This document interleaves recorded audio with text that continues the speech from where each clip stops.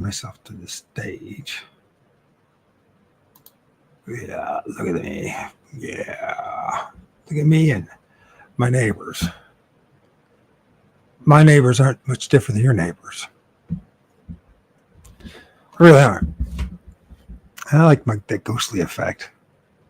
Boo. Anyways, so first of all, just D Doob. I guess I should pronounce it Doob. He's got a YouTube channel. It's DEEDUDB. So it's Doobu. Deboo. Okay. So it's all one word, capital DEE, capital DU, lowercase b, uppercase U. I guess I could show it to you. I just discovered him today. I listened to a couple of his videos, and I find quite insightful and funny. Actually, I just listened to his last one. To think, was it the last one he did? Which was 8 months ago. I don't know. Maybe he got tired of talking about shit.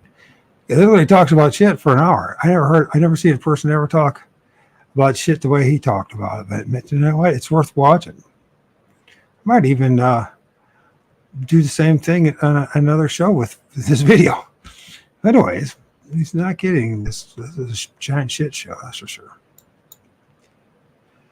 And what else? Oh yeah. People claim that my new cult that I belong to is this Forever Conscious Research. Mark got his 5,000 subs plus now. So I guess they're doing a show. I think they're doing a show still right now about that. And some chatting and stuff. So anyways, that's what I'm going to be talking about. You see. Hey, Patrick Noble. How's it going, man? Yeah, I'll finally get around to actually tonight doing what I tried to do last Monday. It's one of the reasons why I'm doing a live so soon is because I feel kind of robbed you guys with a few things. So anyways, Mark got 15,000 subs, and so anyways, congratulations, dude, for what it's worth. Probably shouldn't not worth much of anything. New channel. I got a new channel, don't I? So my new YouTube channel.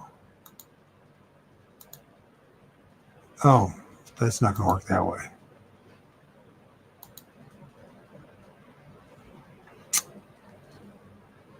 We're going to have to do it this way. Thank you for your patience. I think. Anyways, go like this, switch.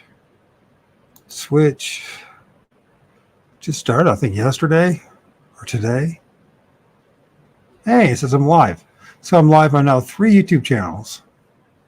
Of course, the Lord of O.R.D. And then O.R.D, the 14th Shaman. And then my new one is Looshy Farm. So check it out, the Looshy Farm. So I think I'd be doing more about that kind of stuff. Always go to working night shifts. Okay, man. I know. I remember working in the graveyard. I did that through college, and then of course, when I was on the railroad, there's a lot of long nights. So taking freight from Toledo to Chicago.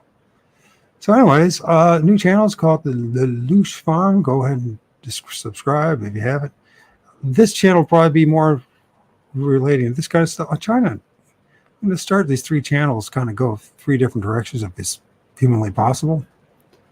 Maybe it's all just delusional on my part. So some things I'm thinking about today. Egregore. That's EGREGORE. Egregore. And it says here, let's see, Abilene had defined the egregore as a force generated by a powerful spiritual current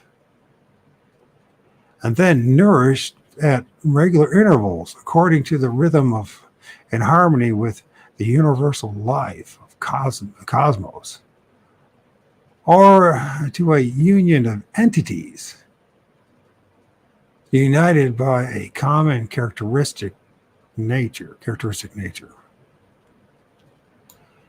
Wikipedia, it's an esoteric concept representing a non-physical entity or thought form that arises from the collective thought and emotions of a distinct group, egregore.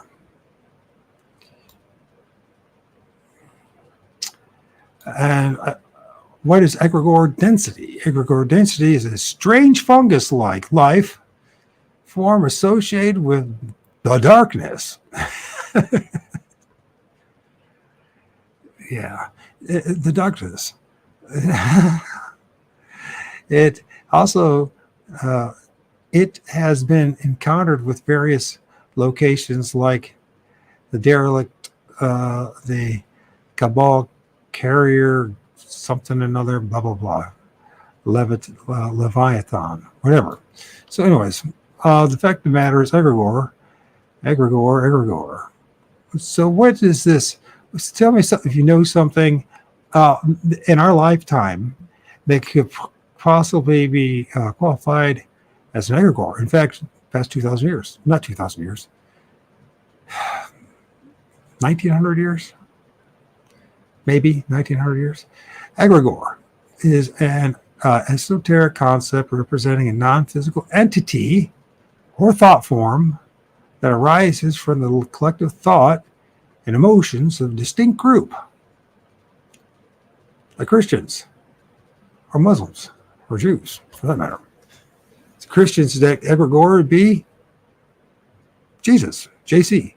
Hey, interesting, Jesus is like the amalgamation of all the Greek demigods. And what is a demigod? A demigod is something that's half God, father from God. Their father is God or some kind of godlike being, and the mother is a human being.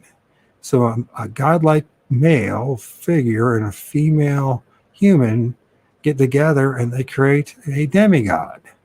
And in the story of Jesus, what exactly happens in the New Testament, allegedly? Well, they created themselves a new Greek demigod, an egregore. And why is it an egregore? Because you think about the non-physical entity or thought form that arises from the collective thought and emotions of a distinct group. Now, it could be Allah, it could be Yahweh, depending on your flavor of the Abrahamic faith. But don't think that I'm just slowly picking on them, because I'll pick on anybody. Give me a chance. So, anyways, let's see what this. Sorry, let's get this there. So, Patrick, once again, thank you. All's good and working night shift. Yep. So the egregore. When you think about Jesus, this concept of Jesus, or some kind of messianic figure, or more importantly, some kind of entity or being. It doesn't have to be just Jesus. It could be, like, once again, it could be, you could take it further back to Yahweh or Allah or all the other, the latest flavor. Right? I'm sure there's lots of cults out there. I mean, all you have to do is just pretend just say you got this new entity, it's Captain Biggity Boo, and Captain Biggity Boo has all the answers, and all you do is just listen to him, you know what I mean? He's all the answers. He's going to save the world for you, right? So an egregore, Jesus is a perfect example of an egregore in thought form. And if you think about how that concept is, as it was foisted on let's go back to what I said earlier, right? The Pris-Slas, the prison slaves, right? They were forced to have this to believe in Jesus, or else. That's how it spread. Now you would say, oh man, I'm going to talk about all this stuff. We do need to talk about it, because the foundation of all of Western civilization, actually, when you look at the two wings or two arms of the ever expanding Roman Empire, where there's the new Constantinople, that being of Moscow, or then of course you got the Vatican, right, the largest monarchy in the world. You do need to talk about this stuff. And you need to take it out of the concept of religion and understand the world that you live in. You see, when it comes to the Bible, first of all, the New Testament, it's all anti-Jewish propaganda. It was designed and created by none other than Greek-educated scholars. They were in line with the Roman Empire. And so in order to deal with all the Messianic movements that were encouraging all these revolts, is that after the sacking of Jerusalem in 7 AD, they created this thing called Jesus in the New Testament. And since that time, it's dominated our lives, the whole foundation of our society. Now, if you can understand that our whole foundation of society is based on a beekeeping lie, and you can come to terms with that, that will take you a lot far in this world as far as understanding what it is.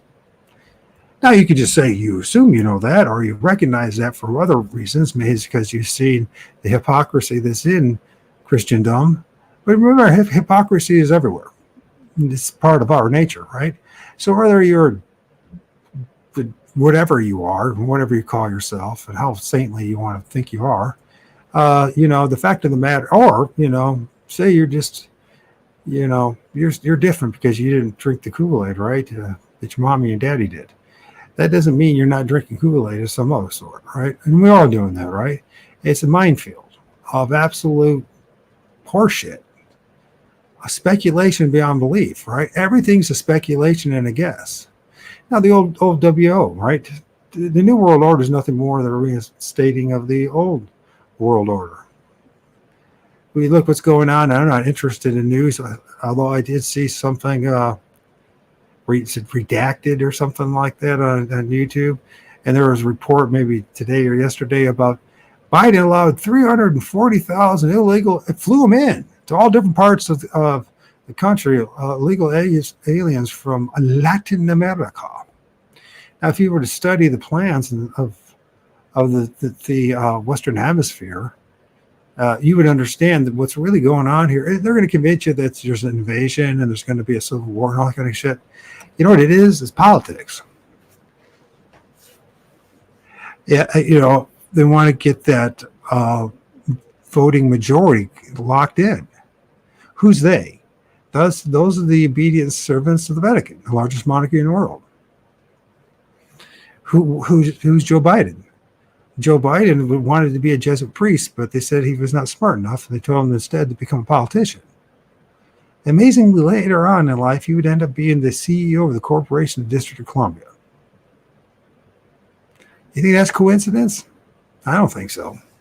And the odds of him, this grand distraction is going on with politics. I heard that, surprise, that the only two candidates that we have are the two clowns we've had to face and deal with for how many decades now?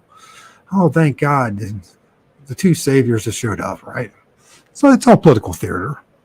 So just sit in the bag, if you want to know who's going to be the next president, go to the Al Smith dinner. Go to check out who's at the Al Smith dinner, which it will be Biden, and it will be Mr. Trump. Mr. Trump, he claims that he just grew up right across the street from the place. He used to go there all the time as a kid. That'll tell you something right there, right? Don't put too much of your faith in that. Neither one of those characters. Just think about this. You're not electing anybody. You didn't select them. I didn't select them. Nobody gave us a choice on who to select. Nobody has the energy or time to even figure out who to select. They make sure of that from work and everything else. And so you listen to some talking heads, and they tell you, "Oh my, this savior is going to do it for you." And that guy's it's classic scapegoating, right? It's absolutely necessary. In fact, it's perfect. That's what the Bible is all about, scapegoating, right? Right? Blame Satan. and then blame the Jews, right?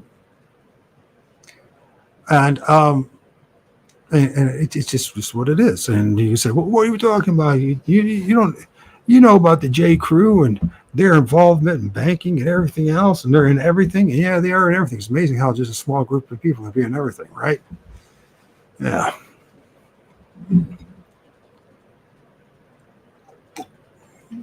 But saying that, if it was not going to be them, it would be someone else, right? There's always going to be something to fill that vacuum because it's necessary for the maintaining of this grand illusion. It's a cruel illusion, though. It's a really mean illusion. This place is real mean-spirited. When you think about it, not only is it parasitic, everything from the very smallest thing is eating each other to the very top of the food chain. And then apparently it turns out, this seems to be the case, that we're food for something else that we can't freaking see. Which makes a lot of sense. And you know what? If you're going to vent your anger and send it on Donald Trump or, Joe Biden or whoever the latest boogeyman is that they're going to present to us, focus your hate on and anger on these things. Now I'll tell you the reason why. These things are things that are all around us, right? You know, the things that, like, I've been sharing you. I don't think all of these things, like I'm showing you this stuff, you know what I mean? These are some of my neighbors, right? You got this thing here, looks like a Bigfoot, and this thing here coming out of the tree with its infant, and that dude stretching out, and then you got the guy with the, and I don't think they're all meant to be, mean guys or demons and all that. I just think that they're a part of the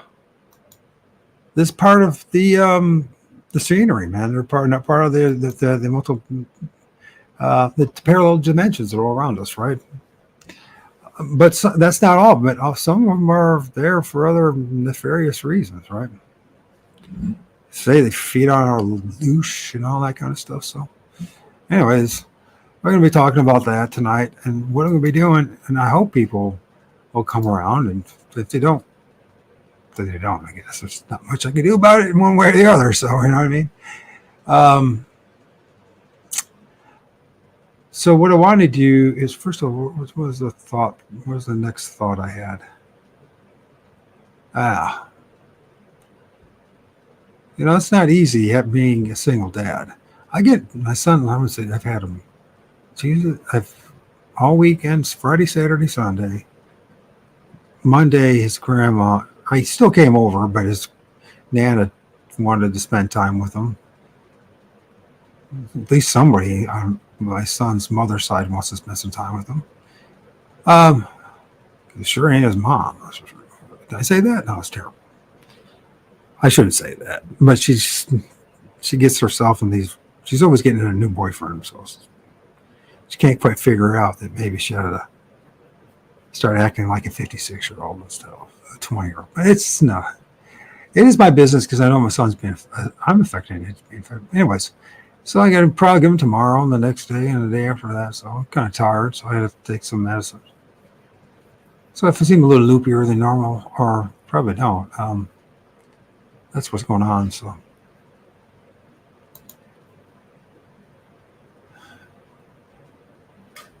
Yeah, peons. We are the peons. Probably inherit the earth after they kill us all off. Yeah, I have my son. Yeah. So I have them a lot, man, Patrick. I don't have custody of them. She got the house. She got she's got a cottage now, and it's a long, Looshy story, to say the least. And but I decided, I made my bed, and it's my responsibility as a father to be there for my son. So I managed to get a place close to where the house is, a couple blocks away, so he can be dropped off, after school from the bus, or he can just walk over here. A lot of times he skateboards or whatever. He's in the skateboard, which I think is cool. I told him, I said, it's better. If I had a chance to trade anything off as a teenager, and I had a chance to learn how to skateboard or to play American football and wrestling, I would to skateboarding. Skateboarding's a lot cooler, and you can do it for a lot longer, hopefully. Been there, done that. I can imagine what you're saying. So, see, it's one of those things you just got to do, right? You know, just swallow. You know, I just, for me, my thinking was, I could bring more chaos into my son's life, or I just say, you know what, fuck it. You know, I dipped my stinger in honey thousands of times. You know what I mean? It's not like I need to do it again in my life. I really don't need it.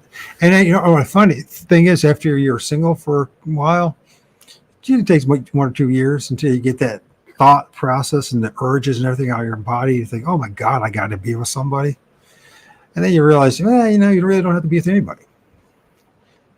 Maybe I discovered that maybe it's a good idea to spend some time with me and try to figure out a few things, especially since I had a son. And I was like, man, I have no answers to anything. I don't know. I have no idea who runs this place, what this place is about.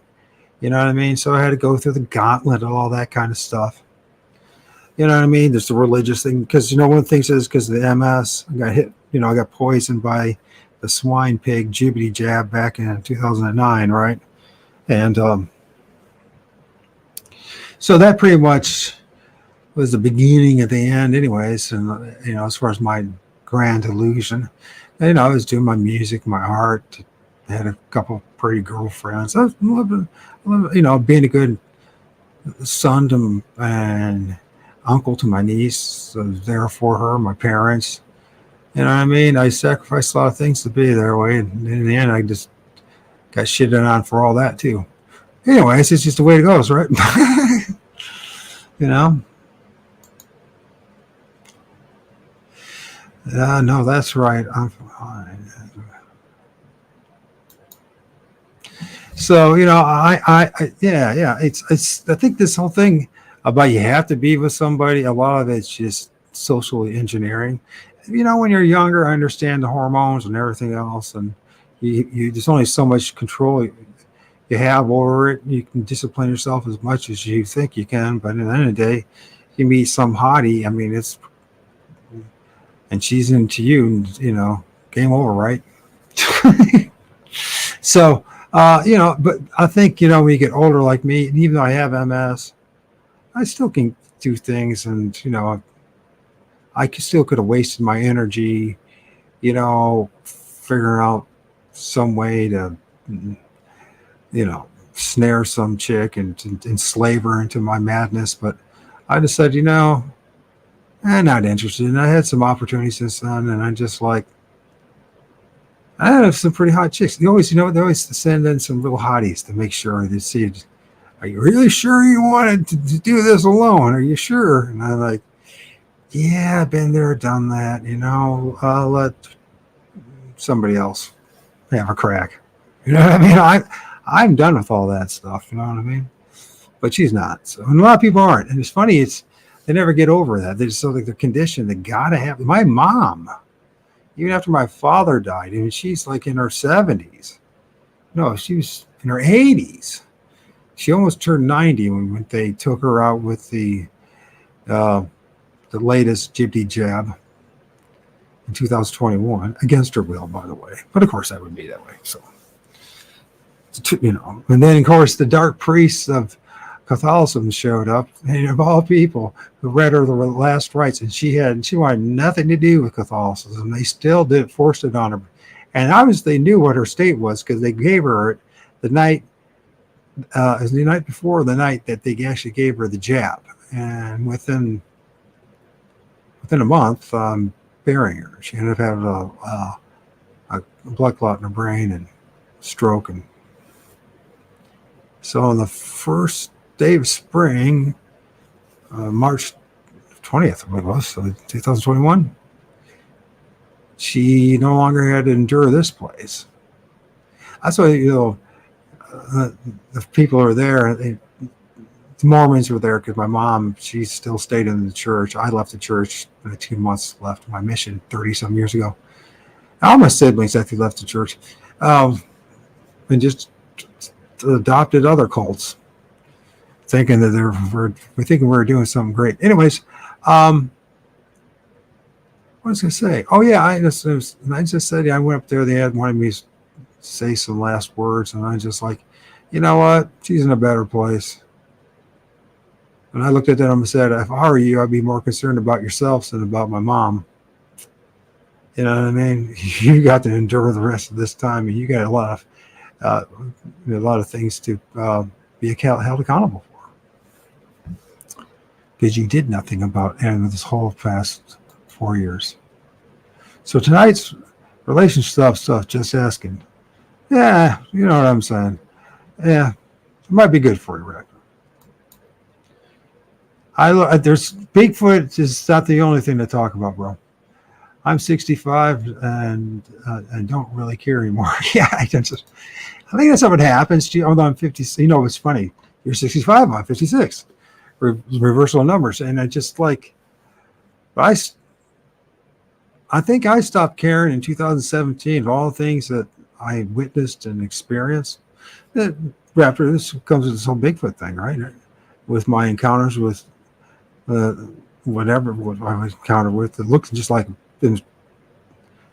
Well, I had three of them that I had encounters with that year, and sightings I had over a dozen. See, I don't. A lot of people will say they have an encounter because they saw one, 200-300 yards away. That's not an encounter. That's a sighting. A counter is when you have one that gets in your grill. All right, that's that's like there. I mean, it's within 20-30 yards or something like that. You know what I mean? And it's coming in on you. We get one 15 feet from you, another one 10 feet from you, then another one 5 feet from you. And the other one was, well, it was like 30 yards away, 90 feet. 90 feet's nothing, really. So, but I still don't think the one that I saw that stayed back was an encounter that was 90 feet away or 30 yards away. It was the one that got 15 feet in front of my grill when I stand next to the Crow Indian medicine man. So I had that, right? Then I see my first USO. I then find out about the immediacy of the message in the Bible and how Jesus said over and over, he's come back in another generation. And then I started realizing, oh my gosh, and I started talking to Christians about that, and everybody I knew went and talked to me about it. Right. And the first thing, oh, he's a preterist, you know what I mean? It's the label and calling and all that crap. And so, oh shit, man, I'm totally screwed now. I'm totally screwed. Everything that I thought I believed in is just vanished from me one way or the other. One way or the other. And but a stubborn, I still wanted to hold on to that egregore, that spirit, that collective spirit, that energy, that force. I wanted to believe in that demigod, that Greek demigod called JC, and because I had nothing else. Time, right? And but then I finally realized I had nothing anyways. It was just an illusion. So it turned out that all the thing I've ever had the whole time was myself. And I know that's like, let me take back. You saw Trackways 2022? Cool.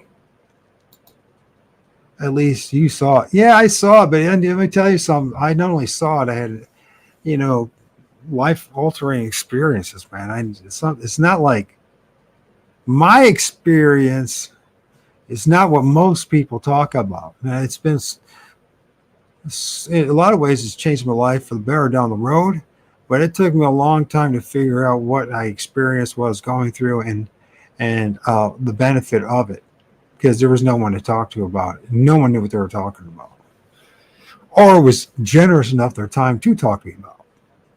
Unless one of the things I discovered with this internet stuff, if you start your own channel, and back then it was a lot easier. 7 years ago, things have changed drastically in 7 years. Oh my God.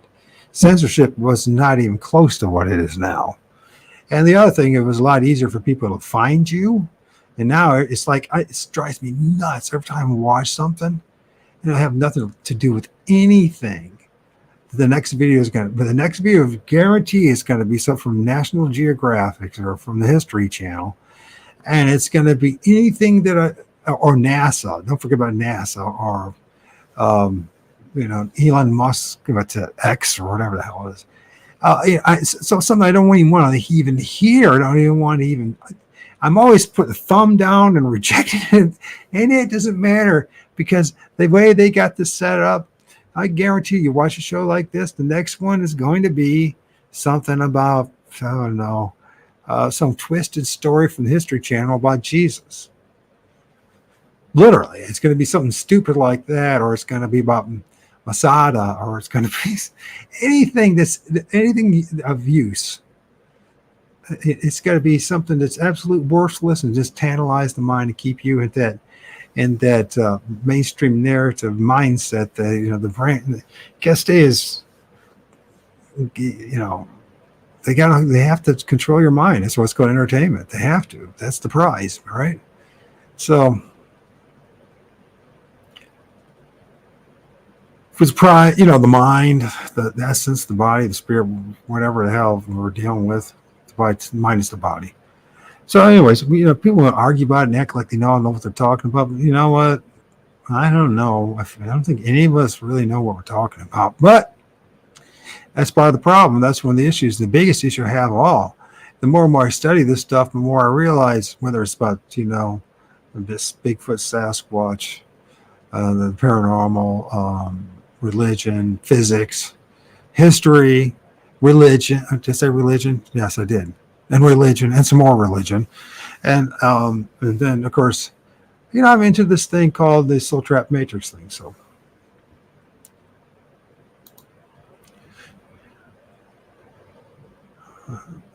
then go away, Raptor. No one needs you. I don't need you. Go away. Go talk to someone else. If you don't like it, go away.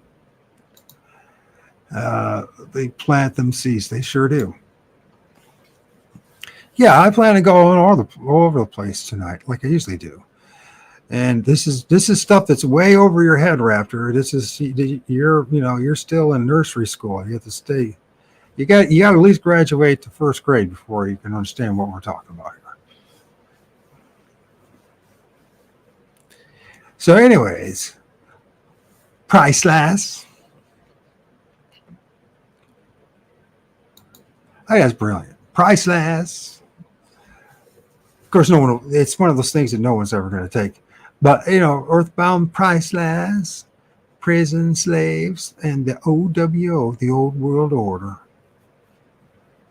So anyway, those thing about like, oh my gosh, United States of America is going to end. Well, it's going to end someday, regardless. That's just how it's set up. But the other thing is that I don't think so. It's just going to change. I think what their real strategy is keep playing with your mind and thinking that some revolutionary war is going to happen. Of course, it's never going to happen because we can't even get like two people to agree on anything in the United States of America, let alone a whole group of people. And every single freaking movement, from whether it's Sasquatch to UFOs to paranormal to I'm sure if it hasn't yet, it will be soon when it comes to this soul trap matrix, because I saw the same thing when it came to flat earth and everything else. It just the infiltration is just like that. Except I actually have come to realization they probably start these things from the beginning, one way or the other. They might not be like the original guy or group of people, but they soon are in there within like a heartbeat, within days, weeks, months. A lot of times they're the ones planting the seed. So, it's like when you look at the Jesuits and the geocentric model of the earth, and then you look at who the Jesuits were, what big Jesuit physicists are out there, then you start seeing the connection of these guys coming out of Georgetown University and they're connecting with some of the original people. Because I knew all the people in the flat earth movement too. In 2015, I knew, Mark Sargent and Jaron from Jaronism and the Globebuster guys and Dave Weiss and all the other guys, and even the Christian dudes. And I drank the Kool-Aid for a little bit because, when you realize that the moon stuff, see, I had a buddy of mine who's no longer with us, Dave McGowan. I think he's a friend of mine. I was like the last person I believe to ever interview him before he passed away after they poisoned him for exposing the um, Boston B thing that, you know what I mean, that they did that staged event. He all of a sudden had this really fast cancer and it was gone before he knew it. Just, I mean, this guy chain smoked his whole life, so it's like one of those things that I don't think it would have happened because of the chain smoking. But he's brilliant, and he's like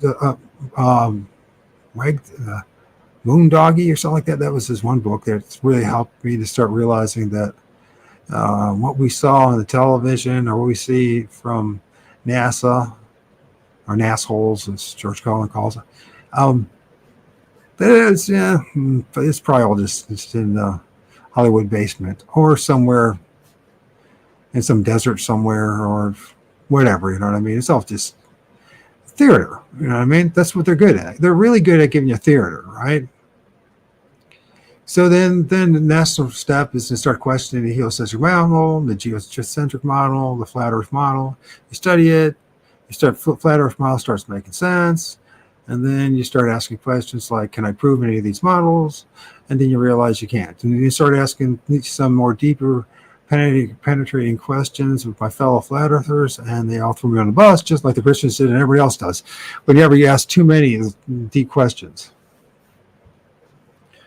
So, I mean, it's up to you, whatever you want to believe in, because I'm totally convinced. What's up there, man? I mentioned your surface legal agreements. By the way, I brought you, I subscribed to your channel, and I brought you up in the beginning of the show. So, I don't like your channel, but you do jump around a lot. I do like your channel. I was just asking why you're trying to be a red dog. You're on, I was on Nikki was on my show. You got it all wrong. I interviewed her. I asked her to come on my show. You got to get your facts straight, bro. If you're going to be a good troll, get your facts straight. Ooh. Anyways, not very good at getting back on the moon. I know. I mean, it's like so stupid at this point, if you believe it. I mean, honest to God, I mean, it's they're still struggling at it, right? They just can't seem to they can't even seem to get off the launching pad. I mean, it's just amazing. You know what I mean? It's just like throw some technical problem or the weather's a problem, you know?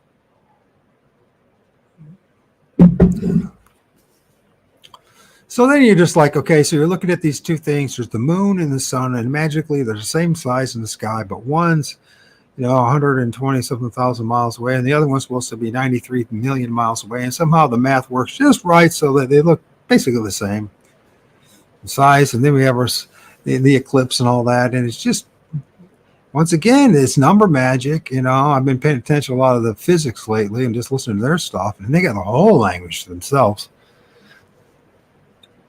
And I mean, so there's the math, and then the concepts, the mind, the mental constructs, right?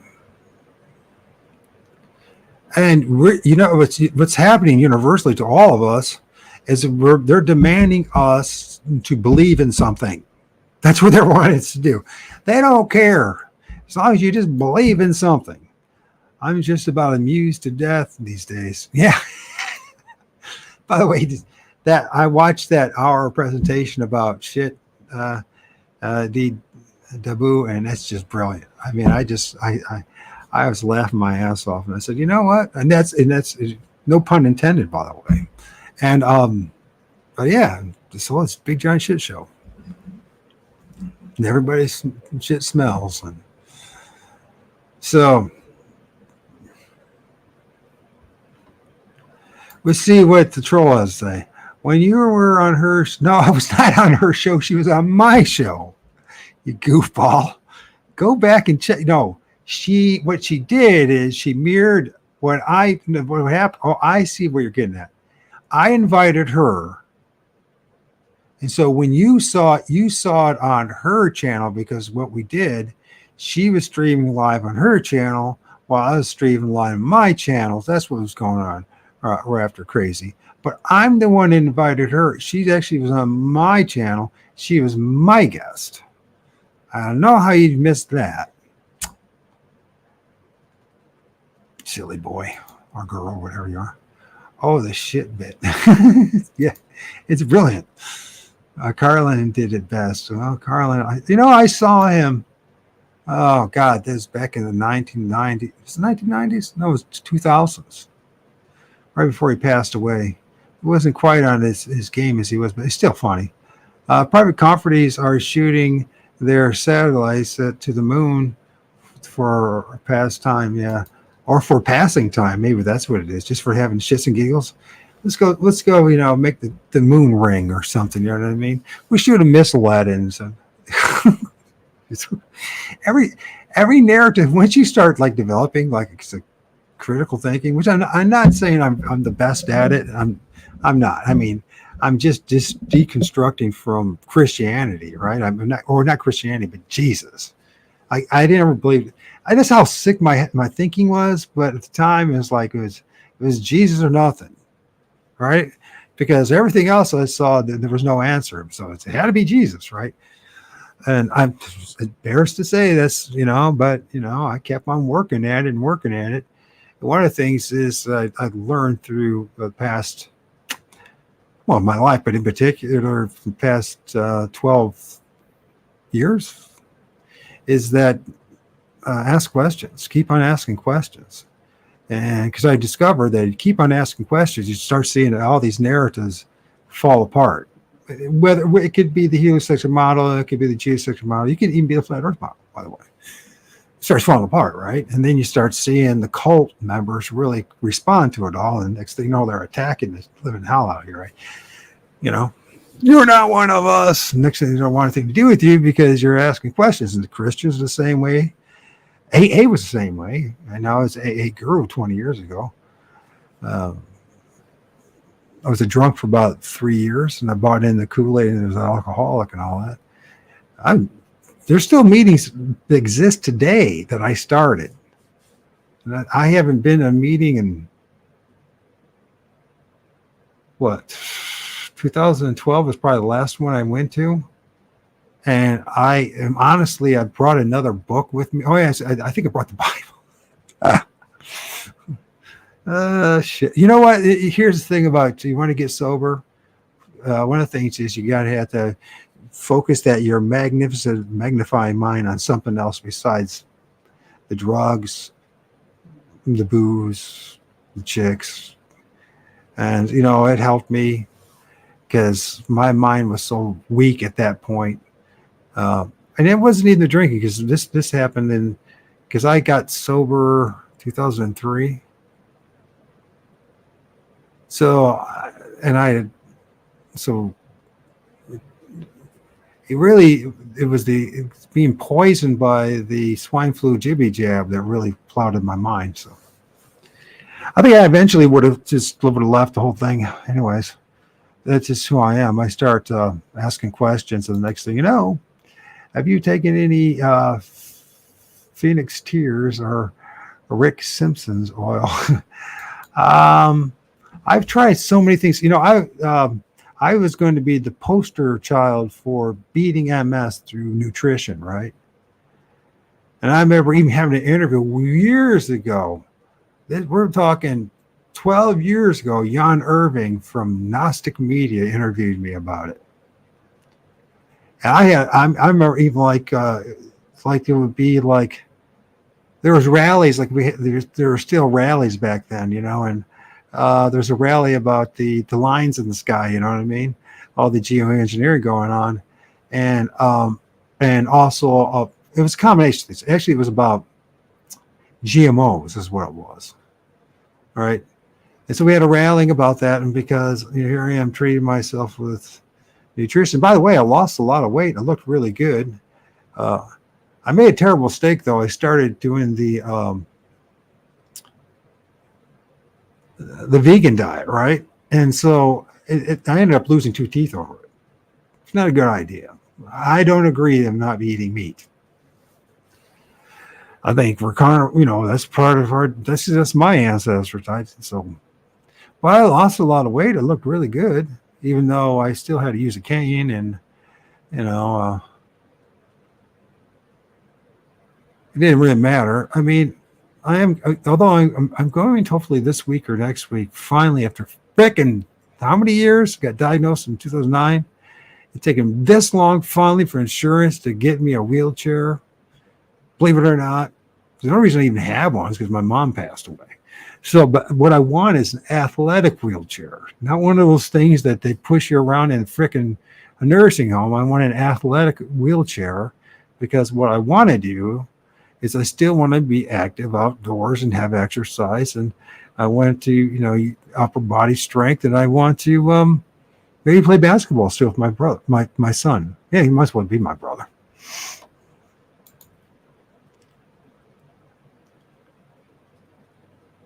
Yeah, oh yeah. If I had the cash, Mr. Dubu, Mr. Dubu. How about that's insulting you? I don't mean to insult you. Is I go down to Mexico, and I would have one of those what do they call those things? Stem cell transfusion things, whatever they have. You know what I mean? I heard that does really good. It's really good for you, but it costs money.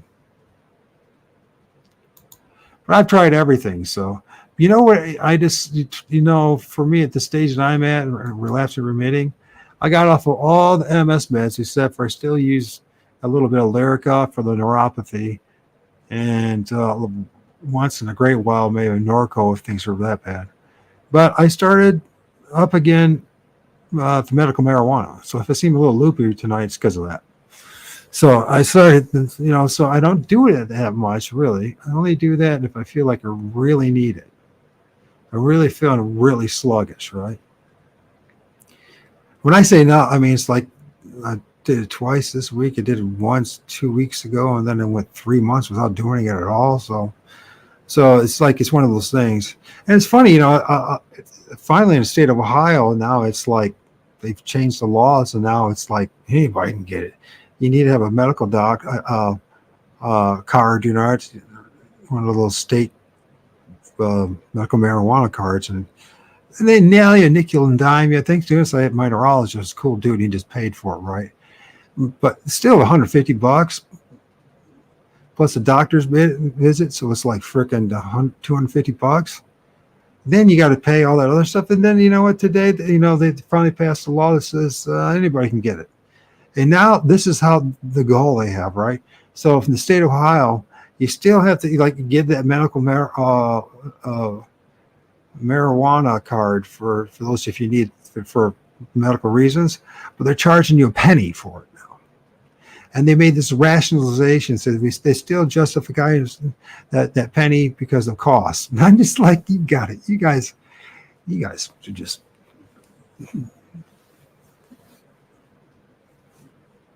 You're coming back, bros. That's all I got to say. You're coming back.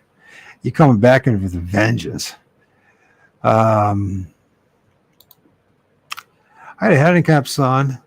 It's a bitch to get any right. Oh no! And I took care of my niece because she was in my family. I got this Jibbo blood, right? Half breed. People don't know about this, but the agenda is to get rid of a bunch of us, right? I mean, that's the reason why Bill and Melinda said the first people we need to get is the First Nations people, Indigenous people, and the Afro-American ones, right? Yeah, we can get rid of those people first. Yes, I heard that the $5,000 in Mexico. Yeah. So, yeah. And by the way, the wheelchair I'm getting is freaking $5,000. Freaking damn ridiculous. And I still have to help pay for it, right? Even though legal in Canada never been cheaper, right? So it's getting there. It's still, if anybody can get it now. So that's the things like the doctors and all that. They're just like, yeah, here's your script. Got no money for it, The gig's up, you know what I mean? But I mean, it's so corrupt, the medical system. So like when I got diagnosed after getting the jibby jab, and then within a couple of months, my right eye went started going blurry. Then my midsection went numb, and then by the middle of summer, actually it was August, my legs just stopped working, and my son's mother, at the time when we were obviously together, and she wheelchaired me she drove me and wheelchaired me into the hospital. And it's even after, it's like such bullshit, the shit that you go through, you know what I mean? And then it finally, because they wouldn't do it until I was finally wheelchaired in the hospital, because I didn't, at the time, insurance was going to pay for it, the spinal tap and the MRI, but they finally gave it to me then. And they told me, oh, yeah, you got MS. And they summarily just kicked me out of the hospital. Thank God they kicked me out of the hospital, too, by the way. I think it's like, I have not been in the hospital. I refuse to go there. So I have a question. How did you and Nikki meet, if you don't mind? Man, you're obsessed about that. We met via Linda Eastburn. If you go to her channel, you'll see that she was interviewed first, and then, or at least her interview was posted, and then the next person or two later, it was either me or next person, I was posted. But I saw Nikki on the Linda Eastburn, so I said, I like her sensibility and things. I want to talk to her. And she said, yeah. I met stem cell research. Yeah, that's what I meant. Yeah. We've really got our priorities, man, going here, don't we? I hope you're laughing on the other end, Rafter, because if you're not, I feel really sorry for you for obsessing about this. So I really do. So I hope you're just having fun with me. So where I get all this stuff. So I think you're just trying to derail me here. So anyways, it's one of the many things that I've gone through. So that was the beginning of the dark night of my soul. I mean, I know what it's like to lose everything and be, have nothing, have no money, lose your bank account, your car. I've been homeless forever, right? Just been living in somebody else's place. I mean, I have my own place today, but I mean, it was like, yeah, I mean, and this being used too in the process, it's so weird. The whole fucking thing's weird. It's all Looshy. That's what it is.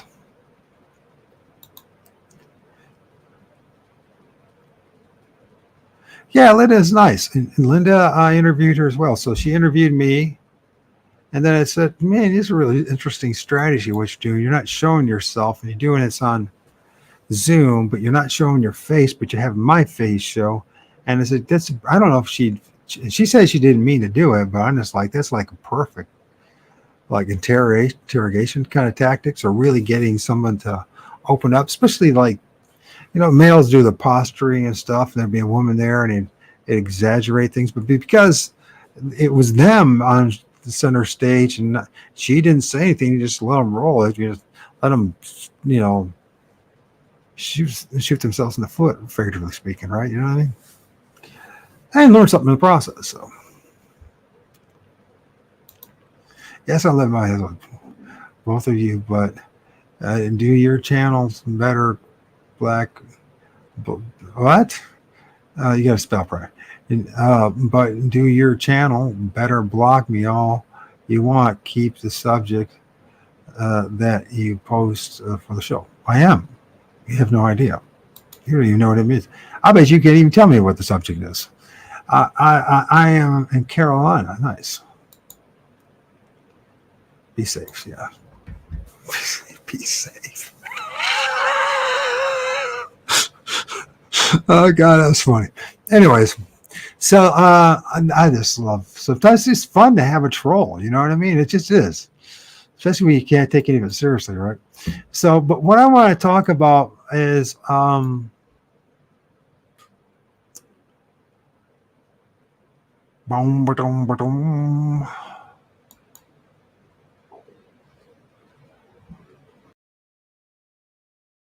Something there, don't I? I got to keep myself there. So we're gonna like watch this video. So, oh, by the way, I started a new not only a new YouTube channel, the Loose Farm, but I also started a new Facebook group, the Loose Farm. Just for Loose Farm is what it is. Just go Loose Farm. And he did comment back. So this, I have nothing against this person. I hope he still keeps around. I like his comments, although I don't agree with him on things. It doesn't matter. But there's a Ross Hutton, and he's like sending me stuff, and he sent me this video from none other than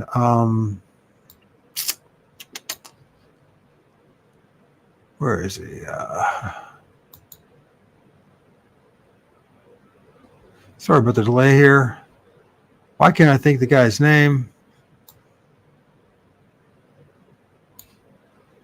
It's a really bad name too. Oh, Soul Luckman. I like Soul Luckman. What if that can't be a real? If that's a real name, it's just so. You know what it is.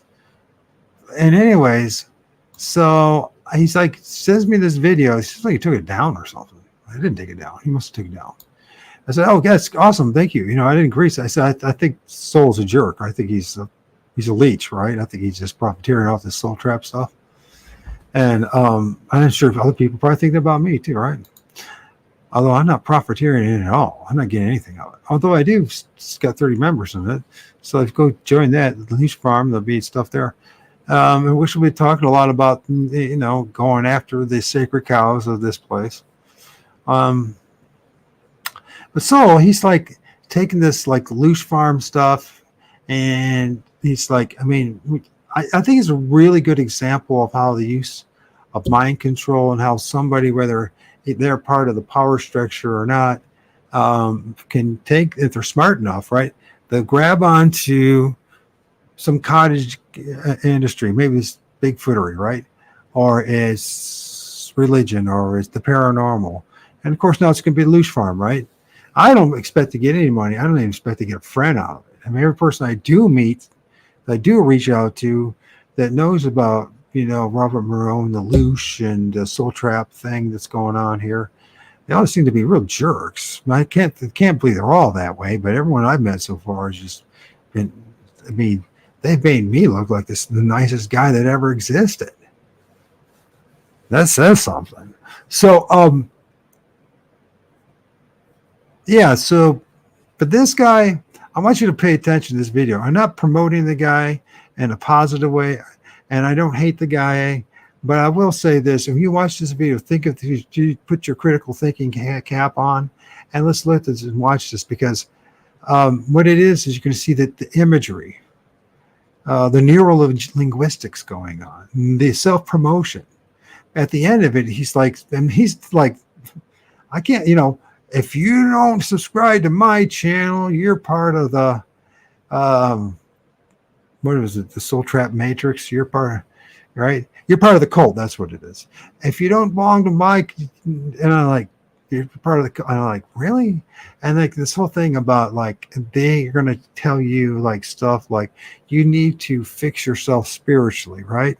And if you haven't figured this out yet, nobody knows how to fix you spiritually but yourself. Nobody does, because nobody even can agree on what that means to fix yourself spiritually, or what spiritual is. It's a brutal environment. We need the info, and it's taboo. Yes, I can't think. Is it R? But the thing is, so with this, so I'm going to play in blocks of like 2 minutes. 2.5 minutes, and then I'll make comments about it. But I want you to pay attention to the imagery, to the neuro-linguistics programming that's going on, how he's really promoting his books and his YouTube channel, that he's the answer, right? He's got the answers. And I want to tell you something, no one's got the answers. That's the reason, if someone did, that person would, be rolling in the books if they allowed them to even exist, right? So no one has the answers. We're just all shooting at from the hip, and that's the problem. If people should recognize the problem is that none of us has a definitive answer, except we do know one thing, And just like the Debut brought out, we live in a giant shit show, and everything's bullshit. And we could come to terms with this. Now, it seems really negative when you say that, but if you can come to terms, it's the whole idea, right? You have to know the problem of this first before you can fix it, right? There's some nuts out there. Yeah, there's a lot of nuts. I'm sure, probably think I'm a nut. I'm going to tell you, so just if you ain't crazy living in this place, there's something wrong with you. If you don't sound crazy, there's something seriously wrong with you to discover, right? I'm not saying that it's not the same thing you're talking about, Patrick, but it's just like, if you're not a little, have you lost it a few times in your life? Yeah, I mean, I spent, after I got diagnosed with the MS and lost everything, everything, and found out who my real friends were and who my family was. That was the beginning stages. The religious thing was the icing on the cake, right? Because my sister's like a hardcore Roman Catholic, they're real hardcore. It's just pathetic. And then my big brother, he's like a evangelical Christian, and my little brother, he's just out there. He's damaged, because for other reasons, you know what I mean? Yeah, because we suffer from, my mom was Rh negative, my dad was Rh positive, right? So then we had this thing that nobody hardly hears about, and it's called Rh negative disease. We don't want to hear much about that shit. There's a lot of ops. Oh my God. And you see, that's what I've been watching, hanging out with the Bigfoot community the past 3 months and interviewing people. And I already knew it from 2017 that the military and the government is involved. And then they got the crazies, and they got people with their own agendas and people trying to make names for themselves. But this last round, you gotta be, it's like freaking, you might as well be hanging out with Timothy O'Leary and taking acid hits, and hanging out with the hippie movement of the 60s and 70s. I don't know, or hanging out with Henry Rollin and Ian McMay and the hardcore scene, or whoever it may. Oh, just don't forget about the grunge scene and how they infested it. Dave Grohl, and you think he just showed up magically, and then the messiah of the grunge movement, systematically takes Leslie himself out. I mean, you start. So, anyways, the Bigfoot community, it's awful, right? Religious communities are all been bought and sold. I mean, they're all just, pro military, pro this, pro that. It's just crazy. I'm sure right now, the past weekend, they're all like, this is what you need to vote for. It's time to go out and vote. You know what I mean? Just like they stood up for everybody for the past 4 years, the past, 2020, 2021, and 22. Man, they were so valiant, weren't they? Weren't the pastors and the priests and the Pope just so valiant? Until you realize that the Vatican's had it deep in all this eugenic stuff. You know what I mean? Just so it's all about. I mean, who discovered about that magical potion? Well, Ignatius Loyola. I mean, he went to India allegedly, and he discovered what they do in India to control the pops, to control that. Which what I gotta work on that. It's so unmemorable. I can't remember it. The Pris-Slas, the prison slaves. Can't say it. Can't have it written out there. You know what I'm saying? Or anyway, so Pris-Slas. Yeah, so and they came back and they just mastered it, man. But they think that we're nothing but, maybe they're right. They call us the profane, and maybe it's the truth. Maybe we really are the profane. But it's not, because I know I didn't intentionally volunteer to be the profane. I just, I am a product of my environment and the epigenetics and being of the wrong bloodlines. My dad, this is the thing. My dad just looked like Jim Thorpe, 6'2", second all-state tailback in Ohio, played for Army, 1950. He was a jock. My mom could freaking paint a Rembrandt. I didn't have bad genes. So my theory is that when they started doing their experimental drugs on my parents to help them, we can promise you to not have, miscarriages and all this. You just take this experimental, and they experimented all right, and they damaged me. They damaged my little brother big time. And even though, I still won even football championships. And I never got biz. I only got 5'9", right? And I know. I always said the emphasis 5'9.5", as if that even matters at half. So anyways, I'm really not average. No, I'm not average. Yeah, I'm fucking average. That's what I am. And so, it's just like, it's just been nothing but a nightmare. And so for me, it's been constantly been slapped in the face when it comes to the M establishment, the MED establishment, with all the rest of that word. And that, I'll say, because if you say anything, the next thing I can't even say that word. I've been flagged. So the censorship, but if there's anything to be learned from this, is exactly what our ancestors went through in the West, especially when it came to Christianity and Catholicism.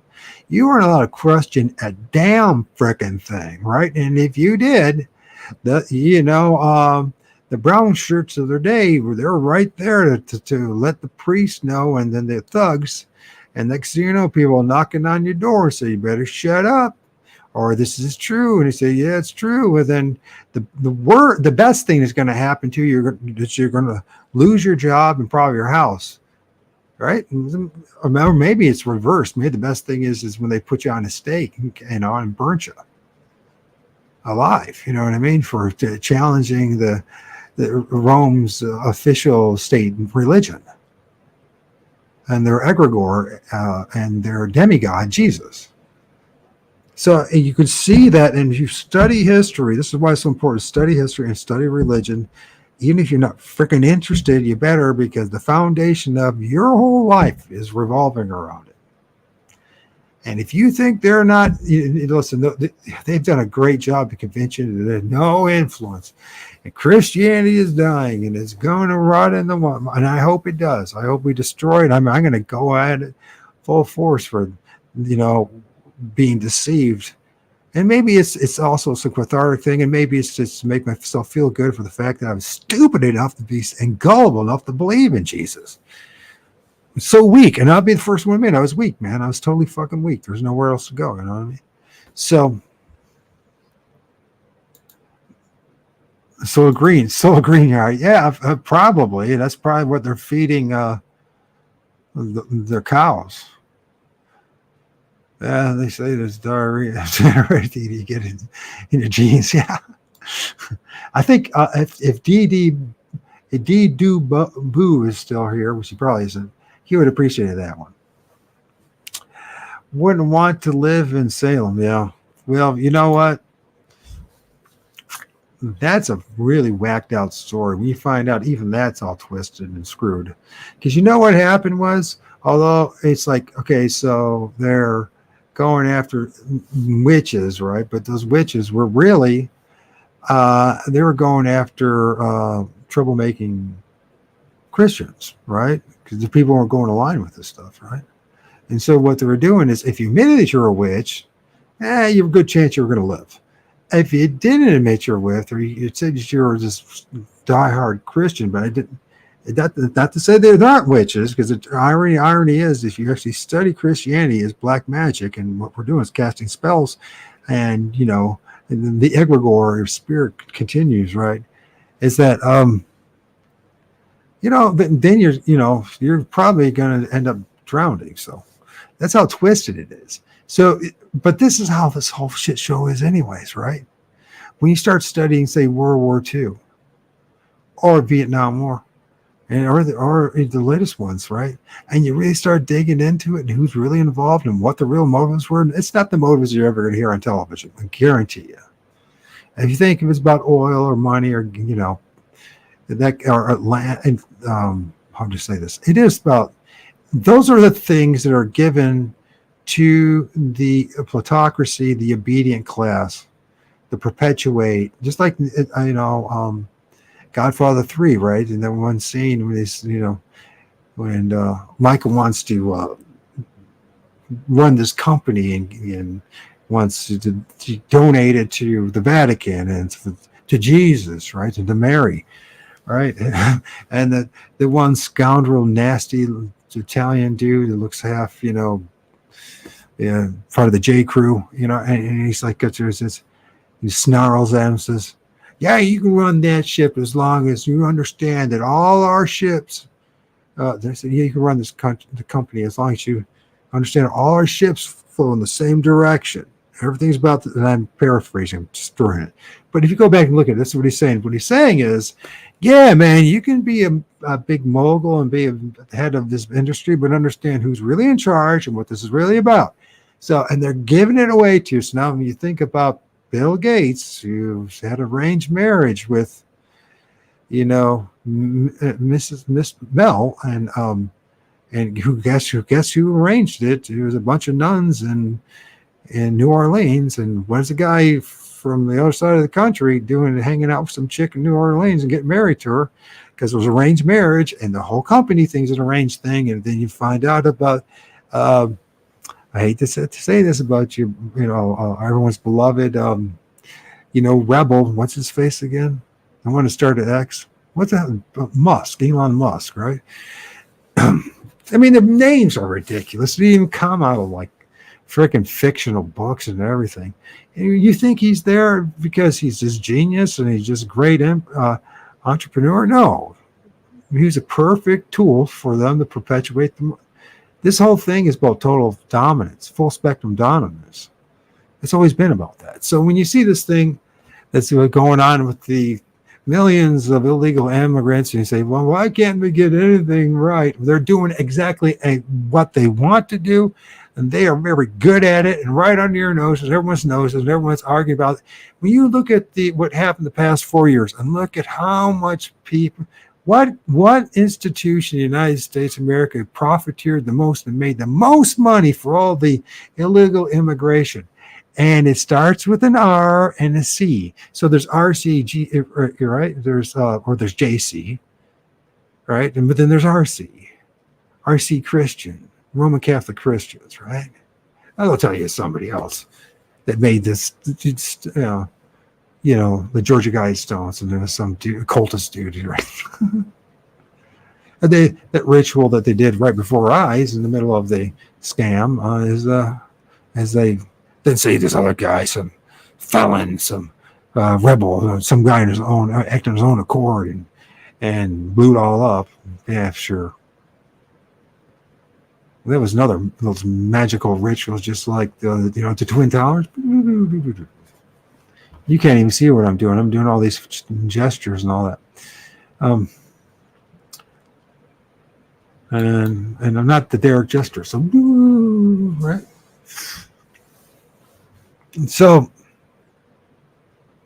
it's important. So we're going to watch this thing, but it's important because what I'm seeing is going on too when it comes to this reincarnation soul trap matrix. Because it sounds very plausible, but once again, we're coming to this world fucking clueless and blank slate, and we're going to leave this place apparently just as clueless as we came in, except our heads are full of fucking belief systems.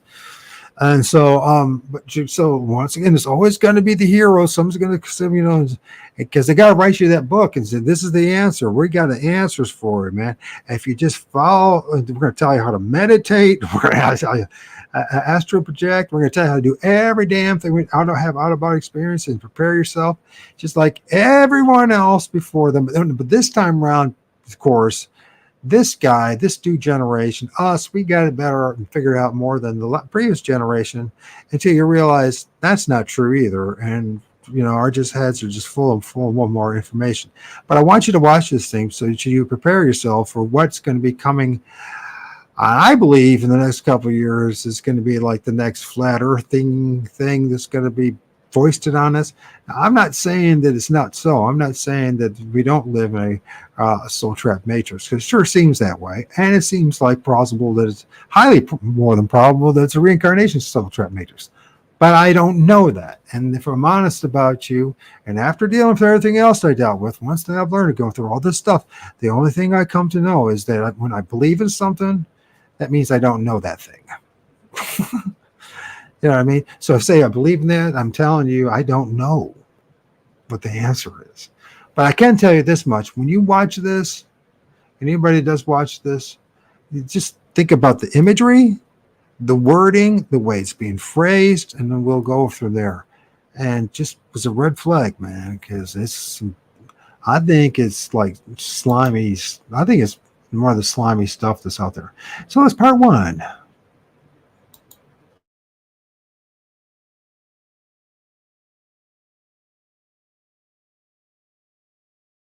Open your eyes and smell the Looshy, awakening to the dialectic of control to move toward freedom.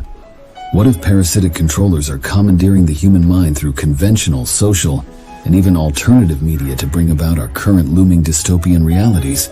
Let's engage in a few minutes of practical skepticism, especially where the so-called truther community is concerned. If you're heavily into truthing, prepare to be triggered to learn that even truth-tellers are telling lies. They don't necessarily realize that they're fibbing or part of a major problem. Truthing takes away people's energy from things they could and arguably should be doing, growing up spiritually and fortifying personal power. All the while, truthers and their followers are being fed upon by a psychic predator I call the Great Parasite. It's not all bad though, not all doom and gloom, especially when we learn to honor the predatory aspect of this so-called reality as a teacher. The Gnostic question of how people are parasitized mentally is of utmost importance for anyone truly desiring to break free. In this ancient worldview, the forces that prey on human awareness and mind control their prey are called archons. The energetic food people usually unknowingly provide them is sometimes referred to as Looshy. We could also call it power, chi, prana, orgone, kundalini, mojo, mind, or even consciousness.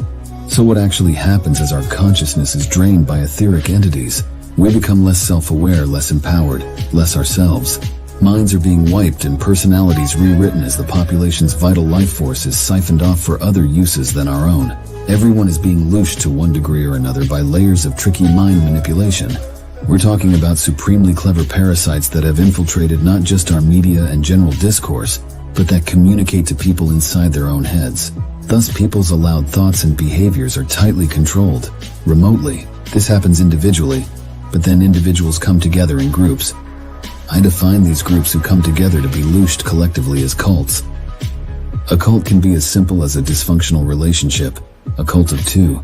A cult can be a family, a small business venture, a team, a country, a continent, until finally you reach the world cult, the encompassing entity of all subcults lorded over by a spiritual adversary, the Great Parasite.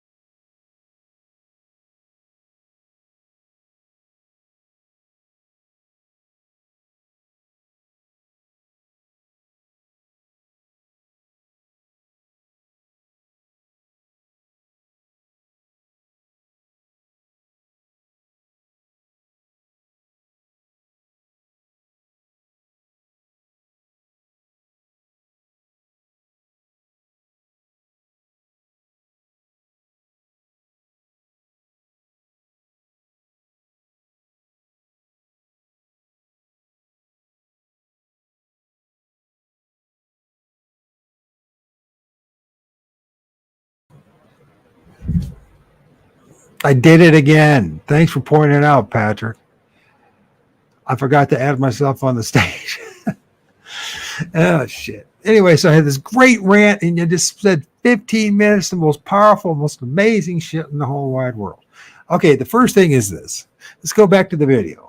For the neuralistic programs going on. Why do you need to have endless imagery going on and typing words and all this kind of stuff like you're watching something on CNN? Because you're doing that because you want to manipulate people's minds.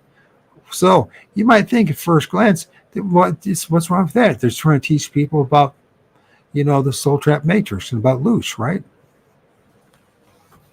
But he doesn't really teach you that. He just throws out a lot of the key phrases, right?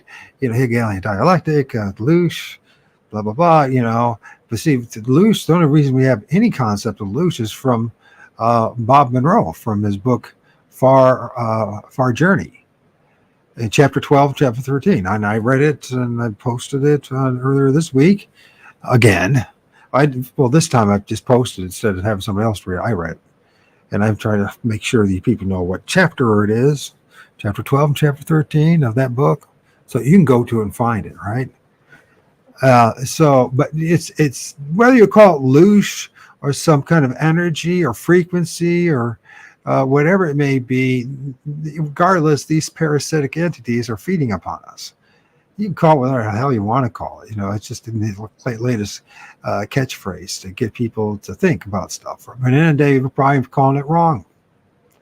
Who knows? The problem is, these people that go and have these out-of-body experiences, you can't count on if it was real or not. There's no way to confirm it. And then when they do interact with these things, how do they know they're not being deceived by these things? I mean, let's look at Joseph Smith. He saw these angels, right? The golden plates, and he's told them the truth, and this new the Latter-day Church of Jesus Christ Latter-day Saints. You know what I mean? It started this whole new cult that's amazingly a Jesuit priest was involved in. Amazingly enough. Oh man, the tentacles, they go deep everywhere, right? Those black wizards, those black magicians. All you have to do is all those dudes are always in black. You just mark it off, just check it off, and go look it up. They're sorcerers. They practice black magic. That's why they wear black. So it's all magic. It's all black magic, right? It's to believe in things outside of yourself. That's something that's going to save you, right? So anyway, so they're doing this. He's using the same things, and I guess in his mind it's no big deal.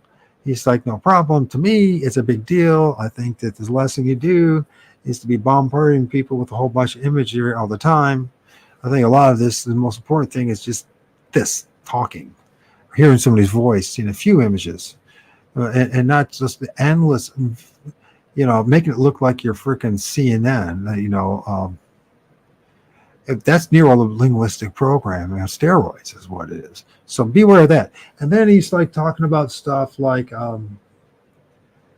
what is he talking about? This is, if I can even read half the stuff. One of the things is individual thoughts are tightly being controlled, and they always have been. It's not as they always have been. The only time you ever have any freedom. Have you ever noticed that? Is when you turn everything off, and then you go out in the woods, so you go for a walk, and even then, once you get to the point, you realize that thought's not free either. Yeah, thanks, man. I really appreciate it. Thanks for bailing me out there. I'm gonna do that again to you, man, like I did last show. We spent like a half an hour saying, "Where's the sound?" Like shit. Anyways. So it's always the question, is how much of you, even when you're by yourself, even if you do all the work you need to do to try to disconnect, because really, once you come to terms with the fact that you've been lied to about every freaking thing, you can just throw everything out. And if you can live with uncertainty, I think that's a key to it all. At least for me, I can't speak for anyone else, but I guess for me, it's like, okay, I'm going to embrace this whole thing about not knowing shit and just being okay with it. Just being all right with the fact that I don't know crap about anything. All right. And that I'm an absolute utter idiot, and that I can live with that. I think that's a big step towards some freedom and liberation, right? And so I'm going to tell you, I don't know shit except what other people told me. I know what I know. I know what I experienced. I know what I experience on a day-to-day basis. If I get genuine about things, I know I'm trapped by this thing called the internet. It's gobbled me up. It's part of who I am now, right? Just like you, right? We're becoming, cyborgs, and very few of us spend any time alone with our thoughts. In fact, most of us don't even want to live with our thoughts. We don't spend any time with our thoughts, right? There's a lot of times I don't want to spare my thoughts. And then I think about these things that are behind you that I film, right? And things that I've encountered and all that. And do I want to go there through again? But then again, I know I have to show you this stuff. I let you know that you can find out this stuff is real too. You just have to get yourself a decent camera and start filming up into trees. This is a great time of year to do it, by the way. And then you have to distinguish between pareidolia and what is actually there staring at you. And it's going to be hard to believe at first because you're like, that don't make any sense. And it don't make any sense. But then again, if you can come to terms with the fact that nothing fucking makes sense in this world, and if you can come to terms and realize, if you can realize that is not actually a flaw on your part, that's a strength on your part. When you can realize that everything's screwed up, nothing makes any sense, and it's not because you're stupid, it's because you're aware enough to recognize something that's fundamentally true that's right in your fucking face. And that is that nothing makes sense. Everything is based on a belief. Everything's based on an assumption. Right?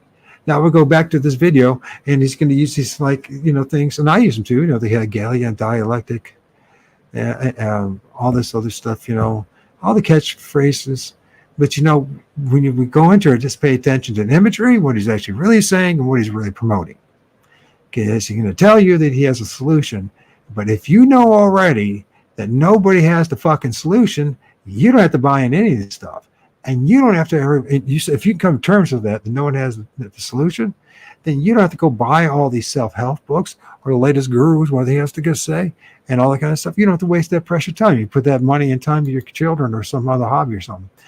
I said in 94, why would I want to carry a phone around? Oh boy, I hate crow. Well, you know what? I still don't have a cell phone. I tried to do that. Last year for a couple, I just couldn't do it. I did use cell phone in 2017 only to the camera, because I didn't have a camera at the time. So it's when I started filming what was in the trees and the spirits around me and all that kind of stuff. And when I started realizing it wasn't pareidolia, once I started to figure out the difference between what pareidolia is really and what I was filming, I was like, holy fuck, they're actually the camera lens, whatever it is, or is a phone or a decent, like I use a P900 now because someone donated to me, right?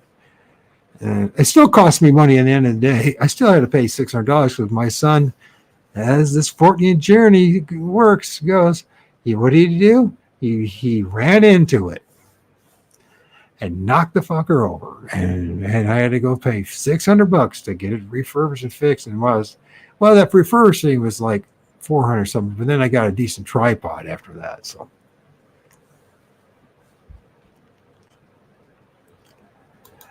All right. But you can film this stuff. You start looking at stuff and say, okay, and I can show you how to do it. It's not that difficult. And then you just have to come to terms with what you're looking at. You have to go through a lot of stuff too. There's a lot of people out there who are seeing pareidolia and telling you it's something. You really have to work. There's a lot of images not going to be there.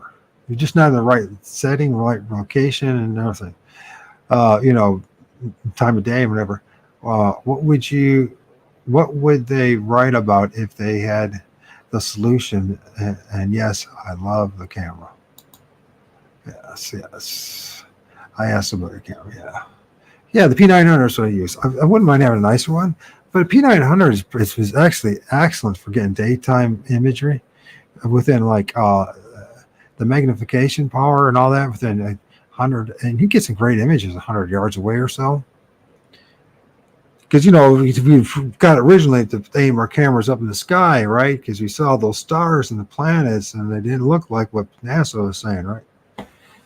So, yeah. So then, when I filmed some stuff in what they call Mars, and the entities I filmed, either they were just in between me and what that thing is called Mars, or they were actually manifesting out on Mars, one of the two, because I think it's all a big giant light show up there myself. So it's big giant plasmic like light show, right? And I said, I think, I don't know. But when I look at it, and we look at compared to other stuff, it looks awfully wavy and pulse. It just doesn't make sense. So it doesn't add up. And the P900 is pretty good. I'm looking at a P900 or yeah, man. But get a refurbished one, man. Get one used. Don't pay the bucks. Even though a new one's pretty cheap, if you still get one for a used P900 for like $200-300, yeah, save your money. And I don't know. The P1000 seems to be a little bit better, but a halfway decent digital camera will do the trick. The biggest thing I noticed was that I'm doing different than what all the other people are doing. They're making videos. They're tromping around and they're just making videos and they're entertaining people and trying to get people to follow them. And they want the thousands of subs and make it look like more than what actually is happening. Real research I discovered is when you take that P900, you take stills, you go places that are going to be uncomfortable and embarrassing at times. You're going to spend a lot more time not deep in the woods, but on the edge of the woods. That's been my formula that works for me, and I film stuff all the time when I go out, and I don't do it as much as people think. So, in fact, I haven't done any serious field research since May of 15, after I filmed. Can I even get there? I filmed, where is that? The guy right there. When I filmed him, can you see that? Or that's right by the O. And his eyes were moving and all that. And I was like,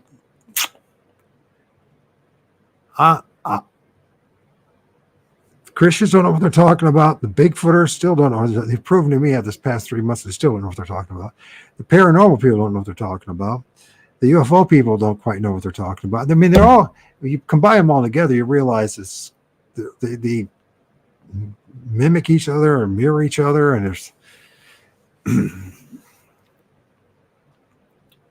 and I'm trying to even talk to shamans, and nobody knows what the hell they're talking about. I'm going to tell you the truth, wrong for it. Nobody knows what the hell they're talking about. And I don't mean to be insulting to any of you. And if anybody hears this, and some people, you don't know what you're talking about. You can't admit it. You just can't afford to admit it for some fucking reason. Because I think it's because if you know the truth about that, people aren't going to follow you. Who wants to follow somebody who said they don't know what they're talking about? Of course, if you think about that and say, okay, I'm going to listen to this guy for a while because he's being honest about the fact, it might lead you to help you find your own journey and your own path instead of somebody else's. So let's go back to this whole thing, right? Because I still want to get in, because in the second half of this, I want to get into Mark's, Mark and Dan, they did that live a couple of weeks ago. It was fantastic about Tom Campbell. And I wanted to get into that because some of the things they say are brilliant. So let's go to the second part. Let's see. Mark, get set. Here we go.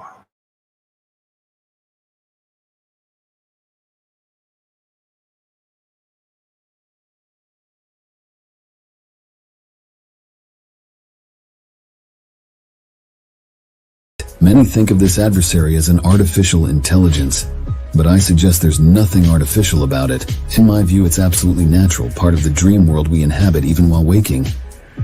We've dreamed the adversary into existence, and it's up to us to dream it out of existence, or at the very least change our relationship to it in the here and now. Trauma in this situation can be a blockage, but it can also be an invitation to transcend and go beyond. Think of trauma as a double-edged sword. All the triggers and traumas being thrown at us are also invitations to aikido them, deflect them, use that energy for ourselves. It's absolutely possible to do this. We're touching on the essence of martial arts here. I'm not just speaking philosophically about using negative energy for one's own growth. I mean that we can literally take the energy and turn away only to stoke ourselves with it. We're here for a reason, don't let anyone tell you otherwise. Our trials and tribulations are meant to awaken us to the vastness of our genuine nature as souls on a journey of human learning. The unpacking of human potential involves the cultivation of power, however you do it. Personal power is the gateway to exiting the world cult, to getting out of the so-called matrix. Like it or not, we're in a spiritual classroom. This existence is obviously a kind of test. The great English poet John Keats described this world as a veil of soul-making. Fellow romantic writer William Wordsworth wrote about souls entering this world trailing clouds of glory. Our challenge is to learn to embody our own greatness in this confusing, distracting funhouse. This wouldn't be an easy task anywhere, but it's especially difficult in a world cult designed to keep people looking outside instead of inside. I used to think the current generation of truthers were much smarter than they are. So, yeah, so let's look at this stuff. So,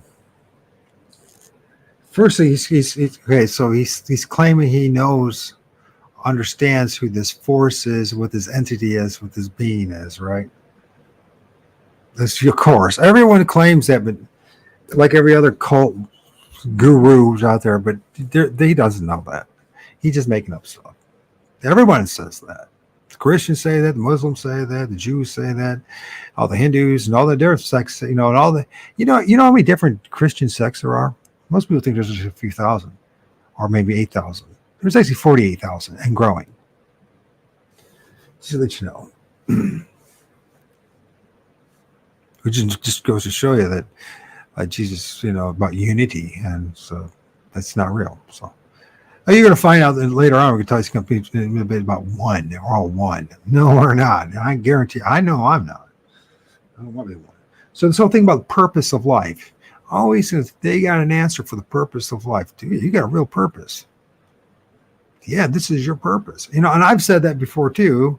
And I'm coming here to tell you that I speculated. I think that our purpose is to actually just produce Looshy, because it seems all that it's about pain and suffering, right? It's all about just pain and suffering and emotions, and we get tricked by love. Everything's just a wild coaster ride of just hemorrhoids, steroids, hormones, pain, suffering, emotions, right? Disappointment, heartache.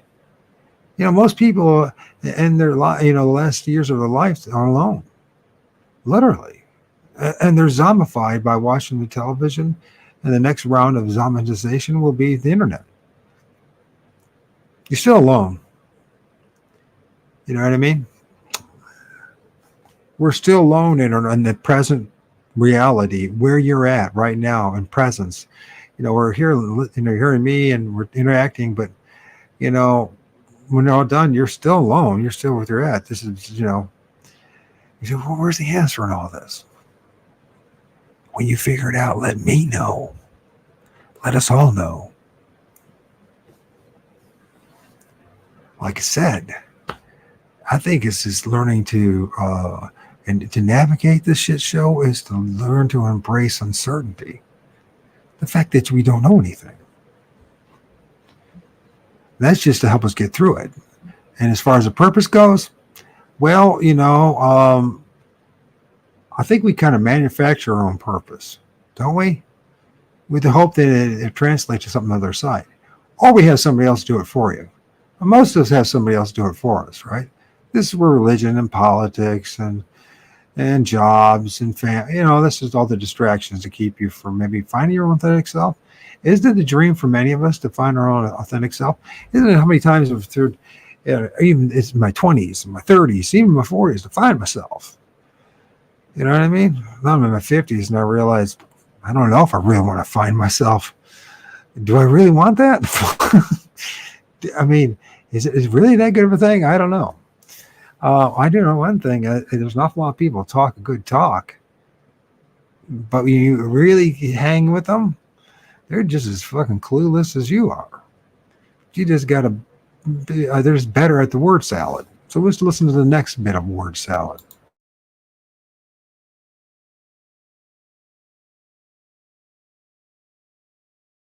I keep waiting for them to figure out that they're playing a game that's rigged against them. They don't realize that the only way they can win is to stop playing. And the only way not to play is to go from the outside to the inside. Do the inner work, the shadow work. Take the inner journey. In the grand scheme of your spiritual evolution, whatever's going on in the external world simply doesn't matter. I'm not saying bad things aren't happening. I get it. This isn't my first rodeo. But I am saying you really don't have much control over anything except yourself. Get used to it. When people engage in serious activism, whether it's saving the earth, a ridiculous concept, or any other externally focused activities, all they're basically doing is engaging in narcissism. Me, I put my money where my mouth is. When I published my first book, Conscious Healing, I shared many thoughts on unity consciousness, the idea that we're all one. I hear people giving this concept lip service constantly, but does anyone ever follow through?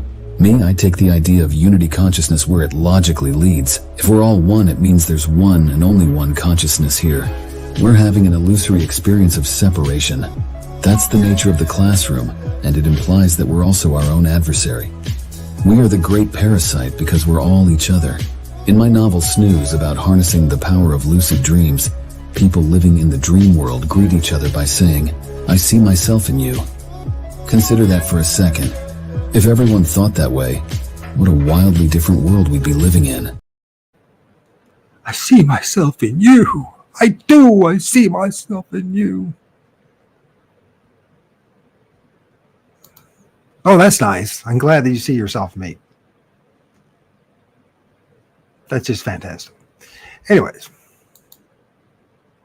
that means so much. Take it easy. Back to work for me. I'll be back. Thanks. Okay, man. Thank you. Good talking to you. Yeah, it's good talking to you, bro. So we're all one. No, we're not all one. And that's the thing. That's a lie. We're not all one. They want you to believe that. This whole unity thing, they want you to, if we're one in anything, is that we're all one in our suffering and our pain and this shit show. That we're all in this shit show suffering. That's it. We've all been deceived. We're all clueless as fuck. We're all lying to each other, manipulating each other. And I know people don't want to hear that. And it sounds so negative and it sounds mean-spirited. But I'm not being negative. I'm telling you the truth. It sounds negative, but it's not. We don't know what the fuck we're doing. And we're not all one. I mean, I've had my life share of stuff. I've learned how one we are. And the dark night of my soul.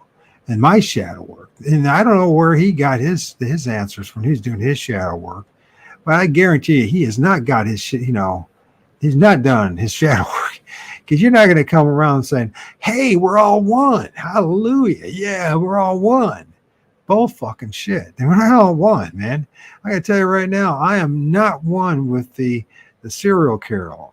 I am not one with the pedophile. I am not one for all the religious fanatics. I'm not one for, the Vatican. I'm not one for a whole bunch of. I'm not one for the J. Crew. I'm not one for any of these. Listen, there's 99% of what's going on in this world I am not one with. It sounds good, doesn't it?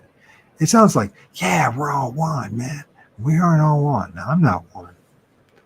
There's a lot of things I'm not one. I would like to be. I like to be one with my son, but my son, he's got his own personality, his own perspective things. He's 12 and a half. He's going to be 13, 14, 15. He needs to pull away. He's going to find himself, his journey. He's going to think his dad's batshit crazy and worthless. It's all get out, and maybe come back maybe 20, 30 years later and say, my dad might have known a few things. That's about it. There's no this oneness going on. It's just an illusion. But it's good in selling books because you notice that's what he started talking about, selling a fucking book, right? We have a purpose. Yeah, well, every single cult and every single cult leader and every guru and everybody says that. We all have a purpose. Yeah, well, the purpose is what you're going to make the purpose. I tell my son, you're making the purpose. You're gonna make something out of yourself because no one else is going to do it for you. And if you don't, then the other things will do it. Actually, they are kind of forces around us, which is a convenient thing. Well, by the way, he bastarded all this whole thing about the Gnostics and Archons, and then put Looshy right next to it. They were not talking about Looshy back then. Something similar to, but they want to talk about Looshy. Looshy wasn't even in anybody's radar until Bob Monroe brought up in his book, right? And it's been taken off because it makes sense, right? The energy, the frequency, whatever we generate, it seems to be, something's benefiting from it, because we sure fuck aren't. We're not benefiting anything from it at all. But suddenly he brought up this whole thing about, it's the book, right? Meanwhile, the neurolinguistics is going on, right? Endless images, right? Boom, boom, boom, boom, boom. And I don't know, you listen to that and you think you're learning something, but no, what you're learning to do is to follow him and buy his book is what you're learning to do. So let's follow that up.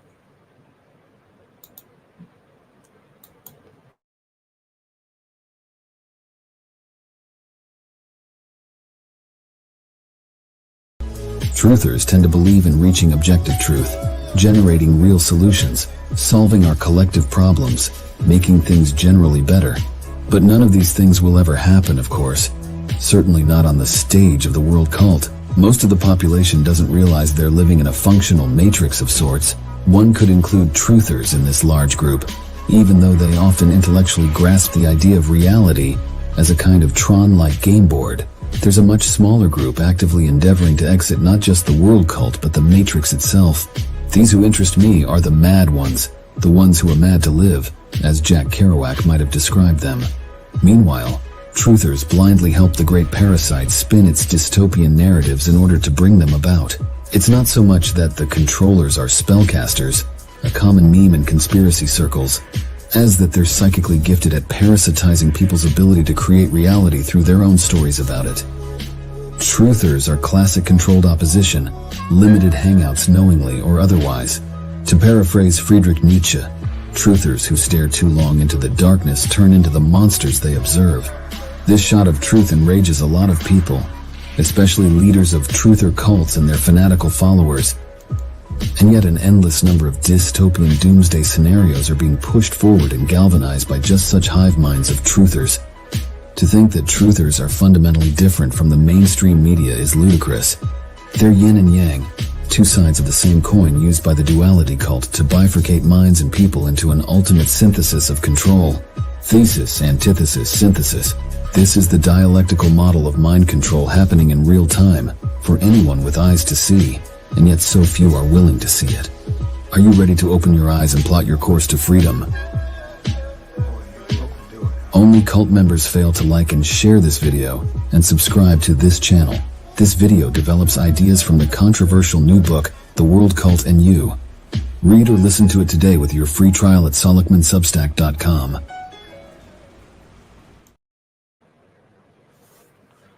Thank God the hero has showed up. Thank God it showed up. So, it's always, so the other guy, right? And so the truthers, right? They're all part of the problem, right? Yeah. And, the solution is you buying his book. And if you don't subscribe to his channel, then you're part of the problem, right? You're part of the cult. Oh, God, it's so fucking obvious. It's so sickening. And this dude shows up everywhere. I mean, the number of channels I've seen him on, Jason's channel, because Jason turned out to be a sellout all get out, too. And if you don't know what I'm talking about, it doesn't matter. He's just everywhere. This Mr. Lucky Ducky, whatever his name is. And it's a very... Anyways, he's a very suspect name, but this whole thing about, I didn't even bother writing it down because there was so much cultish mind control thing shit coming out of his own mouth.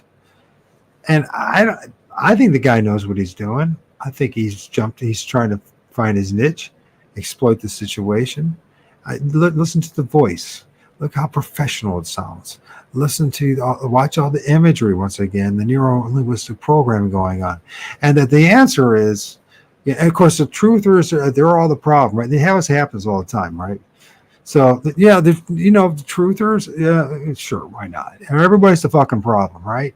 Except for you and me, right? We're the ones who are not the problem. Everyone else is the problem.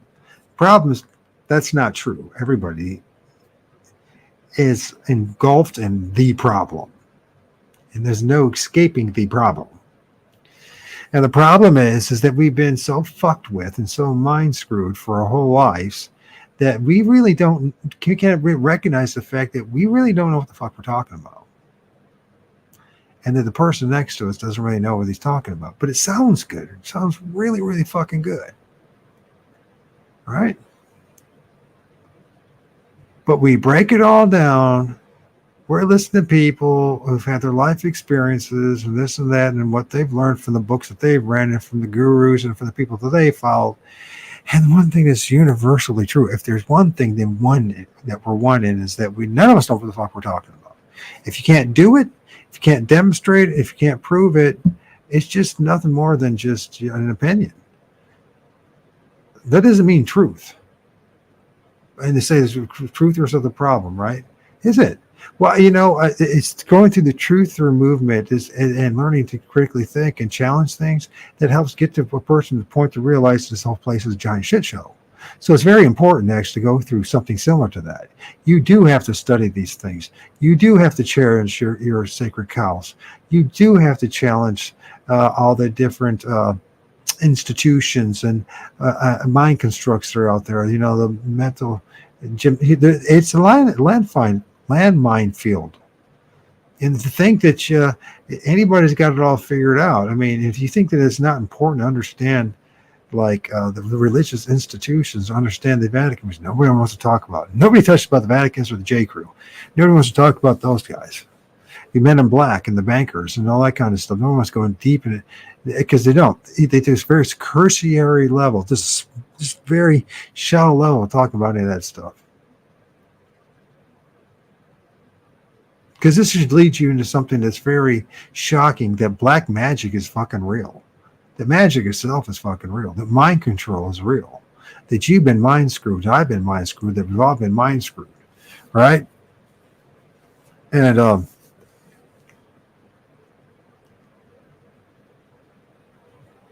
you shouldn't trust anybody. You shouldn't trust me. You shouldn't even trust yourself at this point. If it's simply just the belief, I mean, that doesn't mean you're not competent to take care of business, take care of the bills, go to work, be best father or mother as you can, to be a halfway decent human being, to show some empathy, compassion, and understanding, to try to rate the other person, knowing how difficult that's going to be. But you know what? At the same token, to walk around and think and be strutting around, peacocking and posturing it one way or the other and saying, I got it all figured out, that's just bullshit. And people are just full of it. It's just across the board. Everyone's just full of it. So we're going to watch this stuff now from conscious. Oh God, Mark, I never forget. Why did you make it an easier name for a guy like me? Forever Conscious Research Center. It should be it. Mind you, nobody can remember my names. My shows my names. Nobody can remember my name, let alone the shows my names. So Forever Conscious Research Channel. And they did a very interesting, I think it's fantastic.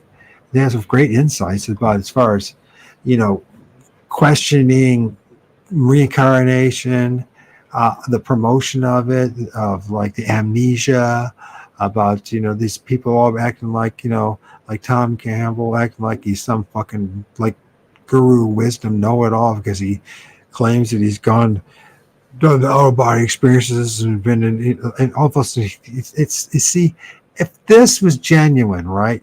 Why can't this all of us, from the simplest to the most sophisticated, already know what the purpose of all this shit is to begin with?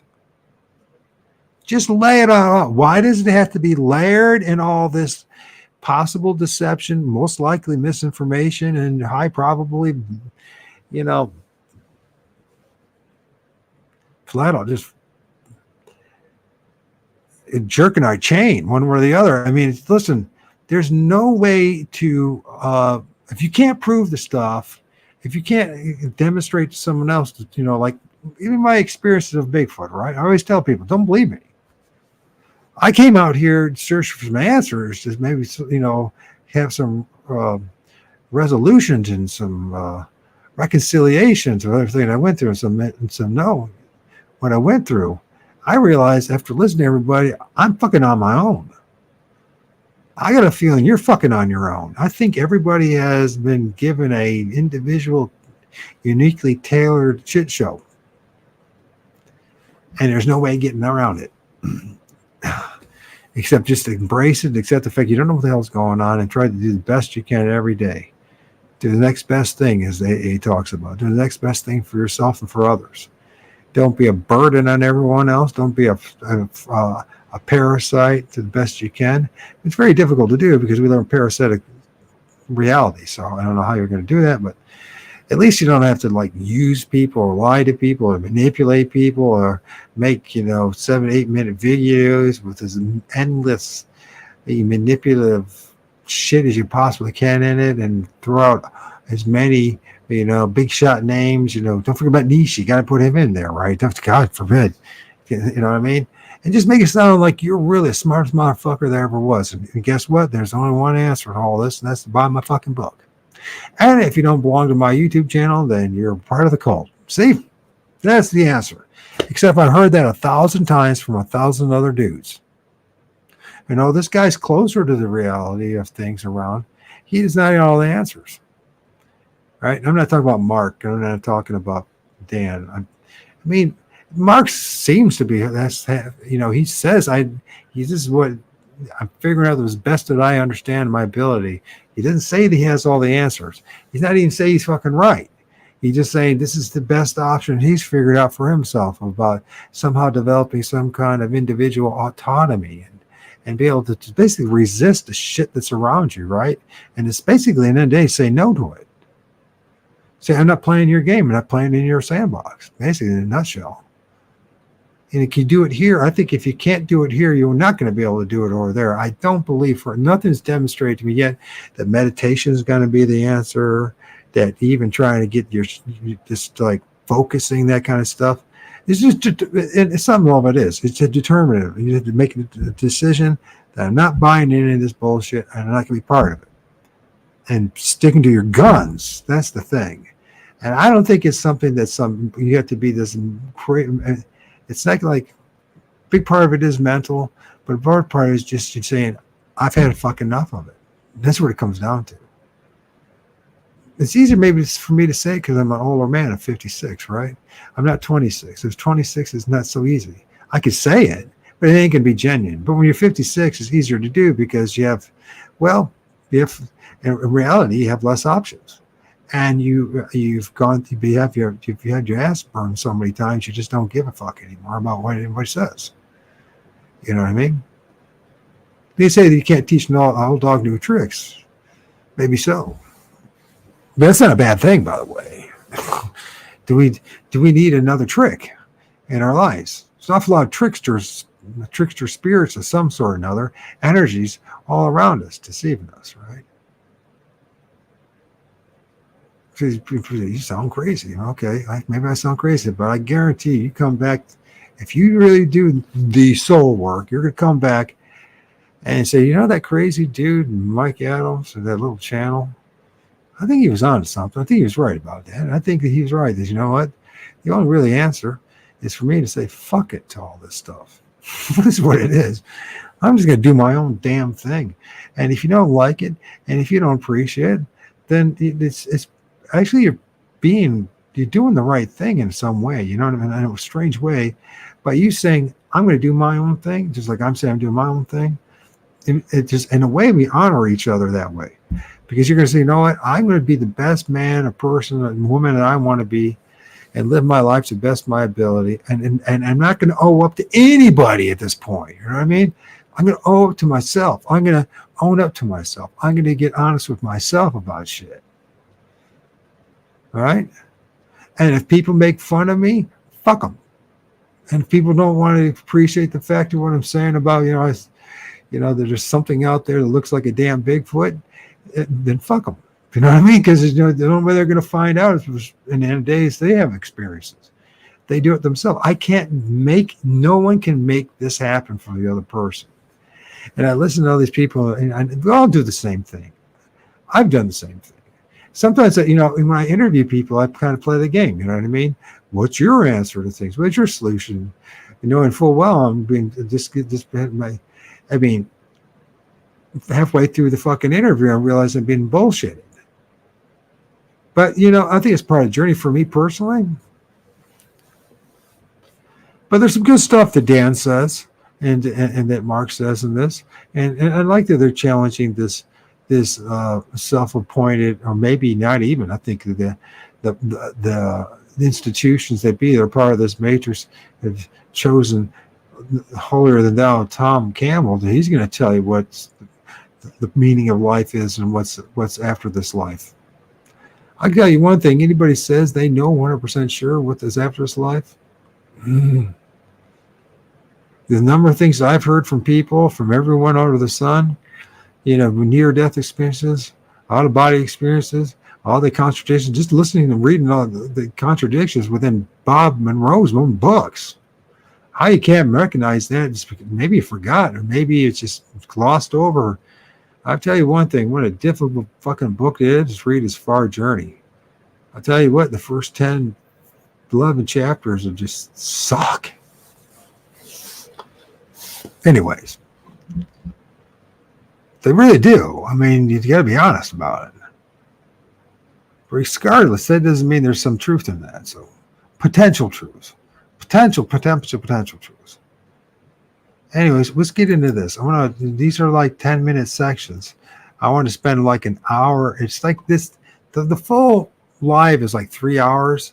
And maybe we'll break down all 3 hours. Really break down, I'm going to say, just comment on a few things. But I really want you to hear the discord between Mark and Dan, because it's fantastic. It's really thought-provoking stuff. And in the day, are they right? Who the fuck knows? You know what I mean? It's like, I know that's not what people want to hear, but who the fuck knows? You know what I mean? Who really fuck knows what's going on? Anyways, on your mark, get shetted, and the goers. That's great. Yeah, so I was just like thinking about the last video that we went over where he was talking about reincarnation, and it's just mind-blowing to me how he even says point blank that even when you've basically liberated yourself or stopped coming here or finished your education, however you want to frame it, he still says, oh, well, you're going to want to come back anyways. Like it's essentially like you're really not done. I mean, it's mind-blowing stuff, like to just think about and consider with what he's saying.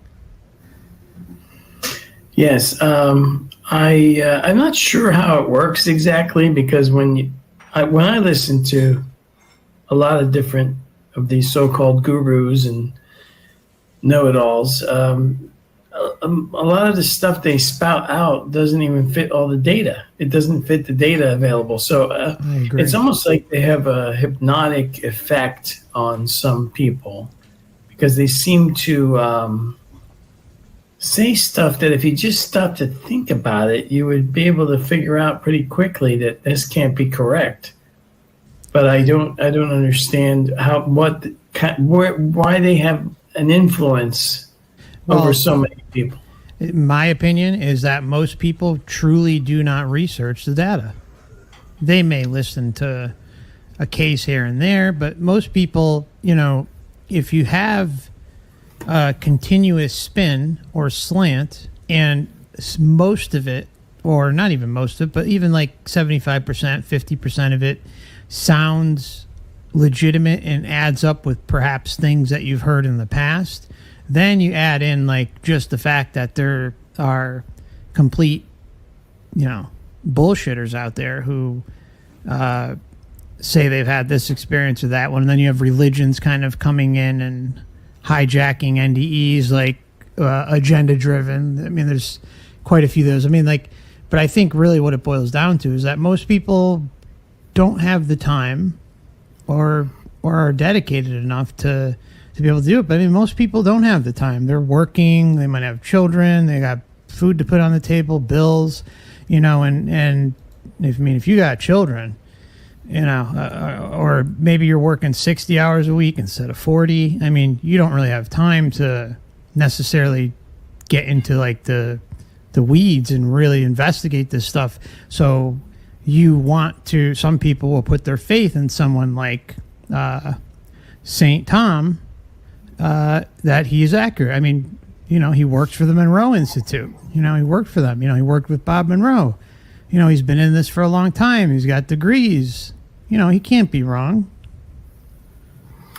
Yeah, that's probably correct. A lot of these different, well, religions, they just kind of grab a hold of somebody probably from, you know, kindergarten, and then it gets embedded into your subconscious. It becomes like a program, and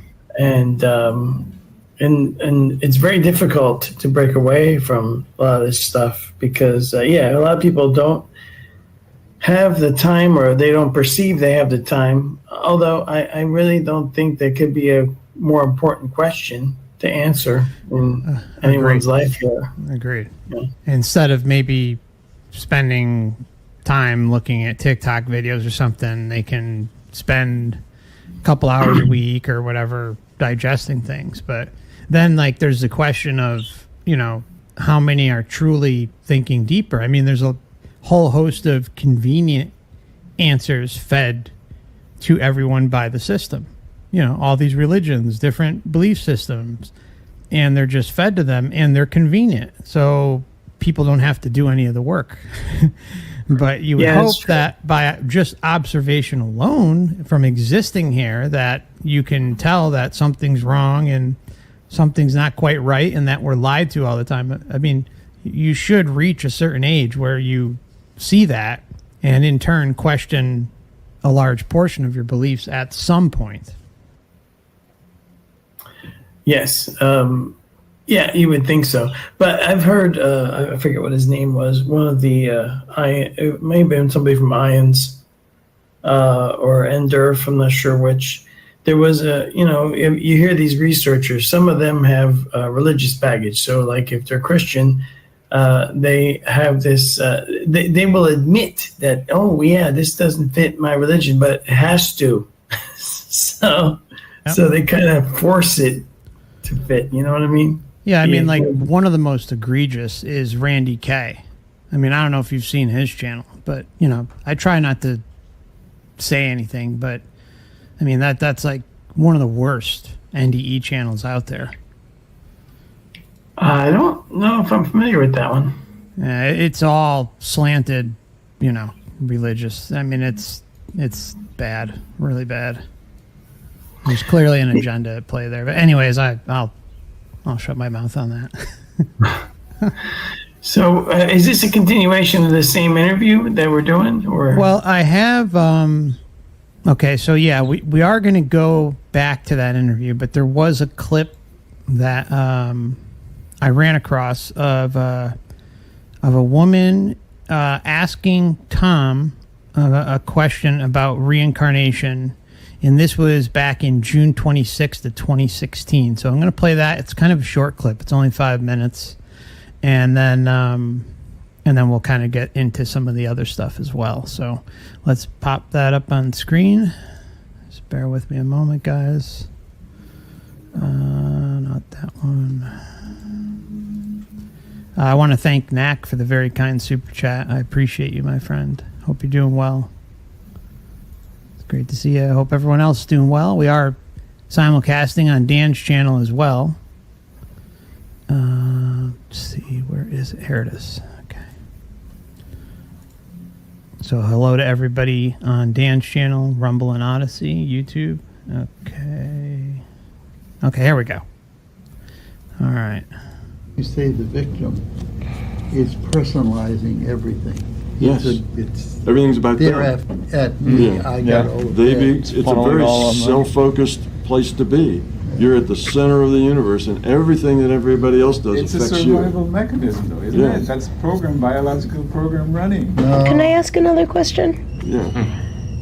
Conversations with God says we don't only come back over and over again and be each other, but that we can come back over and over again and get to be ourselves over and over again, number of times.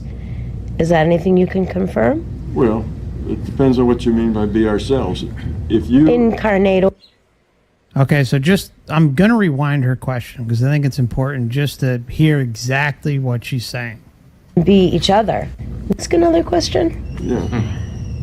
Conversations with God says we don't only come back over and over again and be each other, but that we can come back over and over again and get to be ourselves over and over again, number of times. Is that anything you can confirm? Well, it depends on what you mean by be ourselves. If you Incarnate over and over as Linda. no, you're not going to incarnate over. Now, before he even answers, I think it's important to point out that he scoots around this question. He twists her brain. Instead of talking about what some of the data says, he weaves in and out of her neurons and somehow wins her over. But as we move along, you're going to hear that she's looked into this topic. It's not like she's, just got into this. She's looked a little bit. Over and over as Linda. You're going to incarnate over and over as Linda's individuated unit of consciousness. Okay. You see, your individuated unit of consciousness, the sum of all of your experiences, is going to keep, it's growing, it's evolving. So it takes what it has, and that's what it puts back in the game. And that will then change it a little. Next time, it puts back something a little different in the game. That's called evolution. Next time. Okay, so see, now he's saying, you're going to continue reincarnating, and it's going to put a little bit more in the game. But what he's not saying is that sometimes, yes, actually, there is evidence for this, that we continually keep living and expanding upon our previous lives. That's scary. I got to tell you that much. It's absolutely freaking frightening to think that we have to come back over and over again, continuously in our lives. And she does ask, is there any way to confirm it? And I don't know how you do that. I mean, I know there's a lot of reports out there, and the data's out there that says there's something on the other side. I'm not saying there's not. In fact, I do believe there's something there, but it's a belief, and it's based on some of my own according to what they say, out-of-body experiences are. I had them as a kid. I floated above the trees and all that, and had some pretty powerful lucid dreams where I was praying to God, the Creator, you know what I mean? And it's like, I want to know you more than anything. I'm not going to give up on you. And so then I had this amazing one to lucid dream in which I went through the tunnel. It's like this tunnel, right? And there's a tunnel, and like the edge of the tunnel were all the people in my life. He's shouting at me, yelling at me, saying all the different negative things and positive things, and tell him come here and there. And then got past them, and then there was the other next part of the tunnel was like all these different entities, like things you're seeing behind me, these scary looking things that were conditioned to become monsters. The light show. It's kind of like the Tibetan Book of the Dead, this thing, these things that show up, and kind of trick you to go into the light, right? And then I go into this big, it's like a valley, almost like the womb of Sophia type of thing. You know what I mean? It's just purple valley, and then there's like this lattice surrounding it. It's all stitched up like the best way to describe it, although it's not exactly because it's like transparent, but you can still see like the stitching of it, like what do they call those things? Blanket, or things, whatever those things that they make. And so, and then, but on the other side, there's these big just, pyramids, right? And I don't know why that showed up because never was interested in that.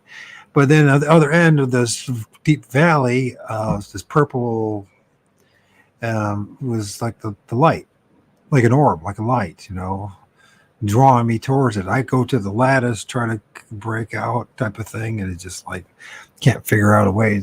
I got stuck in there, and then anyways, the thing stopped. But that was the closest thing to anything amazing. But the thing is, my experience doesn't add up with what somebody else does. Which is what I'm discovering from my observations, that each person has their own individual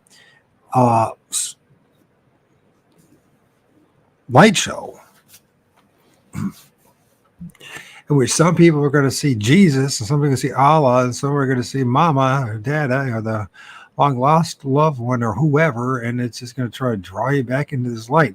And my impression is that light is like that spark that then brings you back into where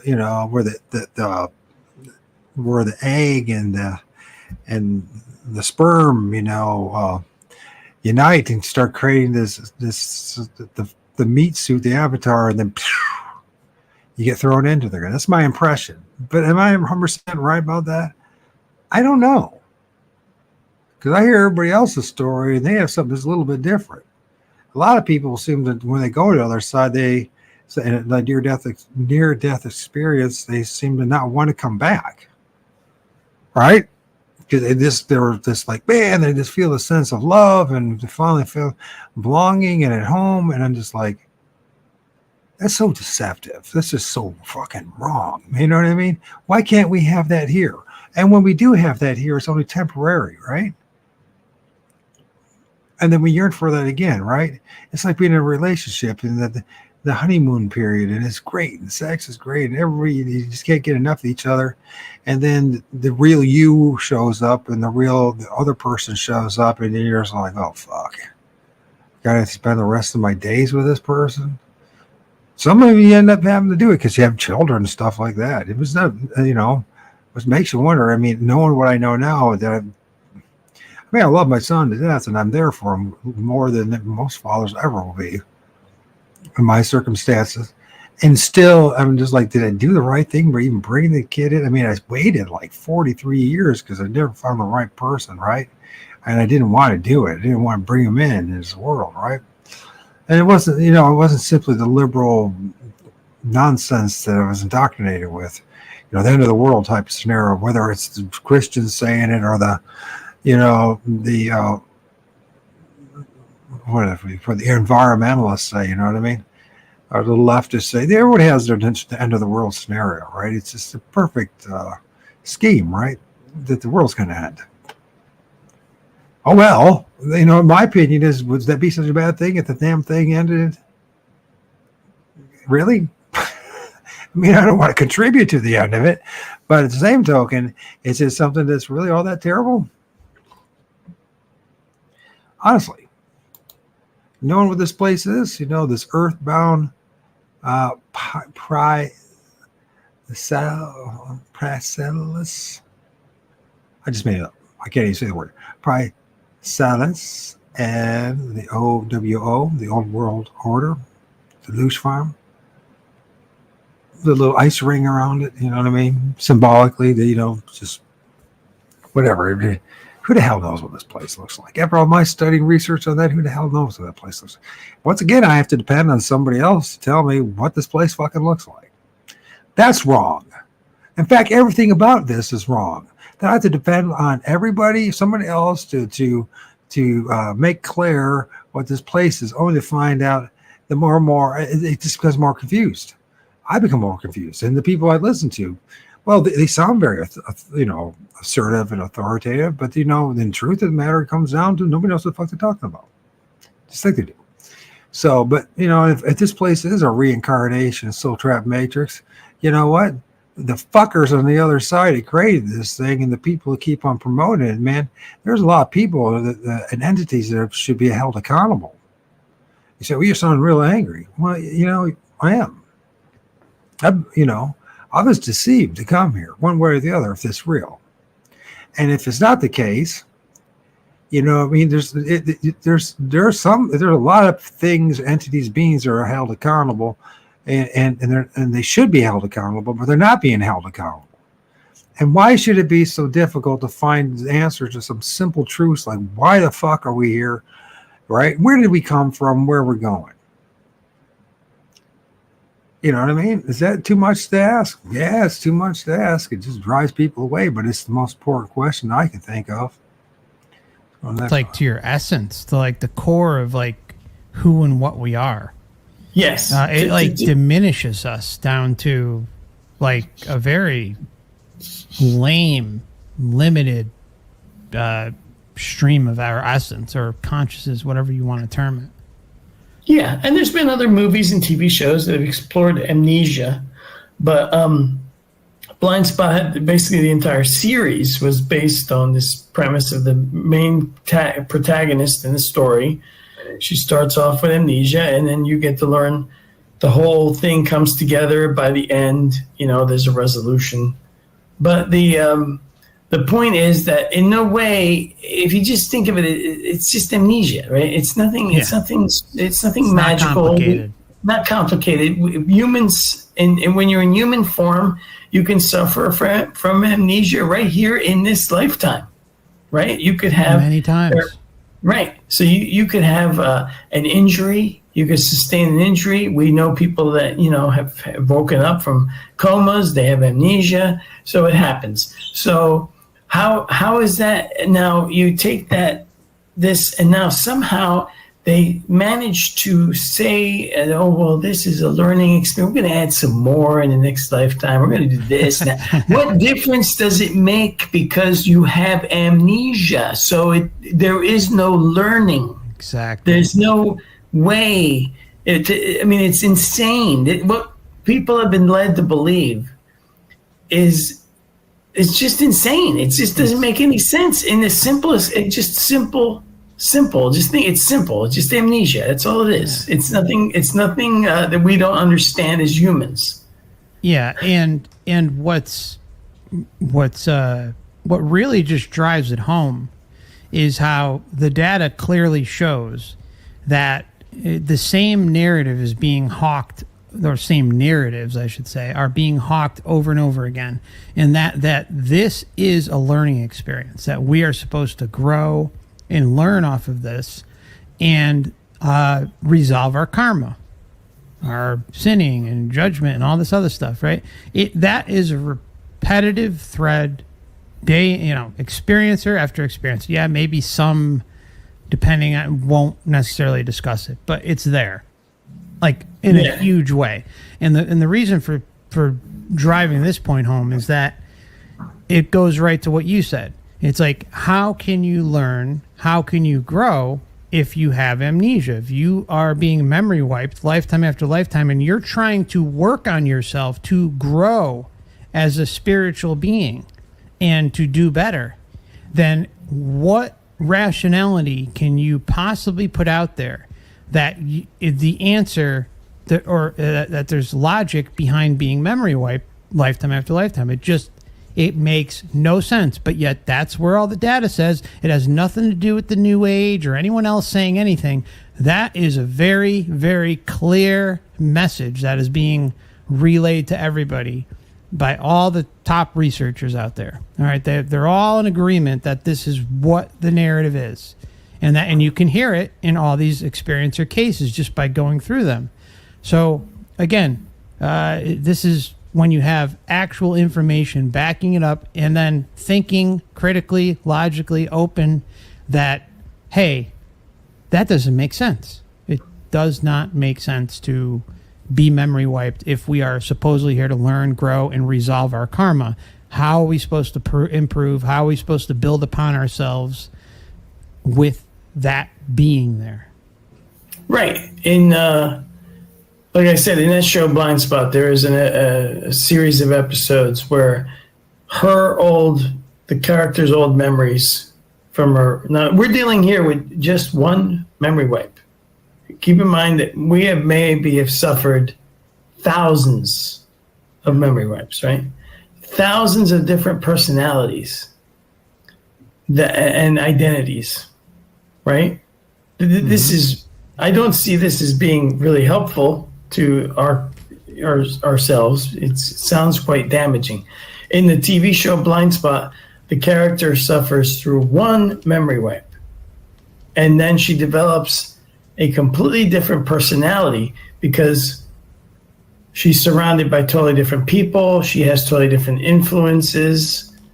And she is this good person. I don't want to give too many spoilers away if anybody wants to watch the show.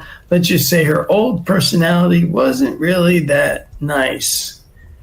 And there's a series of episodes where she basically has all of her old memories come flooding back. This causes like a virtual battle inside of herself, with herself.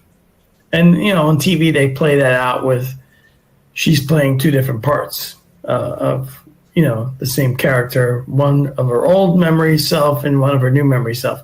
Can you imagine if in the afterlife, or like Bielman with his higher self now, if you were to suddenly collide with all of these older identities that you may have had, what absolutely chaotic mess that you may end up in? I mean, I've given that some thought. Like, do you really want to remember all of these other lifetimes? No, that's a good point. Because now you're, if you watch what happens to her in the show, she has to, and again, we're dealing with one life, one memory wipe in the same human life. There's a major conflict. These two personalities have to merge together and become yet another kind of person. One that blends the old self with the new self. But if you're dealing with thousands and thousands, and we're talking about not just memory wipes, you're talking about living in different time periods on Earth, being a male one time, a female another time, who knows, right? Being a certain type of person here, another kind of person there. Just going, because a lot of this stuff is programmed into us, right? You've done that thing, I think it's your trailer or intro video that goes over every, the cognitive state of humans from birth to 7 years old. Yeah. And it's absolutely dreadful. We're just programmable sponges. Early childhood development is an incredible window into how this place functions. Yeah, it's absolutely horrible. There is no way that if you want to look at this place and, be sane and logical about it, that you come up with Tom Campbell's answer. Or these other people. Or these other people that peddle whatever nonsense they're peddling. Yeah. It's incredible. It's incredible. I mean, just the thought of having thousands of lifetimes, and I think it's very probable. This place beats you down. It really takes a toll on the mind and body and spirit while you're here, and then it just crushes you and distracts you and gets you into the grips of the sensory addiction. And then I don't know, we can go on and on. We've talked about it 1,000 times, but it's who knows how many thousands of times, right? Yeah. Anyways. All right. Now you're going to add a little something to it, and it's going to do it again. Got you. But it's not going to be Linda. It's going to be some guy, right, who lives in Mongolia, who raises sheep. Yep.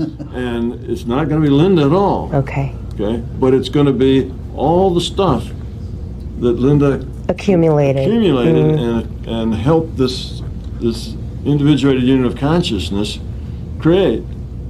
And it's not going to be that different from what Linda had at her core, because Linda just added a little bit to this thing, and now it's going to go again. So you can say, is it Linda? Well, almost. At the core. But look at the But we call her outside. Dave now. But yeah, but we call her Dave now, right? And different race, different sex, different job, Country. different personality, But that which is back behind that is the same. only improved Right. a little from this Right. life packet. Exactly. Plus. Linda But what's plus. behind it, what's at the core of that, yes, is what Linda started with, plus what Linda added Grew to it. into. That's Linda was what's at the something before that's what Linda the core of it. Linda was something before Linda. It's a shame we can't talk to Linda. I'd like to talk to Linda. Would you, Dan? Sure. Yeah, absolutely. I'd like to. I mean, a lot of these people, I can relate because, you know, when I first started my research, I was brainwashed and I was filtering everything. All right. So that's the next part. Anyways, I skipped like 10 minutes of it, so I don't know if I'll play the whole thing. It's 3 hours long, so I probably won't. But anyways, you talked about some important things though: amnesia, early child development from birth to 7 years of age, the sensory addiction, individuated consciousness. Whatever this individuated consciousness is, this entity that's being, I'm just going to tell you right now, fuck off. You suck. You really suck. So you want to call them God, you want to call them the demers, you want to call it the super force, whatever. Yeah, you suck. You're the only one that benefits from all this if it is real. If it is real. Anyways, amnesia. So if reincarnation is real, and I know Mark says this, all the data shows that. I mean, I don't know if all the data shows that, but if you pay attention to near-death experiences, out-of-body experiences, all the different Eastern cultures and what most people thought throughout the world, they feel that the reincarnation is a real thing. So maybe there's something to it. Part of the problem is with the amnesia, fucking no one knows. So at the end of the day, you have no idea if it's true or not, right? You might have an experience. You might have some out-of-body experiences, all that they help you to feel it's so, right? They give you some confidence that it's so. But, you know, this is something that should be as clear as freaking, you know, drinking water, breathing air. In my book, I mean, if I was the creator of this place, I would not hide this stuff from the people because of my creation. And they say, well, you know, it's bogus arguments as well. If you knew the truth about what's really going on, it'd be overwhelming. Well, probably because it's overwhelmingly fucking wrong is what it is. And if you knew what you were actually going through, and if there is happening over and over again, you'll be like, what the heck? This, you know, yeah, can you imagine actually having a memory of just another life or 10 or 20 or 100 lives, 1,000, and just you talk about being fragmented and schizophrenic, you know what I mean, beyond imagination. So that says something right there about the creation. What's wrong with it? If you're going to have any kind of this reincarnation thing, supposed to learn lessons, then we should remember our previous lives, or at least the lessons we're supposed to learn. Spend a whole lifetime conjuring up stuff, making up stuff, justifying things, and saying, yeah, this is the reason why I'm here. Nobody knows. That's the problem. Nobody knows. And when it comes to this 7 years, with extended adolescence, and the fact that, you know, I don't think my son at 12 and a half could fend for himself.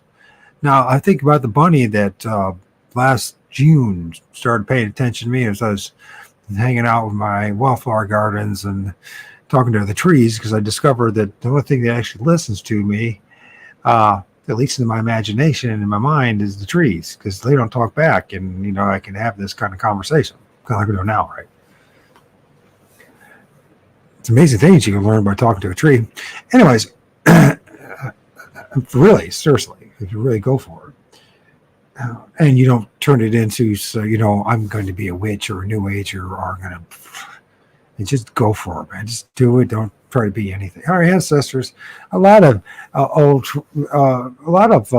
cultures, many of the First Nation cultures, it was a very common thing that a person would have their sacred tree. They might walk miles to get to that one tree that meant that much to them. The tree is symbolic, right, of the tree of life, right? This earth, the axis Monday, the tree that the underworld, the branches, the roots spread throughout the underworld, the middle worlds, which we walk upon. That's the trunk, and the branches up into the atmosphere, right? The upper world. And many of them said, they had the desire to go to the happy hunting grounds, you know what I mean? To go to some sacred place, to a star or a place where they belong to, you know what I mean? Maybe they're right. Who the hell fucking knows? That's the problem. There's not a lot of people that claim they know, but why don't I know? Why don't you know? Why don't we know individually? Knowing is not the same thing as believing. That's why my old channel was Old Religion Dystopia, knowing versus belief, until they nuked me, because unlike everyone else, I actually decided I care about you guys and other people. I know they care about me. So in 2020 and 2021, until they zapped that channel on January the 6th, 2021, I was out there very publicly warning people about the agenda was going on. And I had very little support from anybody. In fact, I had none. Even in the internet world, even though I excuse me. At that time, I had kind of walked away from the stuff. So I had 2018, I had enough of the internet world. With my experience with Christian truthers and with Bigfooters and everything else, I just but I came back because I knew what was happening. What I wanted to do, I just wanted to play my guitar. I had enough. I realized I couldn't save the world. But you know what? I saw the injustice and was right before me. I knew all about the agendas and about the Economic Forum and what happened in 2019 and about, Event 201 and other events. And I knew what they're up to. So I figured if I could save one person, it was worth it. You know what I mean? And I know, I'm very confident that I did. And I could have saved a few more, but I noticed that the powers that be didn't want that to happen. I mean, I know what happened for real. I was out there out in the street. I was the one with, doing the magnet test. Anybody brave enough to do it. I was the one warning people what was going on. I wasn't out to pad my numbers and maintain, right? Because, there's sometimes when our message is not that important, when the other person becomes more important, right? And I said, you know what? It's such a stupid fucking thing, YouTube channel. Who gives a fuck? If I can save somebody's life, who gives a fuck? And anyways, I felt justified and right to challenge the matrix, the system, and give it the big middle finger. And by the way, I was giving the middle finger to just about everybody. But back to this birth, from 7 years, right? And you're so pliable, and this is how religions, and this is how cults like Roman Catholicism and etc. It's not just them; it can anybody. They follow the same pattern from what they learned from the Catholics, right? Give me the first 7 years, I'll have them for life. They might walk away from the church but they're coming back. Only if they actually really do the work and study and challenge it and really challenge it and be willing to pay the price. Because, one of the things that happens when you are part of these cults and you start challenging things, and you're going to be summarily kicked out. And you're going to be not even summarily. It's going to be just not the injustices you're going to experience. It doesn't matter if it's AA, if it's the Christians, if it's the Satanists. And believe it or not, the Satanists have this. There's just as much cult mentality as much as they pretend they're not. I know a few of them, and on and on it goes. And so you're just like, this is just bull fucking shit, man. Really, all I want to know is the truth, And that was justifiable enough just to have me isolated, ostracized, and fucking just pretty much rejected by everybody. Meanwhile, if these archonic forces, and I know these spirit things are real because you're looking at them right there and film them. So whether they are conscious enough or conscious about what we're doing, something's conscious, something pay attention to me, something guides me at times, something interferes. So the generational spirits or these local spirits or these familiar spirits, blah, blah, blah, you can call certain names. You see, the problem is it's all, in the end of the day, you can't nail it 100% one way or the other. See, my channel, I'll never, first of all, my personality is one of them will have to happen, but even by the way I'm speaking, there ain't not going to be no fucking following. There is nothing. There's nobody's going to want to know the truth. That's not what they want. They want to be entertained. They want to believe that there's an answer to all this. But clearly, there is no answer. And that's what the problem is. And that's the real issue here. There is no... How any one of us can accept the fact, the only thing we can learn to do is accept the uncertainty. That life there, as much as we try to find an answer for it, that's why I call it, we call it, Earth-Bound Pris-Slas, like Pris-Slas, prison slaves, and the old world order, which is, they talk about the new world order, it's the old world order. It's the world, it's the same thing that's been going on forever and a day. And I call it the Looshy farm because why not? Because, you can call the plantation loose that, you can call the soul farm, you can call it the giants reduction camp. That's a better way of calling it. Hey, the Jesuits had it right. Reduction camps. That's what's really going on. We're in a giant fucking reduction camp, and they're reducing every freaking thing about you, from the spiritual side to the mental side to the physical side, to the fact that you don't own shit. You don't, and you already don't own shit. You just think you do. You don't own any land, and you never will own any land. You might be able to lease it from the quote unquote government. It was nothing more than an instrument of the oligarchs, blah, blah, blah, which in the end of the day, they seem to be serving something else, because there's plenty of evidence to show that large groups of them are really into spiritualism and really into these spirits.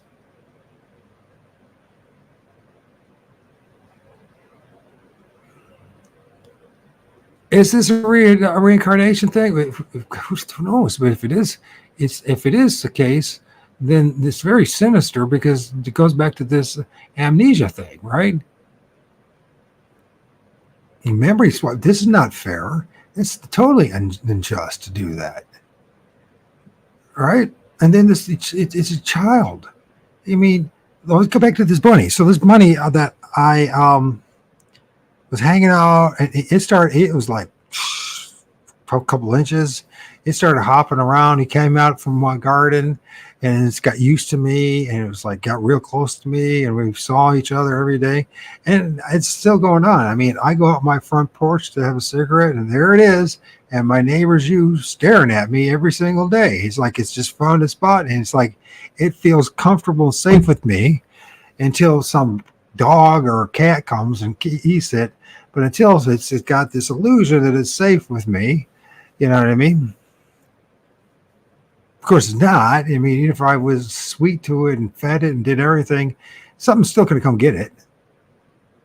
And it'd be cruel in hell to put it in a cage, a smaller cage than it already is. All right? And we all live in a fucking cage. The box that we live in, the box we're staring at right now, the box that you're walking around in your hand, the box you drive in with 4 wheels, the box that you go to get your groceries, the box that you work in. If you think you're not in a big giant prison, I just don't know what to say to you. And you say, well, what's the answer? Fuck. I know one thing. Don't listen to Alex Jones, because he's always going to jack you up. Don't listen to 99% of the people out there that are going to offer you that promise of the answer. But as long as you buy their book, subscribe to their channel, and be faithful to listen to the latest bit of propaganda. Some of you guys, I don't know how you're able to produce the videos you do and 2 or 3, sometimes 4 times a week, sometimes every day, and you're like, this, it can't be alone. It's impossible. Do you know how much time and effort it's taken me just to make this happen?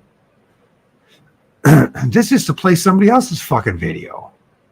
I can't see it. So, but anyways, we got issues, serious issues, and I know because people want the answer, but I think the most honest answer is we don't have the answer, and that's the issue, and we should not be happy about that. We should come. When I say that, what I'm going to say is we have to first accept the uncertainty and the fact that we don't know what these answers are. Understand, but then understand the bigger picture, what's going on here. It's not just us looking and searching for the answers. There's a bigger issue. Why are we still searching and looking for the fucking answers? Well, this is the way this place is made. Well, that's not. Would you do that? I mean, let's just forget about the Christian stuff and burning in hell and all that madness, or the fact that if there was a real God, how much he loves his own son. Contradictory or the Old Testament is that we're just going to rip the skin off your body, you know what I mean? We're just going to just torture you, and then we're going to make everyone believe that you came to save the world, and you're, when you're really just your people. And then everyone says, well, I'm his people, and it's like, it was something. It's just Roman fucking propaganda is what it is. And Egregore is a fucking Roman demigod. That's all it fucking is. But yet, this loving entity, this forces and all these things around us allow this shit to still happen. It's all about learning experience. It's all about learning to love and to have empathy and compassion and work out your karma and bullshit. Bull crap. Why is it the most worst people keep on showing up generation after generation, year after year? It's just the most awful people you would ever. I mean, honestly, not that I'm the slightest bit interested in elections, but in a million years, would you chose the Orange Man versus the senile old wannabe Jesuit priest? Would you choose that? You wouldn't choose that in a million fucking years. But that's what you're going to give to. That's the delusion you're going to give. These are the two options you have. And you're going to go there and you're going to pull a lever and you're going to convince yourself that you did something. When if you just went to the Al Smith to watch the Al Smith dinner and you understood what's going on, you already know who's going to be the president. And after a while, you're going to realize we don't elect the CEO of the corporation in the District of Columbia.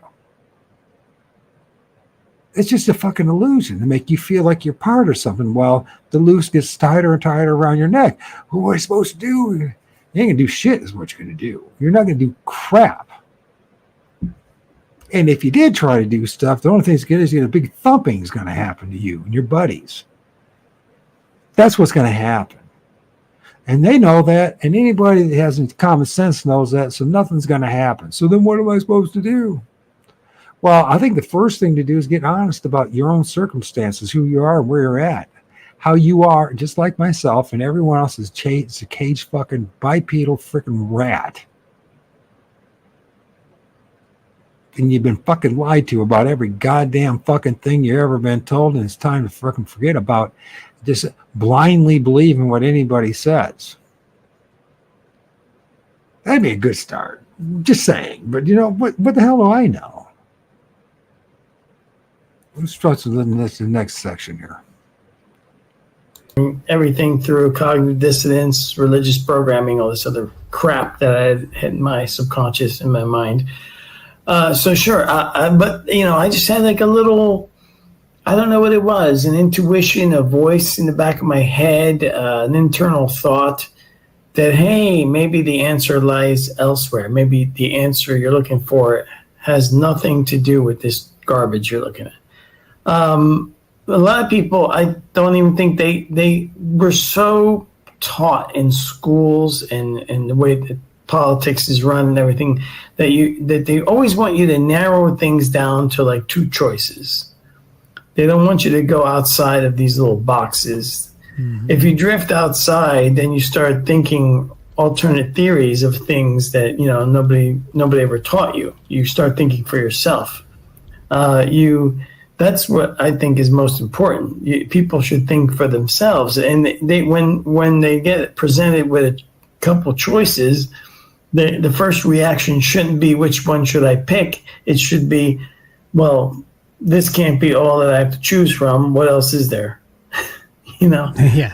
It's it goes back to what we talk about all the time.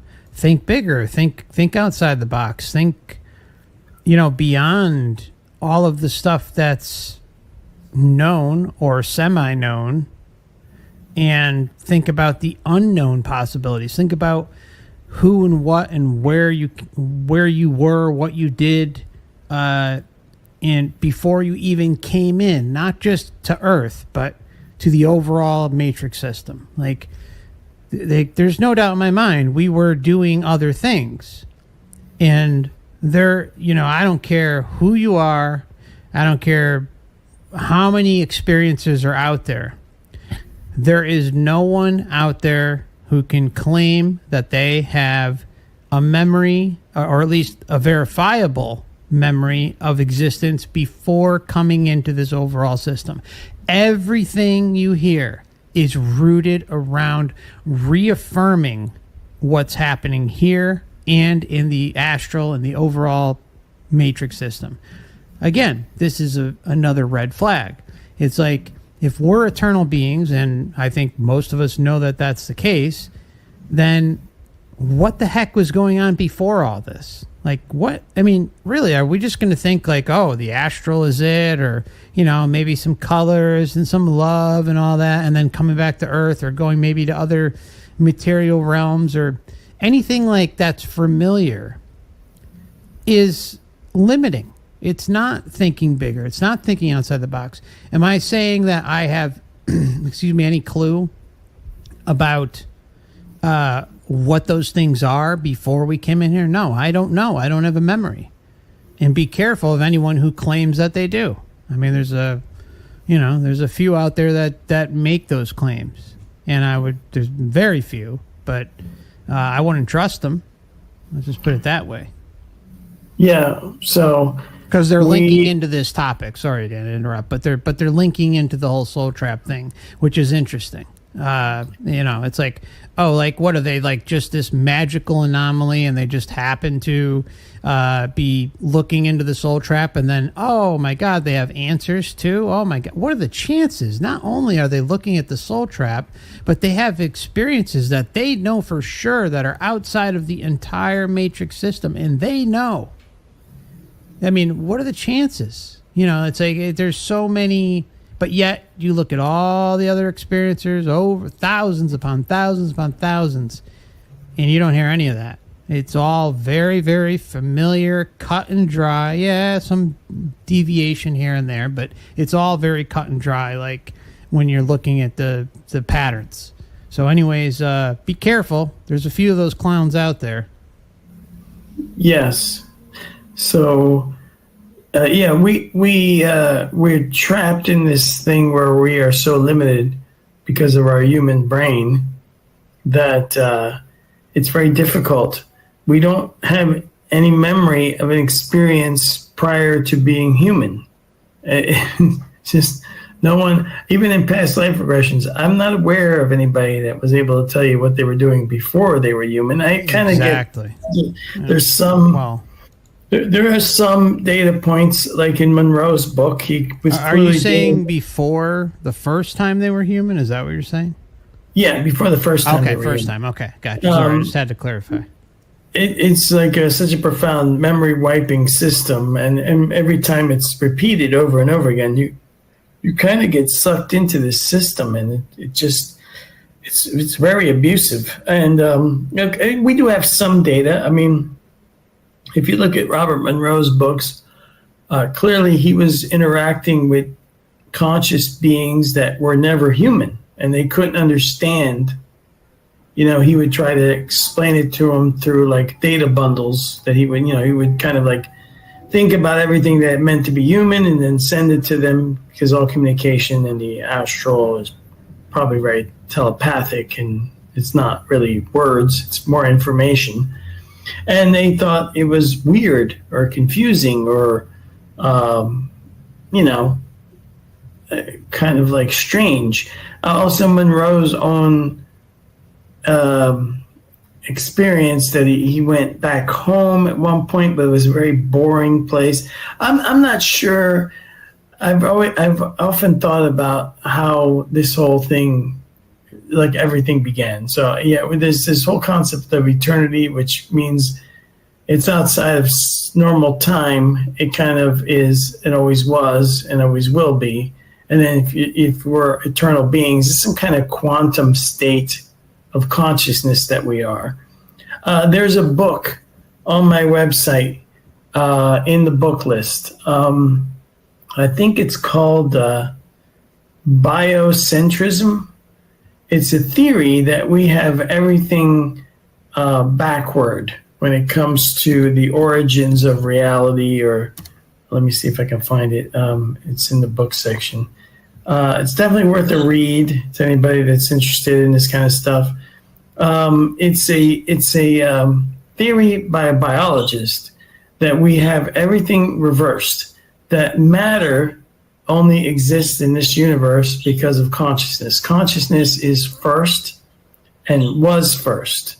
Now, he doesn't really get into the nitty-gritty of like a Big Bang theory in his book, but in my thought is that there was never a big bang of matter. There was a sort of like a explosion of consciousness somehow. And that from that explosion of consciousness, there's all this individualized conscious beings, that's us, and everything else that has consciousness. And that when you're existing as like a new, as a pre-human consciousness, you don't have any experience. In other words, in human form, we're biologically driven to survive. But if you're in just consciousness form, then you're not physical and you can't be killed or hurt, then what would be the driving force? I think it's the driving force is to become bigger, like consciously bigger, like And not to just size-wise. experience. Yes, you want knowledge, experience. You want to know things, right? It's maybe a drive to become a more powerful consciousness. And I think the Earth is set up like this reincarnation soul trap for whatever Looshy is, or whatever we're here, because it's not just Monroe's account. You have Carlos Castaneda, his books about this being like a human arrow, he called it. It's like a chicken coop. The quote is actually on the bottom of my homepage. So the book is Biocentrism: How Life and Consciousness Are the Keys to the True Nature of the Universe. It was written by a biologist, Robert Lanza, and Bob Berman. So if anybody's interested, it is in the list of books on my website for people that if they want to check it out. Great. But the thing is that, we get sucked into, I think, a naiveness. We have no experience. And then some place like Earth pops up. And even if you do have experience in some things, you've never experienced anything like this roller coaster. So you get drawn to it. And I think there's all kinds of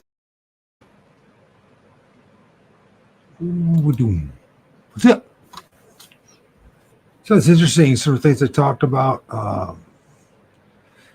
The system is very abusive. Carlos Castaneda. Question about Bob Monroe and what he saw. Eternity outside of time and space. Biocentrism. How life and consciousness. Something the true key of the universe, whatever it is, or the true whatever. Everything was reversed. Consciousness came first. Driving force is to be big, more powerful, a bigger, more powerful consciousness. Anyways, where do we go with all this? So here's the thing. it's could be. I mean, I don't know if it's hypothesis. It's more of or a theory. It's more of a hypothesis than a theory. But who cares? Everyone's wrong. Everyone, all words against abuse. So, but this whole thing about reverse, everything is reverse, isn't it? Every damn thing here is reverse, isn't it? Everything's reverse of what you would choose to do. If this was the world that you made, you would look at this and you'd probably do everything different than what you see, right? It's kind of like, this whole thing about parents. You try to be different, do everything different than your dad because everything he did was wrong, right? My dad was a son of a bitch, that's for sure. But I think he thought he was doing the right thing. Anyways, yeah, and this Bob Monroe, I know that's what he says, but we never know if it's true that what his encounter was actually true because we can't really share in his experience. And so what we do is we project from what we know and what we've learned upon his experience and think we know what he was really experiencing. So, the INSOC and is that what it is?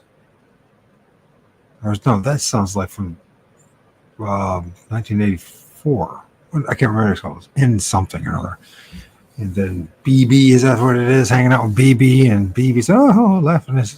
Yeah, this is what you're really about. You're not here to learn anything. You're just here to produce, loose that we feed upon you, and then energy. And we come here to vacations. And I wouldn't be surprised if that's exactly what's going on. I would not be surprised in one bit, but I would never know. But it's a surprise that when they just say that all the world's a stage, and that's exactly what's going on with us, is that what we're doing is performing for these entities, whatever they look like. Maybe they do look like Bigfoot. Maybe they have 10 legs, and maybe they have 20 heads, and who God knows what the fuck they are. And maybe they're us, right? Or maybe our ancestors having a good. But I can't, if you are my ancestor, I'm going to talk to my ancestral spirits right now. If you're my ancestral spirits and you are tolerant of this shit, there's something seriously wrong with you. I want you to snap out of your delusion too. Would you do that for me?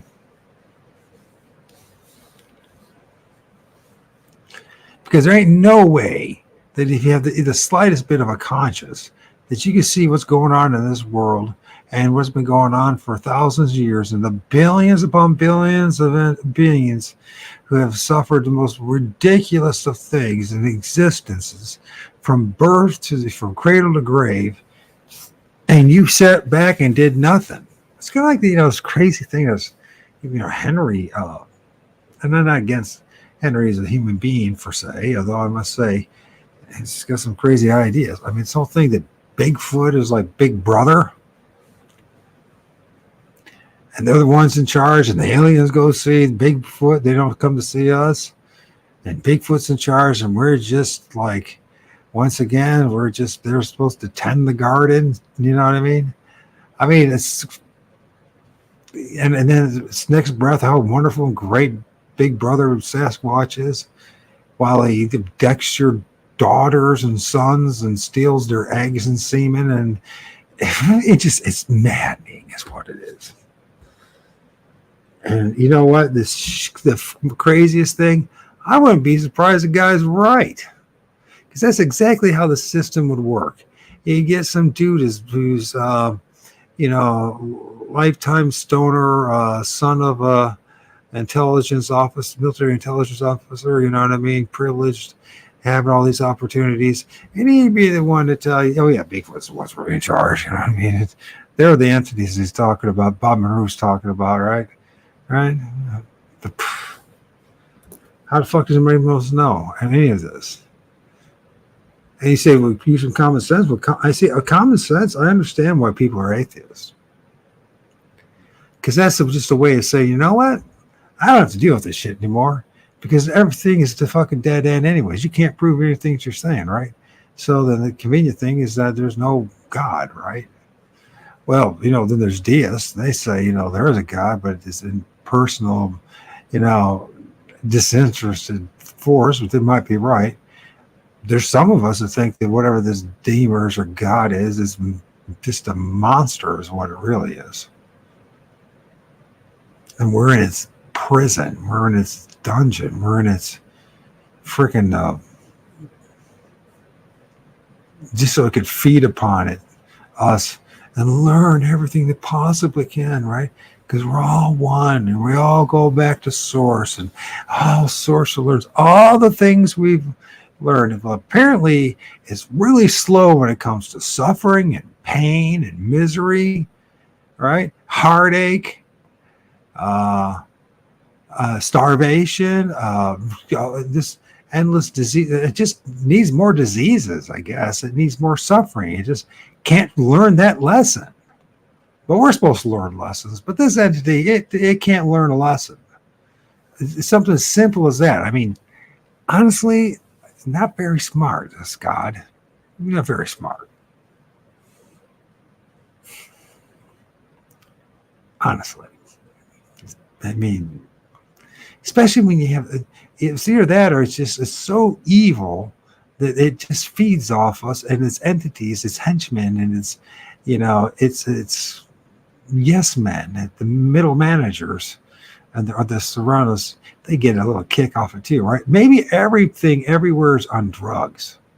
Think about that. Everybody's, because isn't that in the end?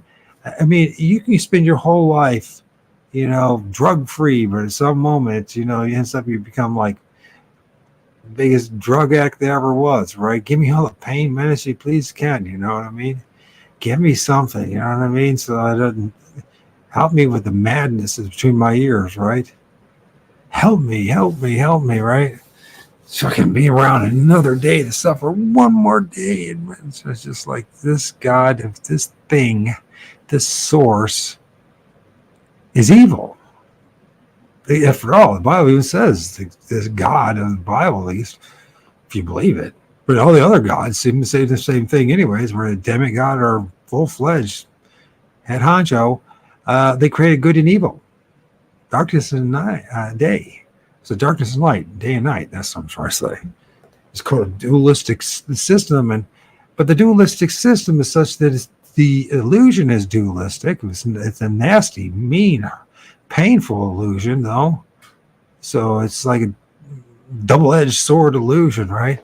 Some illusion is actually. The illusion is that you fucking know what the hell's going on. Meanwhile, you're living like a caged rat, going through all these pain and suffering and all sorts of different things. And if you haven't done it yet, you will be doing it. I guarantee you. Or you'll be this really good con man, convince yourself that everything's peachy good and wonderful, and you'll be the next Joel Osteen. You know what I mean? And you'll have your big mega church and all your big money, and all you have to do is just bullshit people, because that's where the money's at, bro.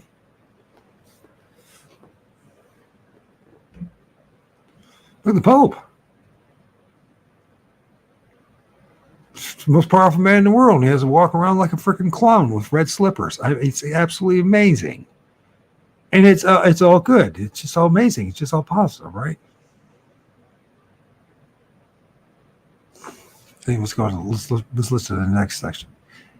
You see people say, you sound angry and mad. And I'm like, I'm extremely disappointed. And I'm just extremely fed up. And I'm extremely find the injustice and the unfairness of this place to be repulsive to the point that I can't not stop talking about it.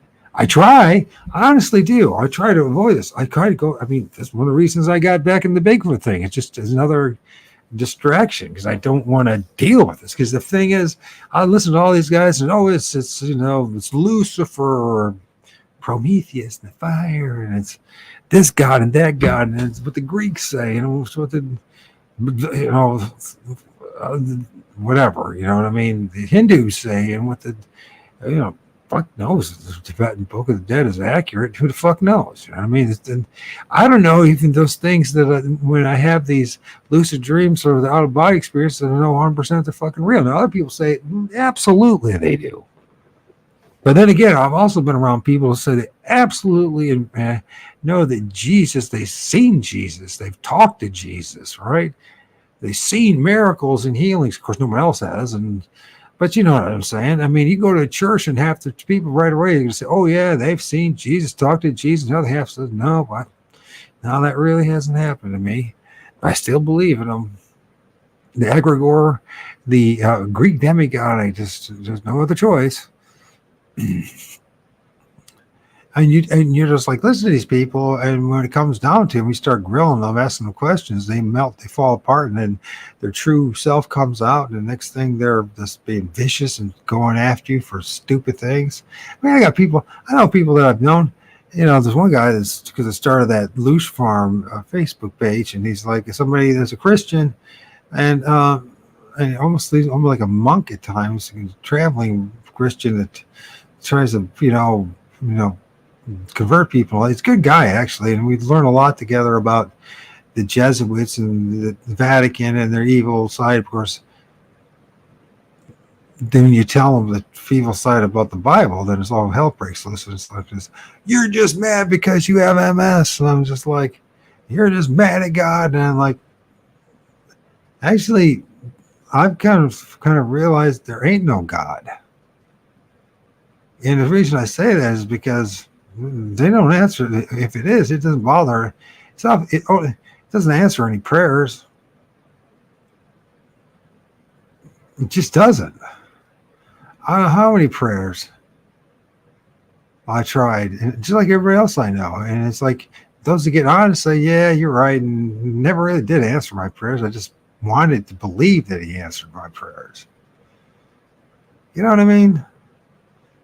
Since God really is halfway decent, at least give the kids a halfway chance. Yeah, have them. Look at all the kids, and if Jesus is real and Christianity is real, then why don't you guys all go to all these children hospitals and heal them all in the name and the glory of Jesus? That's really the promise. But you're not going to do it. You can't do it. You're not going to do it. You're going to just make the excuse to say, well, I can't do it. God does it. Jesus, that's up to him. Well, your God sucks, because he seems to really love people suffering. Right?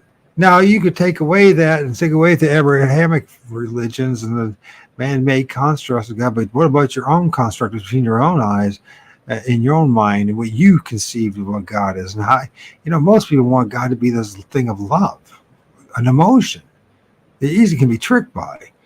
Seriously, I mean, at times, I've been, told by a chick, "Oh, I really love you," and fuck, neither one of them. We're not here together.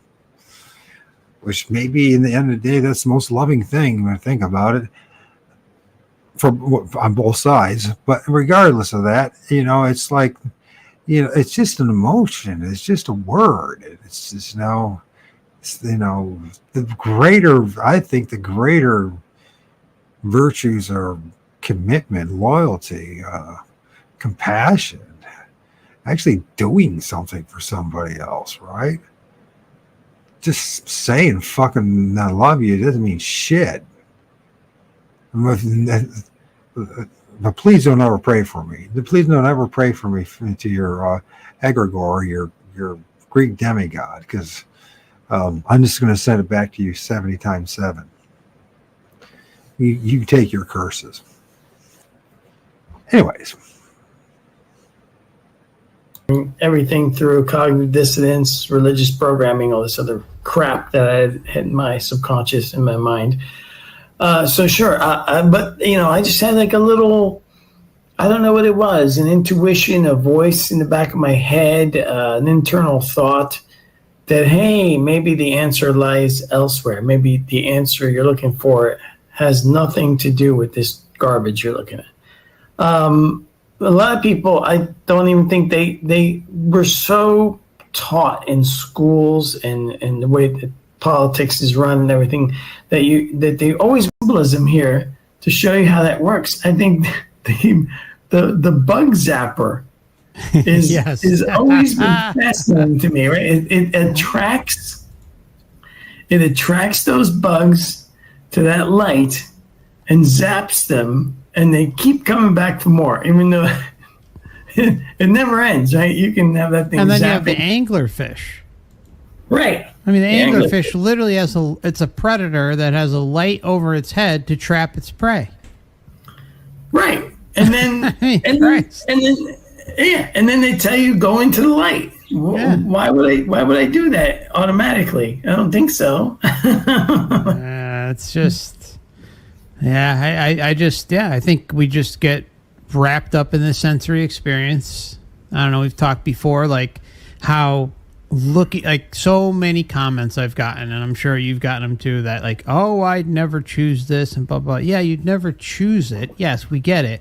But you probably were interested in the beginning and chose to come into it not knowing the ramifications of what could unfold because you've never had that experience before. If you can't gauge what it's like to be in a human meat suit, if you can't gauge that, life and death are a thing, and it's I think it makes sense just from like how I'm just interested in things. I'm interested in learning and exploring and stuff like that. I think it makes sense for me at least that I would come here because I, as a eternal true essence being, I can experience something like not knowing that, not remembering that, and actually dying, and going through this whole phase. There, like from an outside perspective, I can see how it can be appealing to a true essence being who's perhaps roamed the multiverse and done all sorts of different things and came down and experienced something drastically different where they forget that they're an eternal being and that, they don't die. But the problem is that there is a whole trap mechanism embedded with it. So that's the difference. Yes, I do think that there must be some kind of natural, universal, or multiversal laws at work. I'm not sure where they originate from or how exactly it works, but they seem to have to like show you symbolically things like I said, like the bug zapper or the anglerfish. They kind of show you how the mechanism works. If you're too dumb or and not interested in paying attention, that's on you. But they've shown you. I mean, it's kind of like everywhere. I mean, if you look at all it's everywhere. So I'm not sure if there's some kind of laws or rules that need to be followed. They also seem to have a thing where this environment is big risk, big pain. So it must have some kind of big reward if you get yourself out of here. Liberation. Liberation, but your consciousness that you'll never be fooled again. Yeah, that's how I look at it too. It's like there's for as much as like you don't want to say like, oh, it's a learning experience. In that respect, it is, because these are experiences that you'll take and realize and have in the back of your head that if you want to go and have some sort of experience in another realm, if the contract, so to say, the terms of service involve giving even 0.0001% of your essence in exchange for the experience, well, then you're going to have that knowledge. Hey, I went through a shit show of an experience on Earth, and I'm not giving any of my essence in exchange for any experience moving forward. So talk about valuable information to take with us, for eternity. I mean, it's screwed up. It had to come in this form, but it is valuable. Yeah, it's like, I don't know. I just have a sense that there has to be an out, and there has to be something that if for those that get out, some kind of thing that makes it valuable to you when you finally get out. It's like it's kind of like I mean, you could say prison is a learning experience, right? I mean, some people go to prison and they come out with all kinds of skills that they didn't have, survival skills they never had before. a completely different understanding of violence. I mean, I'm not saying it's a good thing, but if you look at Earth is like this really chaotic, predatory, parasitic realm, and you get yourself out of here. It's because you've freed yourself from the abuse of this system, and now you're going to be a much more powerful conscious being. So if that may be the only positive thing out of this whole mess. I don't see anything else that's positive about it. But that is, and I really don't know where Campbell comes up with some of this stuff. It's like Zachariah Sitchin, it's like these, and they write books and they go on talks and they give interviews. If somebody like me sits and listens to them and marvel and like, where are they coming up with this stuff? Exactly. They're talking with such authority, like they are idiots that think they're geniuses. Yes. Anyway, all right. It's crazy. All right, so I think we only have very little left in this one, but we got some more. Is what Linda started with, plus what Linda Grew added to it. into. That's Linda what's was at the something before that's what Linda the core. Linda was something before Linda happened. So Yeah. what Linda is really is whatever that was, and then Right. What she whatever added that to was it. was whatever that Right. was. Yep. So All right, so let's move to the next one. And this is where okay. So now we're going to get into Tom discussing, wrong one. Tom discussing NDEs. A near death, let's just jump to a near death and then we'll talk about the data, because now you're touching on this database that I was talking about, and I can explain why there is a database, why there has to be a database, and what that means to be able to access it. That's where Uncle Fred was. The guy came to greet you. He was basically a projection out of that database. Because everything we do, think, thought about doing but didn't, doesn't matter, every feeling, all of that is part of a database. And there's a reason why the system has to collect that data, and I'll get into that later. Yeah. The reason is to deceive you. But an NDE, basically somebody who is... Sorry, go ahead, Dan. Sorry. So essentially, he's describing, oh God, he's basically saying this is a big data mining operation. Yeah. And what is data mining used for? It's used to make you the product. Right? Exactly. Everybody knows that. If it's free to you, then you are the product. Yep. So yeah, well, and this may be the only time he's actually hit on something where he's right about something. Without even knowing it. What he's describing is a parasitic system that uses your information as a giant manipulation tool. Yeah, and he's saying Uncle Fred, is just part of, that information, which, I think is, that's where I line. I think it's all bullshit. I don't think most, not all, but I think most people are not dealing with who they think they're dealing with in an NDE. That's just my opinion.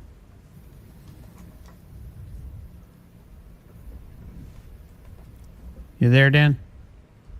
Oh, yeah. Okay, I thought you were going to play more video. Right, yeah. sure. Most people are not dealing with what they think they're dealing with, these NDEs. Could be the case. Seems to be that way. Parasitic manipulatory toolbox or machine of database of a database mining operation to use you as a product. would exploit you as a product. The product. Maybe it is loose. It's maybe, I mean, it's one of those things, just like, it's the most plausible argument that I've heard. But that doesn't mean in a day it's true. There's all due respect to Mark and to Dan, and I think they realize that too. There's a big question marks with all this stuff.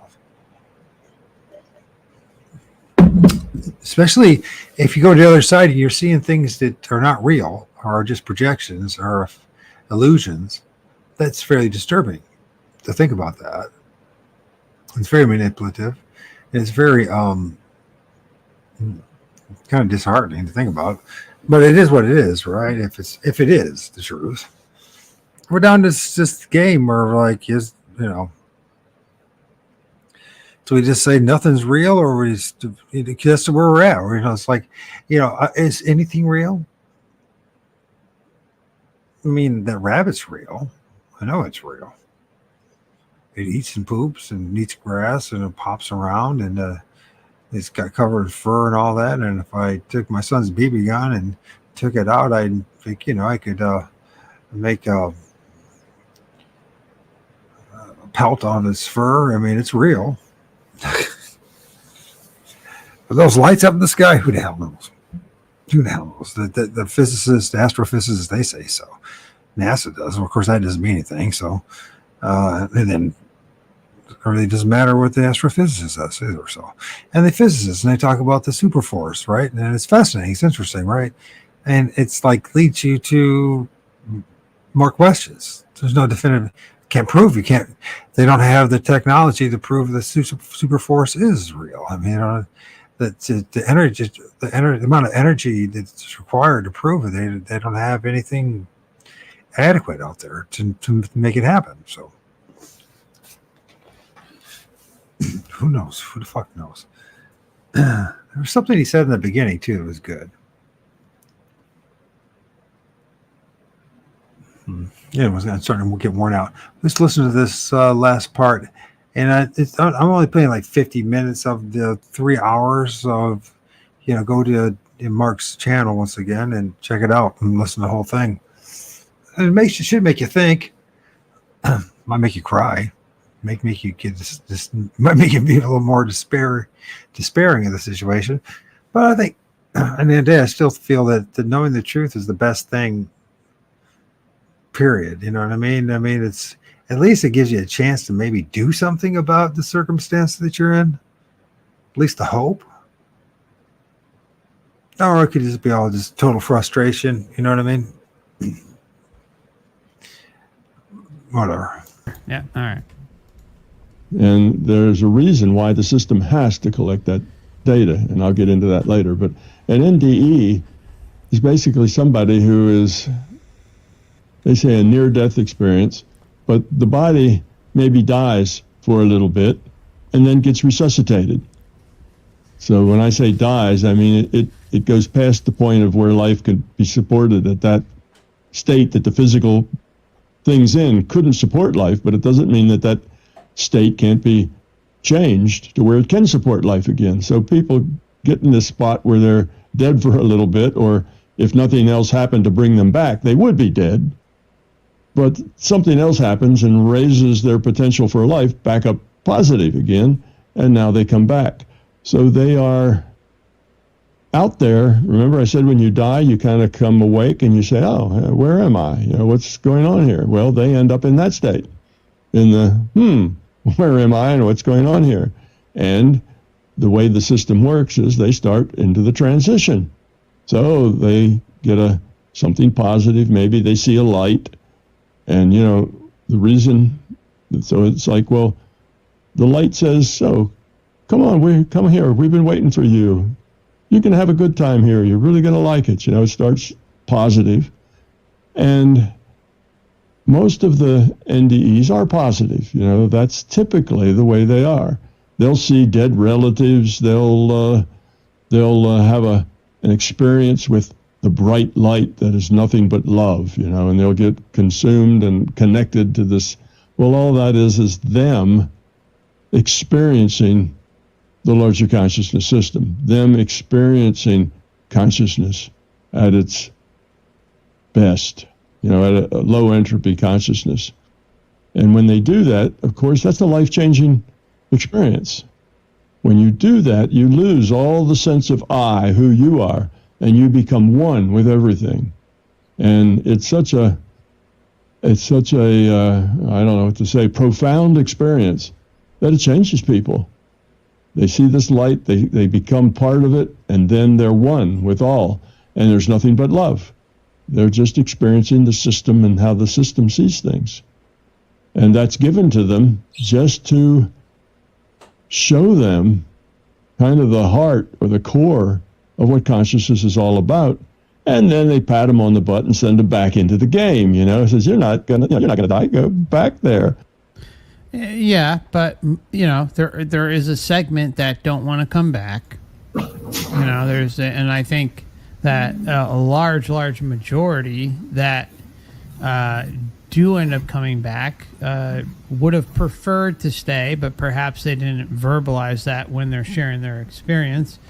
And how there are these loved ones most of the time, or situations that appear to manipulate them into coming back. I mean, one of the biggest things out there is that, I didn't want to come back. And there are all sorts of examples of whether someone's, Christ, I've seen crazy examples of, a mother who just gave birth, she has complications giving birth. Oh, my husband's down there. He'll take care of the baby. No problem. They're just so overly consumed and concentrated on the euphoric love bomb rush that's occurring, and that they are obviously free of their meat suit, that the care and thought for what's going on down here doesn't exist nearly as much. And that's not to say that they don't care about their loved ones. It's just that they are in a situational moment where they're being manipulated by a love bomb. I mean, it's a literal drug dealer. My opinion, of course. Yes, and there's a lot to unpack in this short clip. First thing is the whole, what I think is garbage, is this, I'm one with everything else. Yes. Okay, first of all, there's no way that I am one with Tom Campbell, okay? Okay. I mean, let's follow this stuff to its logical conclusion. I'm one with everything else. I'm not one with serial killers. I'm not one with rapists and murderers and all these other bad, really, really bad beings out there. I'm not one with any of them. Again, he just spouts this stuff out. It doesn't. My theory is that we can network into everything. When a computer can network into a network, and it becomes connected to all the other computers, but it never loses its own identity. If it becomes unplugged, it's still there. And I think that's how consciousness works. I think it works as an individualized unit of consciousness. You are a being in your own right, you're your own kind of universe, contained all in yourself. And then, of course, when you're out of body, you have all these other powers awaken, like telepathy, and you're in a non-linear time state. I mean, there's all this stuff going on. You have a memory wipe, so you don't remember a lot of stuff, so it's easy to manipulate you in that state because you're still holding on to your old human avatar identity.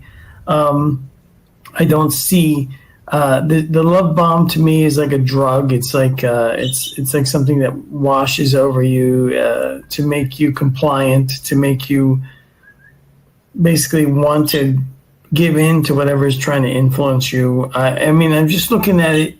That's the way I see it. I'm with you. He a lot of stuff that Campbell says, he just says, as a matter of fact, based on what data? Who's patting me on the back, Tom? Yeah.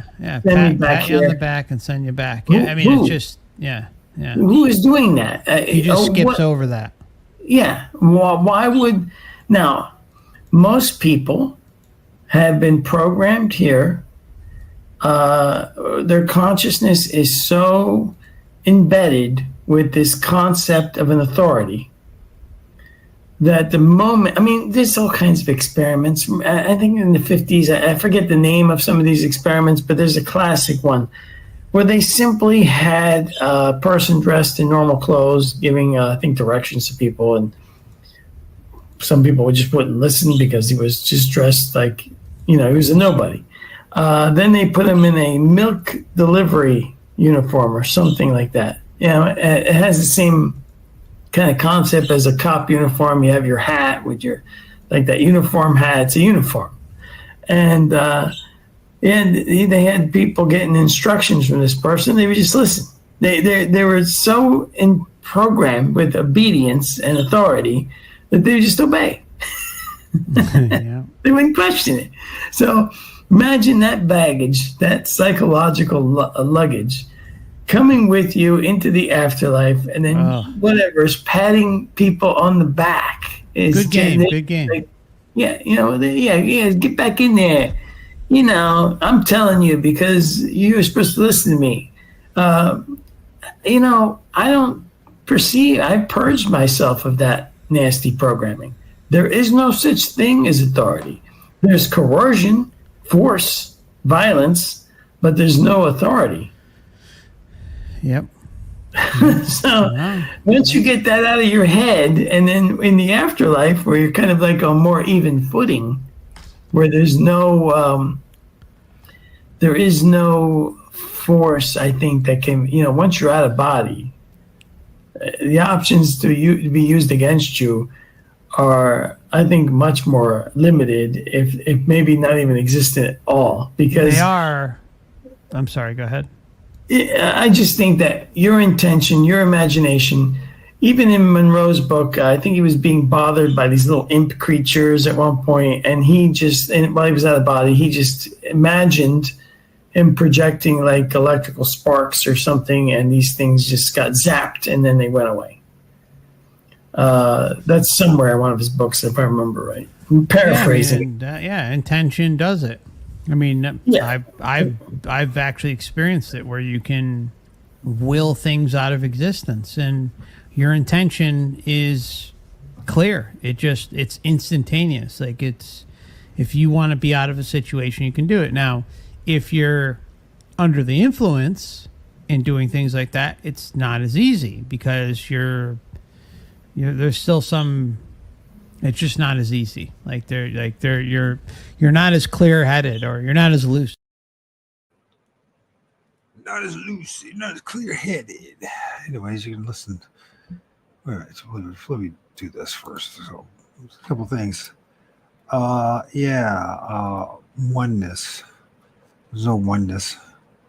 Like you said, there's a lot of people I'm not one with, and what they think about what they do, what they believe in. Turns out to be the vast majority of humanity. Turns out to be. Never planned on that. It's interesting because me growing up, I was one of these persons that always wanted to please everybody, and I always wanted to fit in and belong. And now I'm just like, God, I hope I never fit in. This willing things out of existence, that's an interesting one. And then also, who's patting us on the backs to get back in the game, huh? Those are a few points.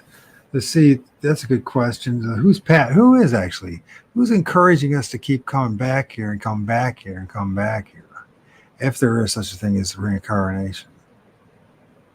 And we are in a soul trap matrix of some sort, which seems pretty plausible to me, but doesn't mean anything because it's contingent on a belief system instead of knowing for 100%.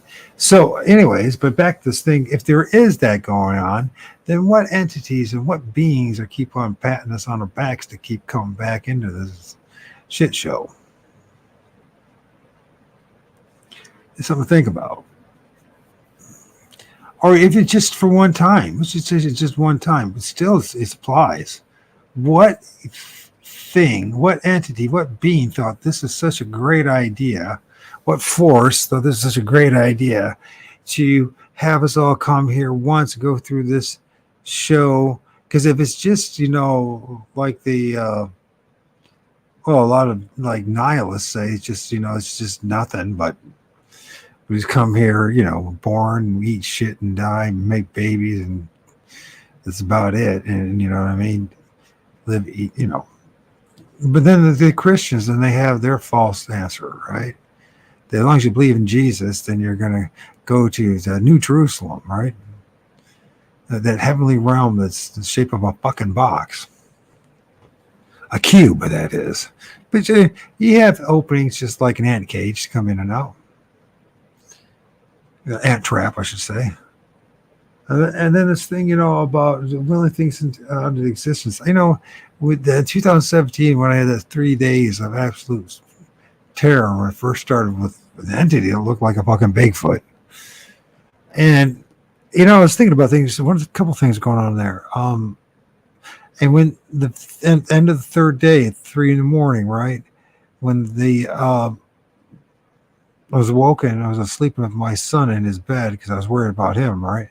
And there was something on my front porch. The more I think about it, what it sounded like was little feet walk or back and forth, like. If people talk about when they see these things called Bigfoot or these shadow people, then a lot of times they have these smaller entities. In fact, I filmed them as well. Smaller entities, right? Was it a smaller entity, or was it this thing that my neighbor ended up seeing 20 minutes later as he pulled in our backyard with this really tall dude and a really tall big dude in a black hoodie? That's what he saw it as. And he didn't want to, I don't see why he would not see it any other way, right? This guy never thought about Bigfoot in his life, so. But, was it his fingers that were running back and forth in my front porch? Mind you, whatever it was, it ended up banging into stuff and all that. And what happened was, we talk about this will things out of existence. I got out of bed. I was so fucking mad after 3 days and praying to Jesus and hoping that Jesus was going to help. And I convinced myself that the name and the blood of Jesus did it. But looking back, what happened was I got really fucking mad and I started F-bombing the thing and telling it to get the fuck out of here, right? And you know what? It started running back and forth and banging into shit. And next thing you know, it's running away and it hasn't been around since. At least to harass me. I still film these things in my neighbors' yards and in their trees and in my neighborhood and stuff like that. But I think you film the same damn things too if you so choose and you put your intent into it. Then these things are all over the place. And they don't all look like human beings, but some are hooded beings. They look like human beings. Other things, look like dwarfs. Other things look like Bigfoot. And other things, look like that thing behind me with the...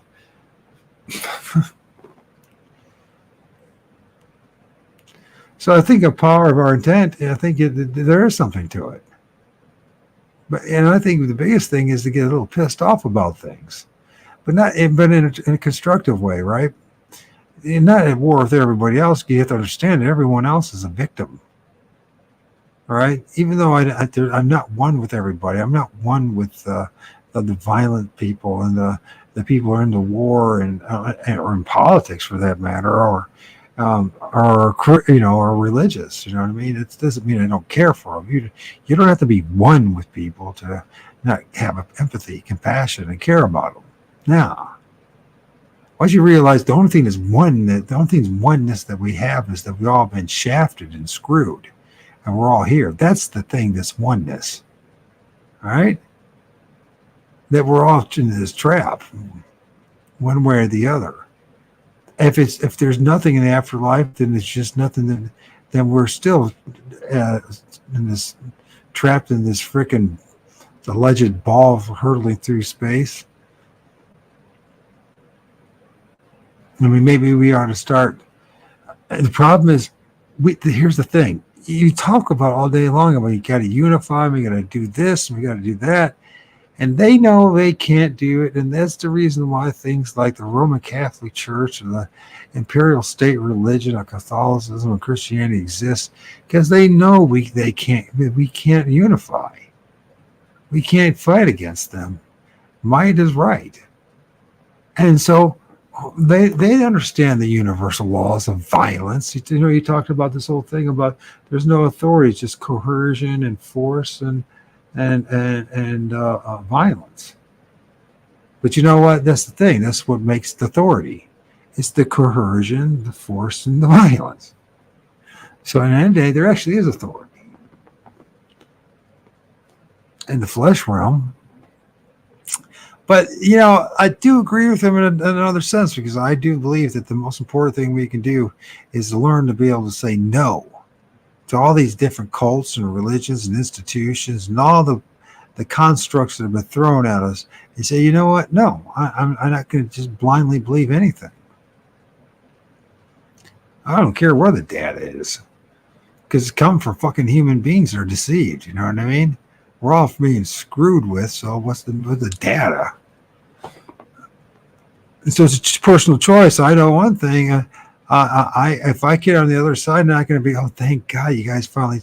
I'm going to be reminding them what they put me through for 56 years plus, or whatever long I live. The probably the son of a bitches will make me live till I'm 120.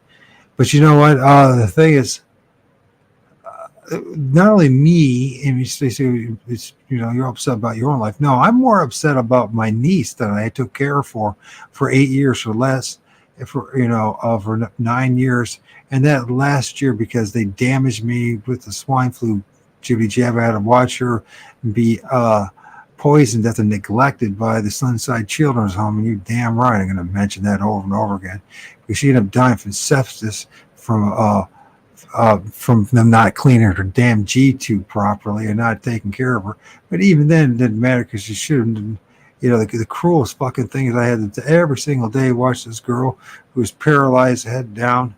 The only thing she could do was smile, cry, laugh, and move her eyes back and forth, and that was fucking it. And it was, oh yeah, it's all genetic. Fuck you if it is. My dad was fucking this all-state tailback in high school. He played for Army in 1950, the best school you can fucking play for in the country. Survived the Korean War. My mom could paint a Rembrandt and a Rubens. I didn't come from bad genes. And I guarantee you didn't either. But something along the way decided to fucking fuck us all up. Somebody thought it was a great idea to poke us here, there, and weaken us and do all this kind of stuff. And you know what? The forces that are around us just seem to enjoy it. Seem to really get a kick out of the fact that we do all this suffering and have all this insanity in our lives. Because if they're all that powerful in any way, shape, and form, then why don't they do something about it? If there's any empathy, you know, after all, these are these masters, these are these, adepts, these are these wise counsels on the other side, right? What if they are real? I mean, what are they doing having us come back here over and over again just to suffer?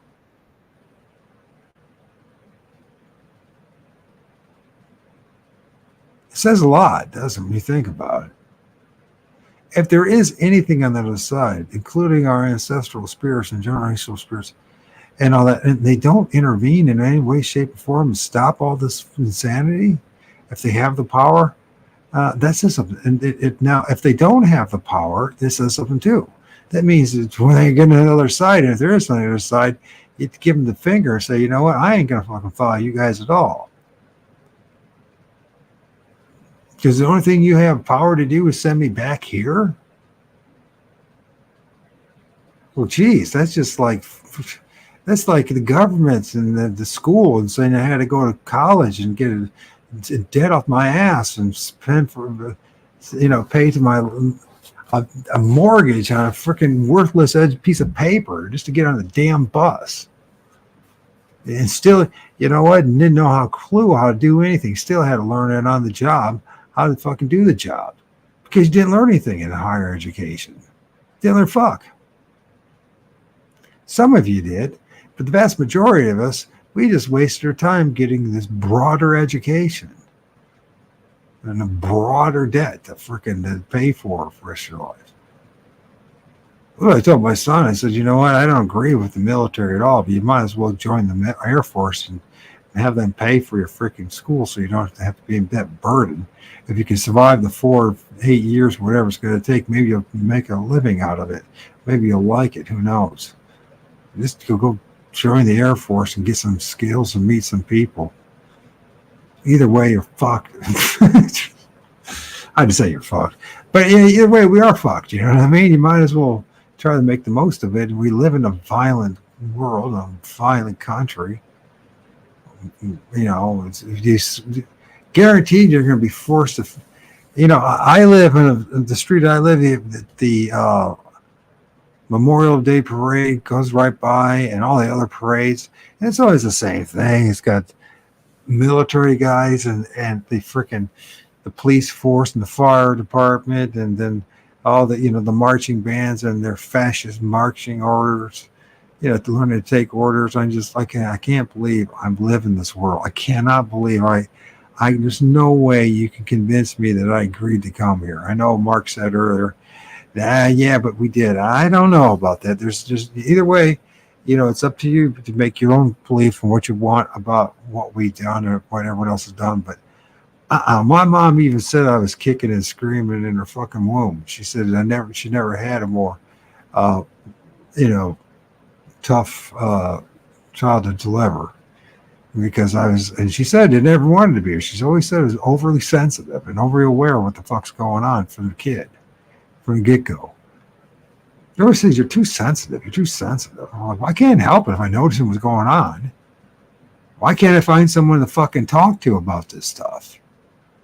Why do you think I do this stuff? You think I do this so I'm hoping that I can come some fucking internet personality, some freaking content creator and make a living off this? Fuck no. I do this for therapy because there's no one to talk to about this shit. Who am I going to, you're my sounding board. Sorry, but you are my sounding board. And I appreciate if anyone who does listen to me, the few of you. And it doesn't matter. It all just means be one. You know what I mean? Just one that hears what I have to say. You don't even have to agree with it. Just the fact that you're listening to me, I appreciate that. It's cathartic. It's healing in a way, strangely, because this kind of me talking this way. How am I going to talk to my siblings, the neighbor? I got one friend, Eric, who comes and goes in my life, but it always ends up the same thing. He drinks too damn much and fucking sabotages the goddamn relationship, so you can't. And anyways, you know what? He has his side to say stuff, so it's just like, it's just he's where he's at, I'm where I'm at. And the thing is, this is the problem. For me, I see the problem as clear as day. We don't know where the fuck we're at. We don't know why we're here. We don't even know if the people that are telling us the stuff is true or not. Nobody knows. When it makes sense to me that the Looshy thing and all that, I call it the Looshy farm. You know what I mean? Because it makes sense. But in a month, 2 months, I might say, "Oh, I was wrong about that too." Fuck, it's wrong about every goddamn thing. The only thing I know for certain in the past 7 years, the past 12 years of doing this journey, is that something that looks like Bigfoot exists. But I can know one thing: I can't count on Bigfoot communities to know what that fucking thing is. I can't even count on my own damn self to fucking find. You know what? I can't even count on the entities and beings around me to say, "Hey, this is what's really going on." I can't. And then if something did show up and started mind speaking to me, you know what? I'd be like, fuck, this is great. Now it's like a dollar short and a day late, buddy. Fucking showing up now. Thanks a lot. I mean, why didn't you show up fucking 6 years ago? And while you're at it, why didn't you tell my neighbors about it and my siblings and everybody else what the hell you are and what the hell's going on? Oh, they weren't ready for it. They're not worthy. It's the same old fucking lies.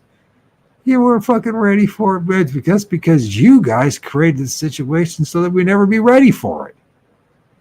First of all, by giving us meat suits that are fucking as flawed as they freaking can be. All I can say is thank God, when you're young and chicks look pretty, there'd be no reproduction at all.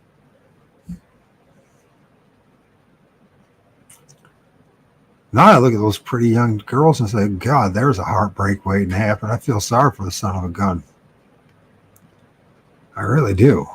I feel sorry for her too. I mean, I can understand the woman's side of things. Geez, I mean, yeah, I mean, we'll just make them so that it's that extreme pain and suffering in childbirth, and we'll make sure it lasts a long fucking time, man, and that those consequences last forever.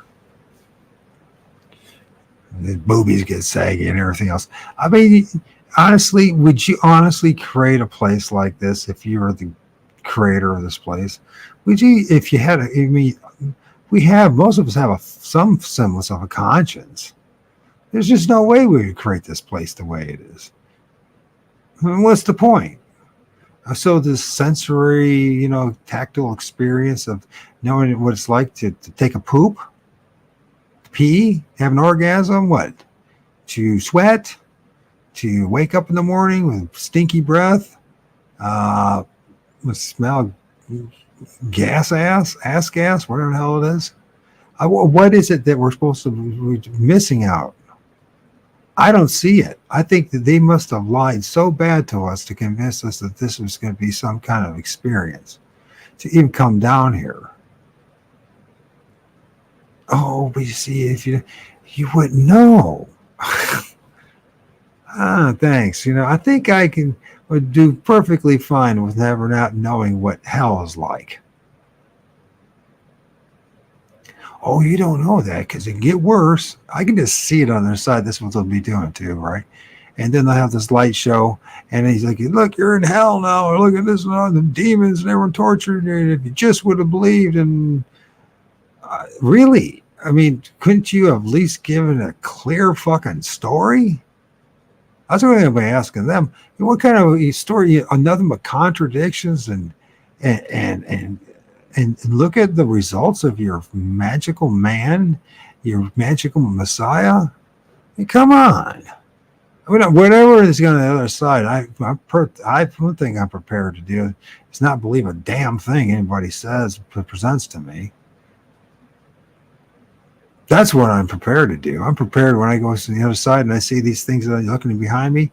I can say, I've already seen you guys before. I know what you are. And I don't give a fuck. We can't do anything. What are you going to do to me? You do the same thing you've done to me 1,000 times before? Well, great. That's wonderful. I'm going to give them the big middle finger or something to go fuck off. That's what, that's what I learned. Then they actually respect that. Whereas Bigfoot or these, paranormal, these poltergeists and everything else. They say, listen, you know what? I deserve better. Go bugger off and do something else. And yeah, go bugger off and do something else. Who are you to be freaking leeching on me and ruining my life? What the hell I ever do to you? They love people. What I noticed they were just infatuated with my being in my presence when I was calling on the name of Jesus. In fact, I learned last year too, there's power that, calling on the Lord of all spirits. And you do that real loud, and guess what? All of a sudden you start feeling a whole bunch of quote unquote things that present themselves as spirits. I think it's they see, oh, there's a sucker, man. We got somebody to mess with us. Are they all evil? I don't know if that's the right word to call these things. I honestly think they're trapped in their own little parallel universe. They're fucked too. You know what I mean? I think a lot of times when you have these manifestations, I don't think they even wanted it to happen. I think themselves have been forced into doing it. Why? It's logical, right? If we're all forced to have all these stupid experiences, whether it's war and famine, starvation, the crap, so you say you're not starving, but you're eating frickin' the shit food and having shit brain and shit memory and shit experiences with the people at work or your family or, you know what I mean, at the grocery store. I mean, it's, oh no, you'll be the lucky person today to get in a really bad accident and be paralyzed from the head down. Thank God that happened to me. Oh, I can't wait to praise the Lord for that. I mean, I can't wait to praise the Lord for the 56 years of suffering he put me through and all the other people that I ever loved and what they went through. God, thank God. Oh, I saved you. You have eternal life. You could have been in hell. Really? I mean, you know what? Your papa's a dick, man. He's like the worst human being entity that ever was. Well, you're going to hell for that. Oh, really? So here we go once again. If you're honest about anything, you get punished for it. So in this world, in the physical realm, you get punished for being honest. If you go to the other side, you get punished for being honest. There's something fucking wrong with this creation.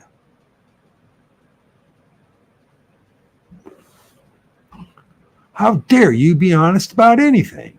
You have no right to be honest about anything. Don't you know who we are? We're the Ascended Masters. Hey, Paula M., how's it going? I hear you, Michael. I've been more of a state of confusion lately. Recently realized how controlled the truther movement is, and I'm trying to find my own feet too. Yeah, I can relate with that. Oh my God, I can relate. Deception upon deception. It is. The damn place is like a landmine field of one freaking line of BS after another. And you know what? And the only thing you learn in all this is just how evil this fucking place is. So then once you know this and say, well, you need to stop focusing on stuff. And I say, well, it's always going to be there now because now you know the truth. You know what I mean? You know the truth. You know how evil this fucking place is. You know how deceitful this whole place is. How rigged it all is. And then you're just like, well, what do I do? They keep my mouth shut? I think that's exactly what they want us to do. I gotta keep my mouth shut. I got nothing to lose. What do I got to gain? What do I got to gain by keep my mouth shut about this stuff? So what if I'm not popular? Who gives a shit? At least I have a clean conscience and I would do the best I could to say, hey, listen, there's something seriously wrong with this fucking place. And we shouldn't be so happy and gleeful and cheery about the whole damn thing. We should be like asking some serious questions. We might start with the imaginary God that we have. If it is, what entity is this? It's, what kind of entity needs to be worshipped? Meanwhile, threatening to be worshipped. Not very strong entity when you think about it. It really isn't. In order for you to believe in me, guess what?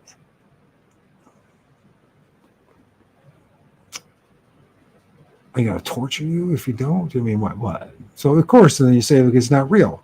Okay, why doesn't the things that are on the other side make this very clear? Why not? And people say, well, they're not ready for it. Well, who the fuck are they to say who's ready or not? Who's out there to say who's ready or not to know the truth? Why do they have to make it so difficult to even acquire the truth? And then when you find it semblance of truth, these entities in the world punishes you for it.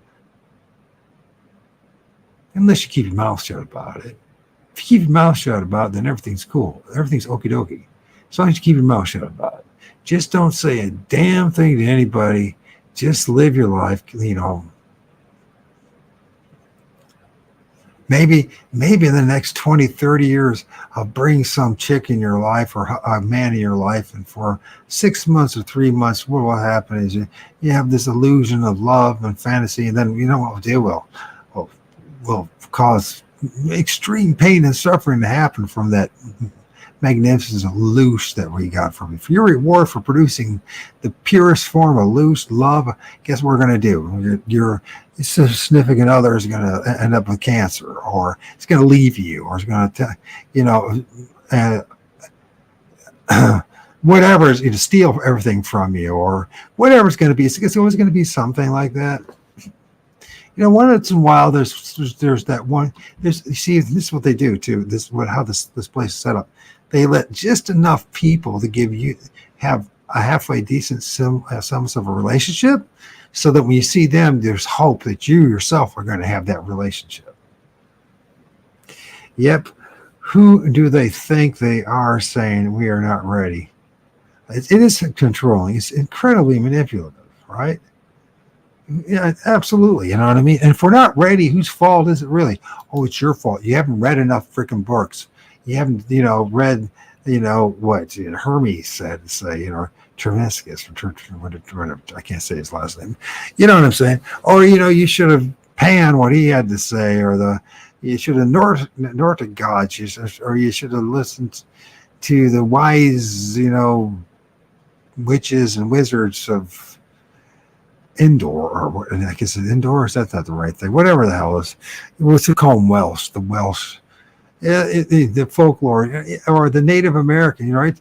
My first, a big chunk of me is Ojibwe, so maybe it should have been my elders. I should have listened to my elders. Until I realized I really don't have any elders either. I don't have anybody. I just don't have anybody.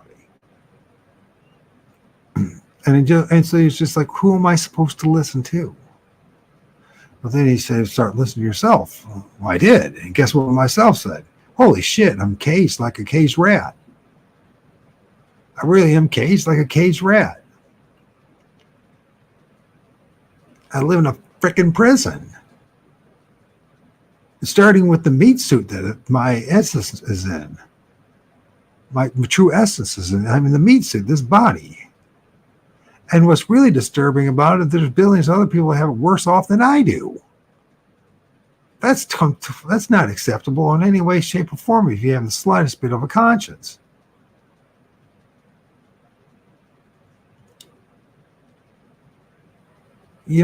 How is it that this entity, this loving, pure essence, this being, this, whether you believe it's God or it's the source, or the wonderful source is allowing entities and institutions like the Vatican or the Washington D.C. or the British Crown to just keep on freaking enslaving us and don't do a damn thing about it.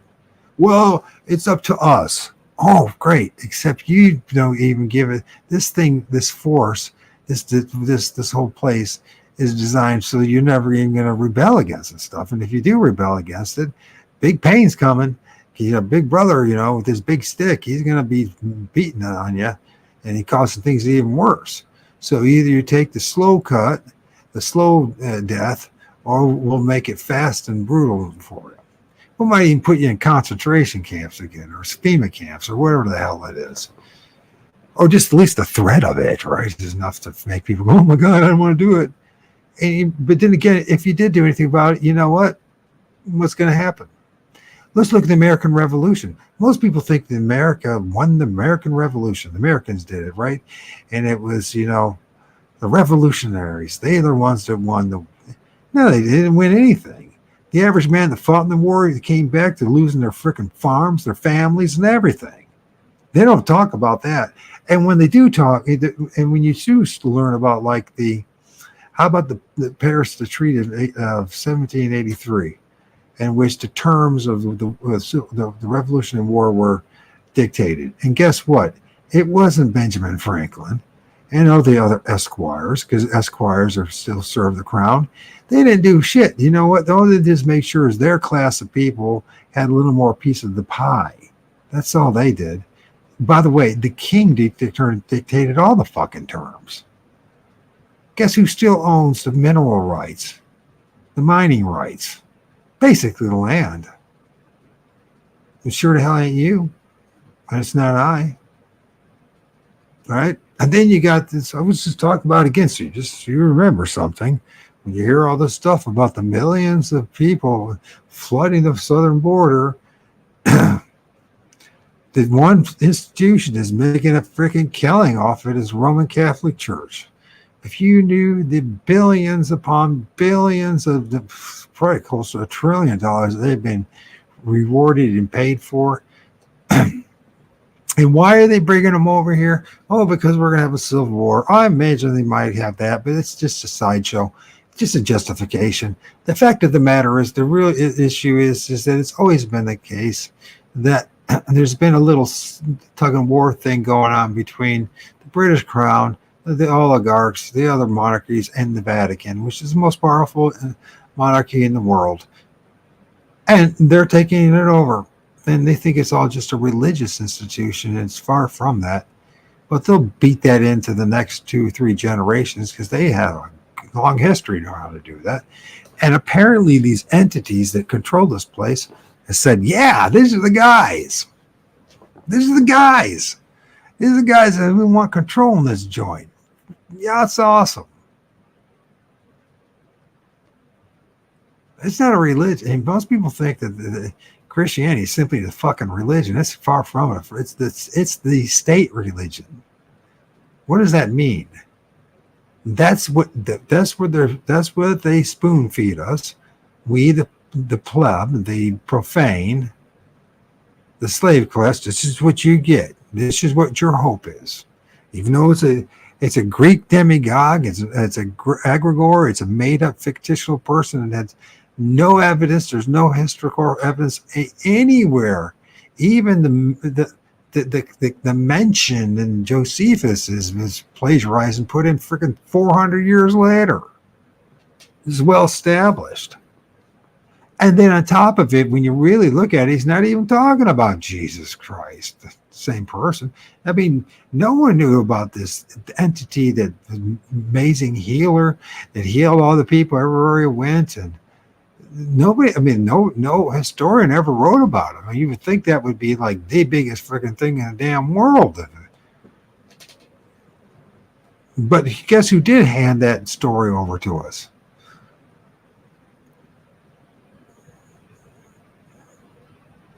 Yeah, the elites, Rome. Because you know what? They saw the power of the fantasy of a messianic figure that's going to save you. People thought it was going to be Donald Trump. Donald Trump's going to save you. Donald Trump's not going to save you. Donald Trump is just as much an insider as Biden is. Damn, the guy said, he admitted, he said, I grew up just across the street from where the Al Smith dinner is at.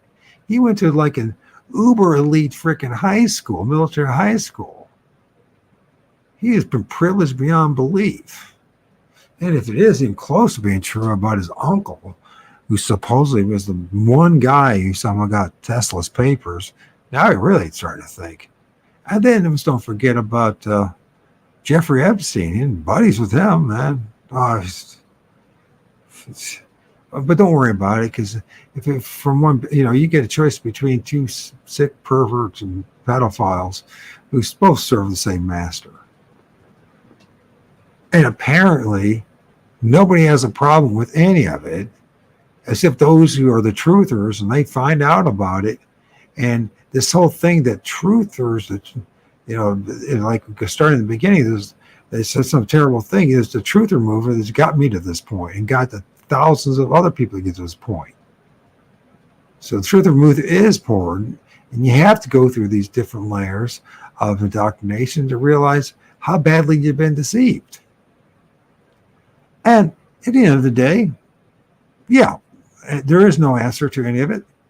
The truther movement is not gonna fix a damn thing.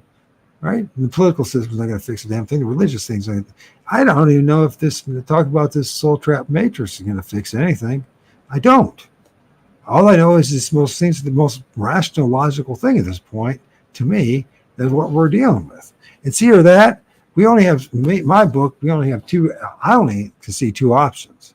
Either we really are just some genetic floppy, or that was forced here to do whatever we're supposed to do and left here, abandoned here on this piece of rock, and we're just nothing more than meat suits. And or there is some spiritual essence, and we keep coming back here somehow, some way, because of what, like Marx says, the data says. But still, at the end of the day, data's come from people. And since people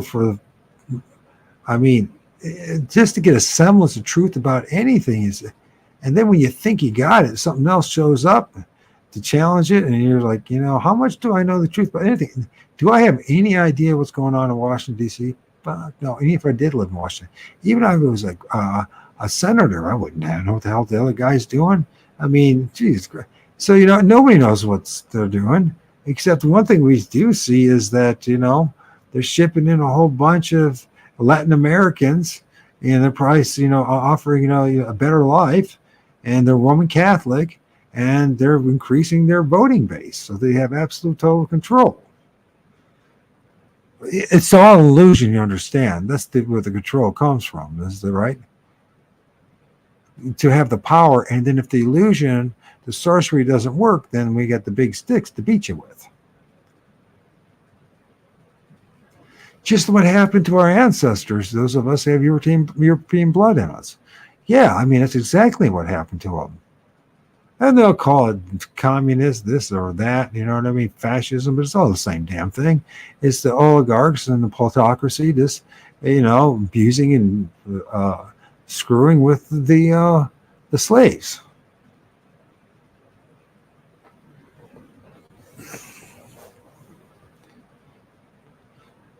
Anyways, so my thing is we should look into this Looshy thing. We should look into this soul trap measures thing, and maybe somebody who's a little bit brighter than us will add in some data points to make it even clearer. There's something going on, because this place does just not, there's nothing right about it.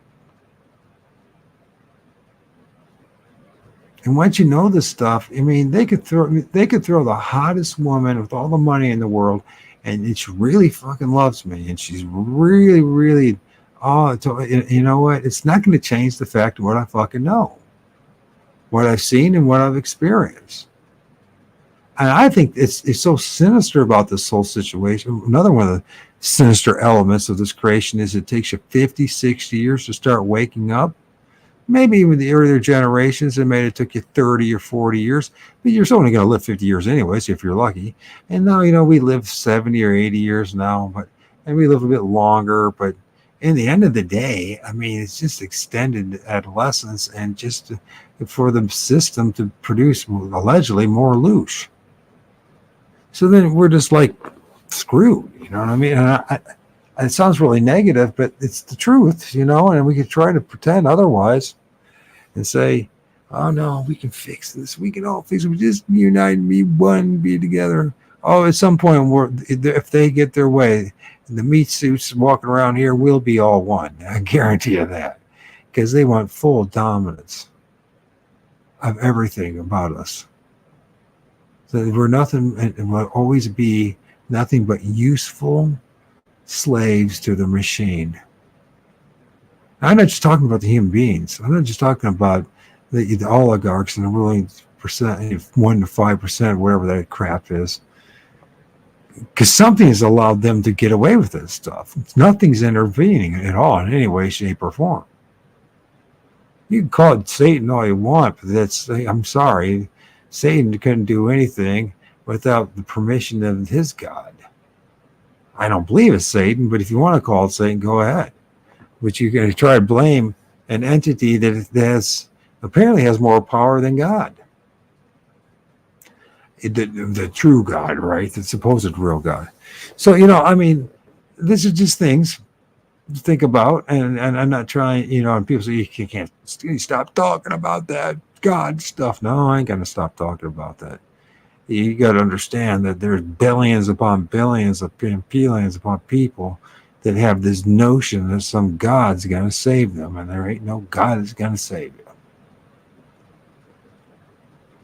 So probably the smart thing to do is starting to figure out how you're going to endure this sentence and find some way, if it's possible, if there's something on the other side, never to come back again. Because that's about the only thing that's going to be worth a damn. Because the system is designed not to tell you where you came from. They can't tell you why you're even fucking here. And the system is very deliberate in keeping you from knowing what's on the other side. In fact, it's so designed you don't even know what the fuck's going on in your own goddamn life. You think you do. Think you got good bead on life until something shows up and remind you you're just as vulnerable as that guy that's begging on the corner of the street. You're just a freaking paycheck away. You know you are. It's just bullshit. The whole damn place is so. Anyways, those who listen to, thanks. I don't know if you got any great answers, great. But you know, this whole thing about love and unity, we're all one. I'm not gonna buy into that stuff. I know better than that. That's not gonna happen. what we need is to find some way to actually reboot of this meat suit that we're in right now, and some amazing, not only psychic change happens, but some physiological thing changes within all of us so that we can actually snap out of the delusion that we're in.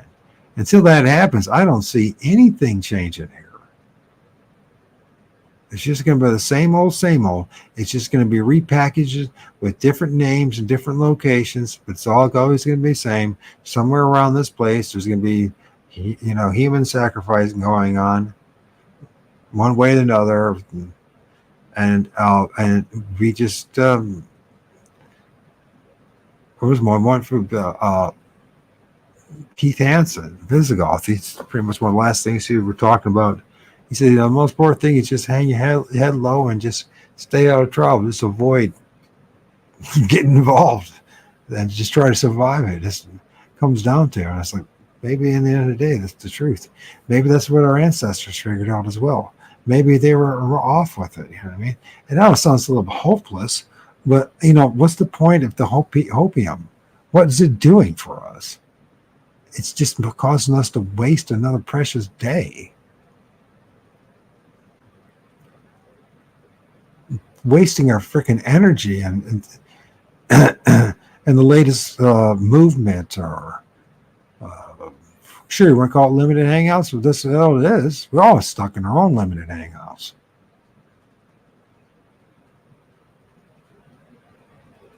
Whether it's family or your relationship with your spouse, your children, work, it's all limited. One limited hangout after another. And just and the way the system is designed is to remind you every freaking day that it's your fault. Well, if there's one thing I want to tell people, if they've gone this far and listened, if there's one thing I want to say to the rest of the world, and people who say, "Oh, this is wrong," it's not your fault. Don't take responsibility. As much as everybody else wants to try, it's not your fault. I'm sorry. Even if it's you agreed upon this, it's not your fault. Because if you really would know what's going on, you could no way in a million years accept it. How could you possibly accept to come to a place where you know that there are innocent young children right now in hospitals dying from cancer and all sorts of rare diseases? Some innocent child just got wounded, just some dude shot him. On and on it goes. And it's not just this place, it's in the United States.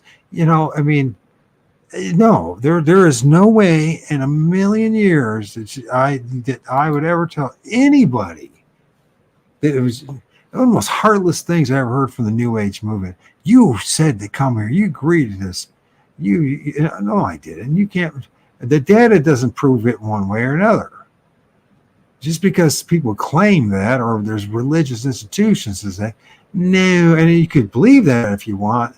This is the one thing where I differ with Mark. There ain't no fucking way that anybody and any of us would agree to this stuff if we knew what we're going to be put ourselves through. I don't buy it into as well. I don't buy into we all one. I don't either. Never could wrap my head around it. I'm not one with the cycles. Yeah, jeez. There's no way I could ever be one with Stalin or with, hell, for that matter, Winston Churchill or whoever it may be. Can you imagine hanging out with George Washington? Jeez. The giant ego that dude must have had. Jeez. Benjamin Franklin, really? I mean, at first it might seem like a really cool thing until you realize what an egomaniac, what a deceiving snake he really was. You're like, shit.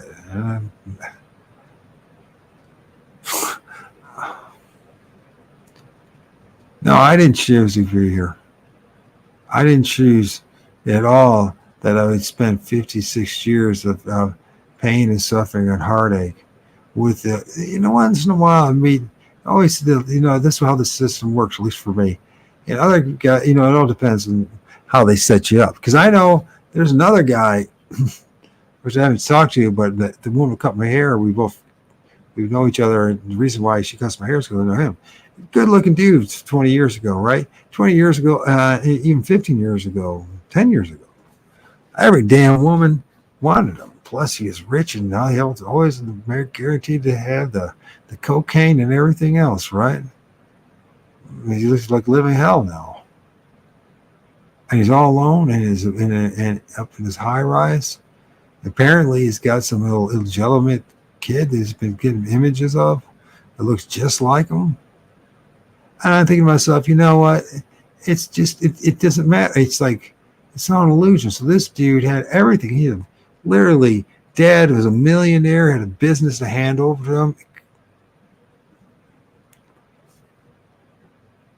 Got everything going for him, right? As far as externally, but he's a drug addict and he just couldn't get his shit together. All right? I'm not knocking him and I'm not even bringing up his name because there's thousands, there's millions of guys like him. There's me too. I mean, I was a drunk for 3 years.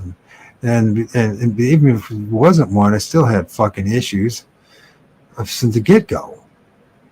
You know what I mean? And total fucked up, being fucked up from my parents and the community I was in, the isolation of suburbia in America. You think if he was, well, at least he lived in suburbia. He could have lived in, in the inner city or whatever. Yeah, you're right. This all sucks. But my sucky existence was that I had a dad that reminded me every single day how much I hated my guts. What possessed him to think that was the right thing to do? I don't know. Sometimes he never did can explain it to me. I know there was a time when I was born that mom and dad were both cheating on each other. Maybe that's the reason why.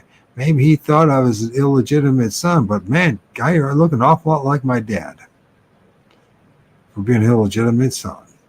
So, but it didn't matter, you know what I mean? It is in his head, you know what I mean? And I'm thinking of this stuff in retrospect and go, what the kind of hell did my dad go through? The secret hell that man went through. And what kind of entity or what kind of entities or what kind of places that make it okay for him to go through that hell? For my mom to go through the hell she went through. That see my siblings, my little brother, the hell that he went through. My niece, and on it goes. And my aunt, I can't even get to her. And she's freaking, 80, almost 90 years old. And she's all by herself. Her husband died. And I'm just like, and she's just there, and and she probably lived till she's freaking 100, all alone, with her thoughts going mad. And I'm just thinking, this is just sick. This whole fucking place is. How is it okay that we treat our elders like they're freaking pariah? That they're the worst things that ever were. I'm telling you. I mean, most people when they're my age and older, they die alone. And it's usually a many year alone, staring at the idiot box or the radio, or maybe if they have some ambition, maybe they'll start a craft, or maybe if they're one of the really lucky ones, maybe they'll teach something, or they'll be forced to teach Sunday school or whatever. Even though by that time, if you're 60, 70 years old and you're teaching Sunday school, you got to be lying to the kids. So only sociopaths would be doing that. So, I mean, it's just sick, the whole damn situation.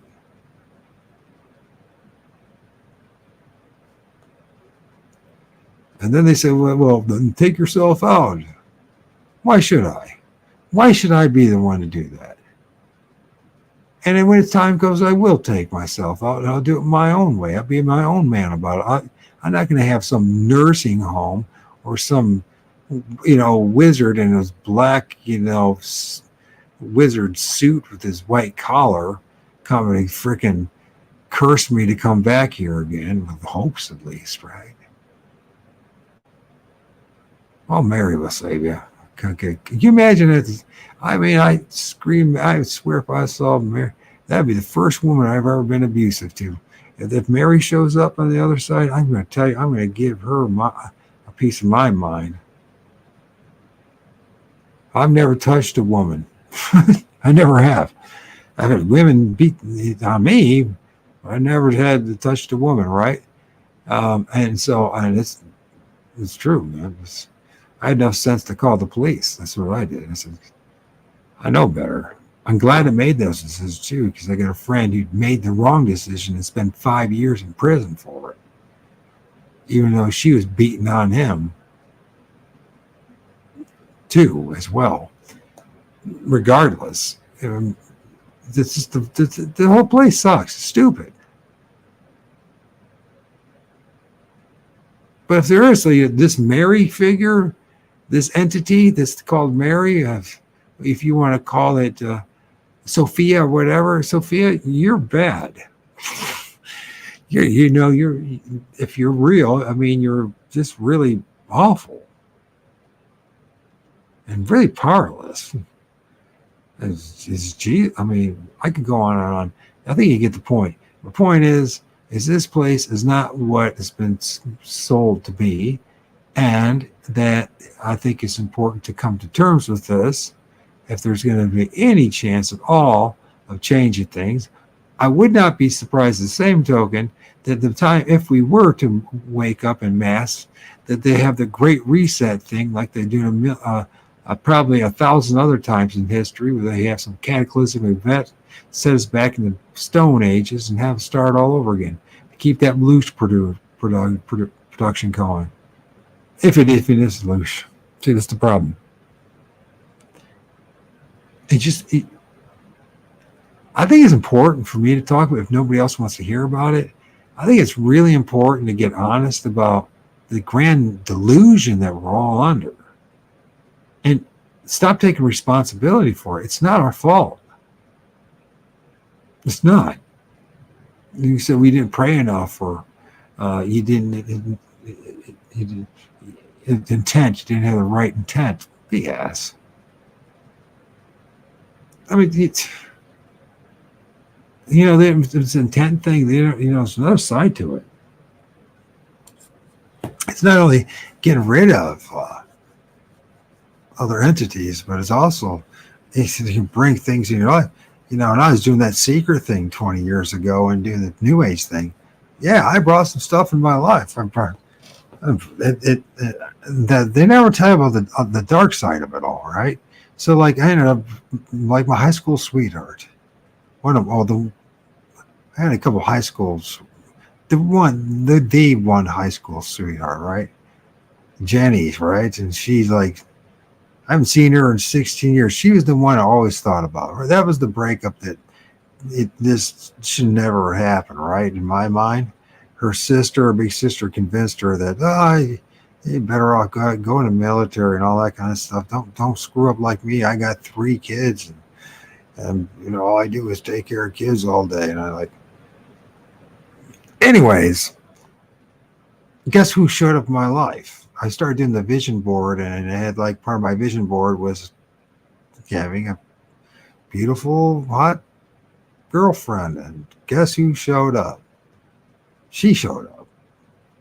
And on the backside of it all, it turned out that she wasn't getting a divorce, that she lied to me, that her husband was in military intel and on computers, and was threatening not only my life, but my parents' life. And I think it got worse from there, to be honest with you. I think it is a big contributing factor to things going real south within a couple of years.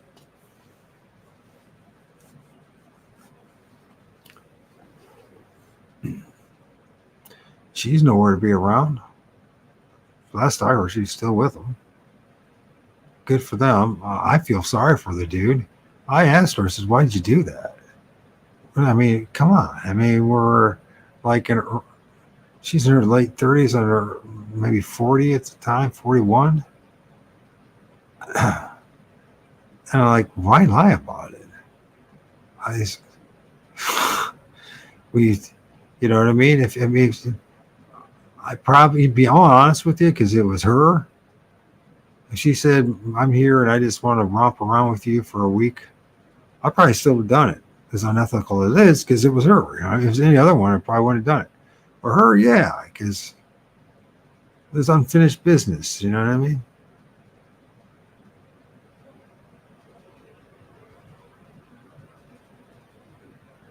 And if she said no, the same thing, she said, you just want to have a talk, that would have meant maybe even more. Actually, it would have meant 1,000 times more if she just would have said, you know what, I'm so happy to see you. Let's have dinner and let's talk, right? Instead, she had to tell me, I mean, this is how bad it was. She actually brought me to her family, her parents' place, brought me in. They're looking at me. She's hanging out with me. And I'm thinking, it's giving me the impression that, yeah, there was a divorce was going to happen. Apparently, I mean, why would you bring me into her family and all that in her house if she was still married, right? Or if they didn't know that it was end, they're getting divorced. Why would you do that? Well, it turns out they weren't getting a divorce. She might have wanted it. But who knows what's in the day? I think is like, and it's sick. I mean, we had like when I took her to the airport, I had this long embrace, most passionate, most meaningful embrace and hug I ever had in my life, and I was in love. You know what I mean? It was the real deal. Fuck, within a couple of days, and getting slapped across the face and finding out that the chick is still. It wasn't serious about leaving the man, and he found out, and he ended up harassing my parents, threatening my life and all this. And I'm like, why did you lie to me about this stuff? You know what I mean? Well, why, or at least why didn't you tell me what the real deal was? You know what I mean? Jeez. But no. I was just like, you know what? And it's always been that way. Not just for me, for a lot. I mean, even the dude I was talking earlier, the dude is good looking dude, and all the chicks liked, had all the money, and all the drugs and all that, and always had hot chicks around. You know what? None of them were around. He's all by himself. He used the shit out of them. They used the shit out of him. And you know what? And in the end, he's one of the. Apparently, he's a bigger mess now than he was before. He literally can't stop doing the drugs and can't stop drinking, man, at all. So to save his life, he's constantly getting in trouble over it. Then we're talking a guy in his 50s now. I mean, and we could look down on the guy and say, oh, it's his fault. He should have had more discipline and all that crap. You know what? What about his father, who put all that time and energy into him, and he made this business for him to have him have success in his grandchildren and grandsons and all that, right? Did he deserve all that shit? Well, we could probably find some excuse about the guy, but really? I mean, it goes on and goes on and goes on. And you know what? Even that, when you really think about it, there's somebody right now, there's a kid, 12, it's my son's age, in some mine that's going to end, and is not going to live more than a year from now, as he's in uranium mine, and or whatever it may be, working for nothing, working like a slave, like the slaves were 100 years ago or 1,000 years ago. It's 2021 or 2024, excuse me. And that shit's still going on. And that's just one example of the millions upon millions. If there's anything else I wanted to convince you is this place sucks. I wouldn't be in too much love with this place. And there's, when that love bombing thing, if it is real, happens on the other side, you just tell them, son of a guns, I saw that before in my life. And you know what? There's not a reason. I don't care how bright that light is. I don't care how, the grinning smiles of the entities that look like my ancestors' best. I don't give a shit. because somebody has to be held accountable for all this stuff. And I'll be damned if it's going to be me. Why should I be the one held accountable? That's like blaming the groundsman for why Microsoft fails or whatever. I mean, it's just stupid. But that's how the system works, right? It's all law of reversal, right? You blame the victim, reward the victimizer.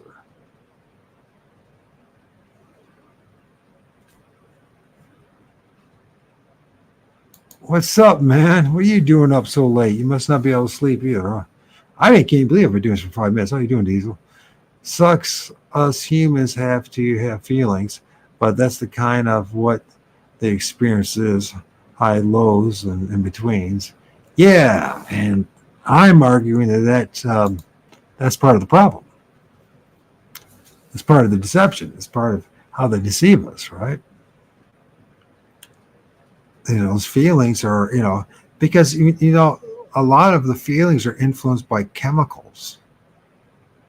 There's this old thing that we learned from AA is called HALT. I always tell people about it. Hungry, angry, lonely, tired. Deal with those things and you have better relationships, right? Are you hungry? Eat something because you're going to be irritable. If you're angry, what are you angry about? Deal about it. Talk about it. Vent, scream to yell at the sky, the sun, whatever. Lonely? Make sure you find some way to have interaction with people, even if it's just this stuff on the internet. And tired, make sure that you take care of that. If you're really, really tired and fatigued, there's a good chance you're going to slip up and say something you regret or do something, right? But this is the problem with the meat suit that we're in, Diesel, is that if we were designed with the proper meat suit, we wouldn't have all these emotions. We wouldn't have all these quote-unquote feelings. That we would have a body that truly could manage it, right? And be more resourceful. Now, yeah, you can train your mind in certain ways not to respond to things. Count to 20 if you need to before you blow up. But the fact of the matter is you're going through all that stuff in the first place. Why is that happening? And they'll say we haven't done your shadow work or you need to see a counselor. And that might be true. But you know what? Why is it that you have to pay $150 an hour to go see a shrink? Why isn't there people in your life right now that you can have this conversation with? Why are there so many people like that? Yeah, we're 100% tampered.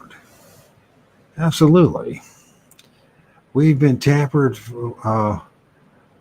We've been tampered with for sure. And knowing that, it's hard, real hard, but you got to fight it. Yeah, we do got to fight it. But that doesn't mean we can't talk about it. We need to talk about it. We need to talk about what's really going on. And you're speaking out of his fighting. You're helping people. Thanks, man. Thanks. I appreciate that. It's the thing, you need to talk about it. I didn't find a way to, honestly, it might be more important to find a way to have people, the average person, be able to have the opportunity to talk this way. Have a show and just have people come on and say, you know what? I'm sick of the bullshit. And just lay it all out instead of, the sweet, sugary sales pitch that we're hearing constantly from other people saying, oh, yeah, because everybody's trained to say other than what's really going on in their lives. And if enough people actually said something about it, maybe people at least get sick enough to actually do something about it. You know what I mean?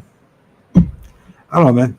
It's good to see you, though. I've been doing this for nearly 5 hours, and I should end this. Thank you for listening. Good hearing from you, Paula, Diesel, Patrick. You're probably gone, and everybody else is here. Oh yeah, then what's this other guy? You see, in the beginning of the show, there's of course Raptor. He showed up and did his thing, but he's getting bored of trolling me, I think. There's D. Dubu, D. Dubu, Deedubu, the YouTube channel. He showed up. I just found him. He does. I just watched. He just did a whole hour of recording. Actually, it was about 8 months ago, actually. But he did one, and it's brilliant. It's about shit. I mean, he uses the word shit in like a, I don't know how many 100 different ways of using shit. It's funnier than hell, and very insightful at the same time. Anyways, I think the therapy. I feel better venting.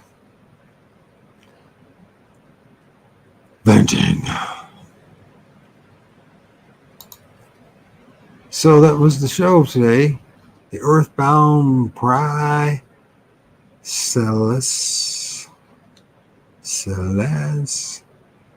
and the OWO, Prison Slaves and the Old World Order.